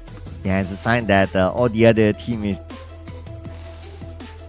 It's weird to see Vampire Esports on page number 2. So come on, guys, do it for the fans. Do it for Tony K as well. This guy needs to be up there on the board too. But we're gonna check out the rotations here for Alter Ego. So let's see here. Straight into the middle sort of strategy. Yeah. Okay, and if anyone comes, they fight back. Franklin, he passed by, and yeah, he did not last that long. I said this once and I will say it again. Miramar is the strongest map, for the side of Alter Ego Eras. They know what to do in every situation, to be honest, and they know how to dictate the tempo of the game here, even if they are at a disadvantage. I mean, just look at that Sword Cloud. They came from the lower grounds and just kind of they know when to get to the scene. Timing is also something that you need to consider, and Alter Ego Eras has already developed that skill.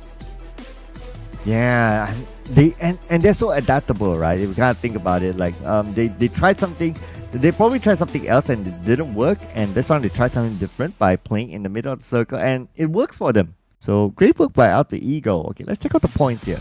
14 eliminations, so that's 24 points for Alter Ego. 52 Esports came the closest with 11 points. Vampire Esports, finally we see a lot more points for them. 10 points, and that's the double digit club. On the other end, DRS Gaming, Roy Esports, and Boy Donkeys, unfortunately no points at this round. Picture Red Aliens, after a decent few rounds, this round unfortunately only 1 point. Okay, so the only thing I can say from this ranks, DRS Gaming, you guys, you need to change perhaps another location when it comes to the beginning of the matches, because well, this is already the second day, and you haven't been winning the fight up against Team Panda when it comes to Hacienda de Patron. So perhaps there is a need for like a change in location, or perhaps a change in strategy. So again, the first thing to consider coming off of the plane would be the jumps distance, right? If you gauge that one right, if you're accurate with the jumps distance, then again you get to you go to, or you get to the guns first, and you might have a chance to eliminate Team Pando. I mean, there's a myriad of things that could, on how this could go down, but there's an obvious need for recalibration when it comes to the strategy for the real soldiers. Yeah, it's quite apparent, right? Like in most of their Miramar matches, that just happens, and to the best of my memory, they have not won a fight against Team Panda that early on. So I guess the stats don't lie. It's time for them to probably look for a plan B in Miramar. I mean, it's Miramar. It's such a big map. You have a lot of places to drop. You can drop even what at the very corner. If you still want to play in the middle, I mean, there's still a lot of places to drop. I mean, I can name the whole map, honestly speaking. Even Lost Learners as well. You can share the spot with Team Secret because it's big enough to house at least 2 teams. So yeah, I mean, there are a lot of options. So tomorrow will be the last chance for them for DRS, and I worry as long as they don't make that change, for them to be in contention for at least the podium spot will be a bit hard. Oh, okay. No, okay, all right. I mean, we did call it out just a while ago. There was Line, there's Crypto, and there's a third player that keeps getting some numbers when it comes to the individual elimination points. So, but yeah, it was not Crypto that's taken the crown, to be the MVP for day number 2 of the grand finals. There's no Rosemary yet, so perhaps we will be crowning a different MVP as the overall for the entirety of this tournament. Yeah, and besides Crypto, Gosu actually dropped to 2nd place. Ooh, interesting. 9 is still at 3rd place, and Kenny dropped to 4th place. But we also introduced GK into the top 5. He was the top fragger stat when we started the show. So I guess throughout we have seen GK perform for Team Secret, and that's why he merited himself up to the 5th spot, now in the running for the MVP. Oh man, but this is such a huge gap right there. 217 versus 183 as the 2nd placer. So obviously Crypto is putting up a great show, for the fans, and just basically, stepping up for the South Asian teams as well. So kudos to Crypto. We've got GK from Team Secret, Gosu from Team Flash, 9 from Todak, and Kenny, of course, coming from Sim9. Now this is what puzzles me. GK was never in the line of them for the MVP title. I mean, despite getting a lot of finishes as well. Oh yeah, I know, right? This guy deserves more credit. So let's see if probably he can come up again tomorrow, because tomorrow is another 6 more games. And looking at the stats earlier on for the MVP race, it is still close enough for these teams. So who knows? Who knows? We might see a surprise by tomorrow. Maybe even Rosemary to come back again. Yeah, we don't know how far he is from the chart. So yeah, maybe Rosemary might surprise us. And there you go, ladies and gents. Alter Ego Eris moved up 4 ranks with 91 points. And from the first page, Sir Cloud, if you can notice, Bigatron Red Aliens, they have bagged the most number of chicken dinners, but they haven't reached the top spot. It is still Team Flash with 98 points. But, I mean, we're talking about a 3-point lead, so the gap is closing in. Yeah, they need to be a bit more consistent. Yeah, if we compare their placement and elimination, especially elimination points with everyone else on page 1, it's a bit lacking there. So if they can improve on their elimination points, then they will be a strong contender. But on page number 2, okay, only one movement here between Vampire Esports and Team NKT exchanging places with each other. Among the teams that I would say that with 6 more games, maybe I will put in still Team Panda to be in contention for top 4, because that's where the money is. Maybe even T2K. But for like teams like Boy Donkey, it's a bit far. Maybe even Disable or Team NKT is quite far as well. So I guess we'll be playing for practice then. For Void Donkey, all I can say is that I hope they can transform into unicorn so that they can soar high, for the 3rd day of the grand finals.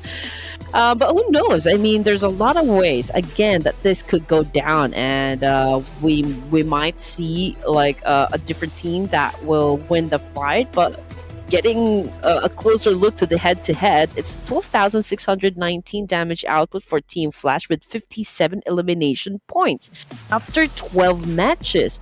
Okay, so higher damage coming from the side of 52 Esports and higher elimination points as well. So, I mean, but it's not that wide, the gap. Oh, but the gap between these two hit-to-hits not that wide as well. Sleepy and Bobo who scored 1 MVP today, by the way. 1.5 versus 1.33. Average damage does favor Bobo a bit more, so he did a bit more work for Sem 9. But grenade elimination, Sleepy got 2. Interesting. Team contribution favors Sleepy a bit more. 40.91 versus 25.81. So these two players, they are important for their teams respectively. Especially Bobo, who being a new player, he seems to be gelling well with the team overall. Oh yes, definitely. 468 long exclamation distance for Killer YT.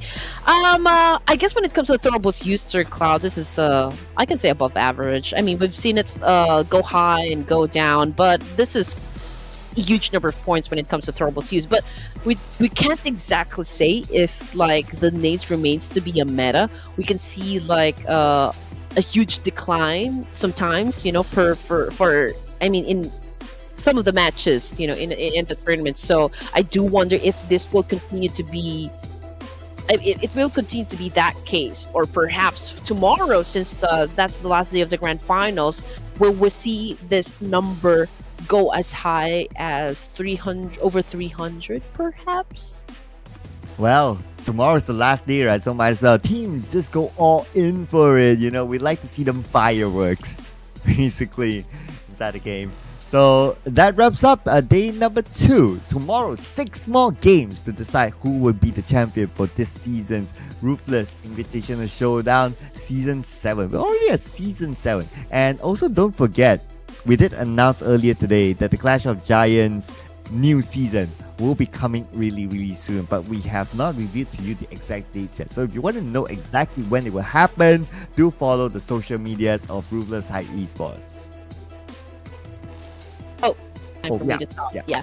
Don't forget to follow us as well. It's been it's always a great time here at Ruthless Hype Esports. We do love coming back, Sir Cloud loves it here. I love it here. You guys are always amazing. That's what we think about the whole Ruthless Hype Esports community. Again, don't forget to type our names on the search boxes. Our accounts will definitely pop up, so make sure that you like and follow. All right, everyone, that wraps up day number 2 of the grand finals of the Ruthless Invitational Season 7. Again, we will see you tomorrow. Red Queen, Sir Cloud, signing off.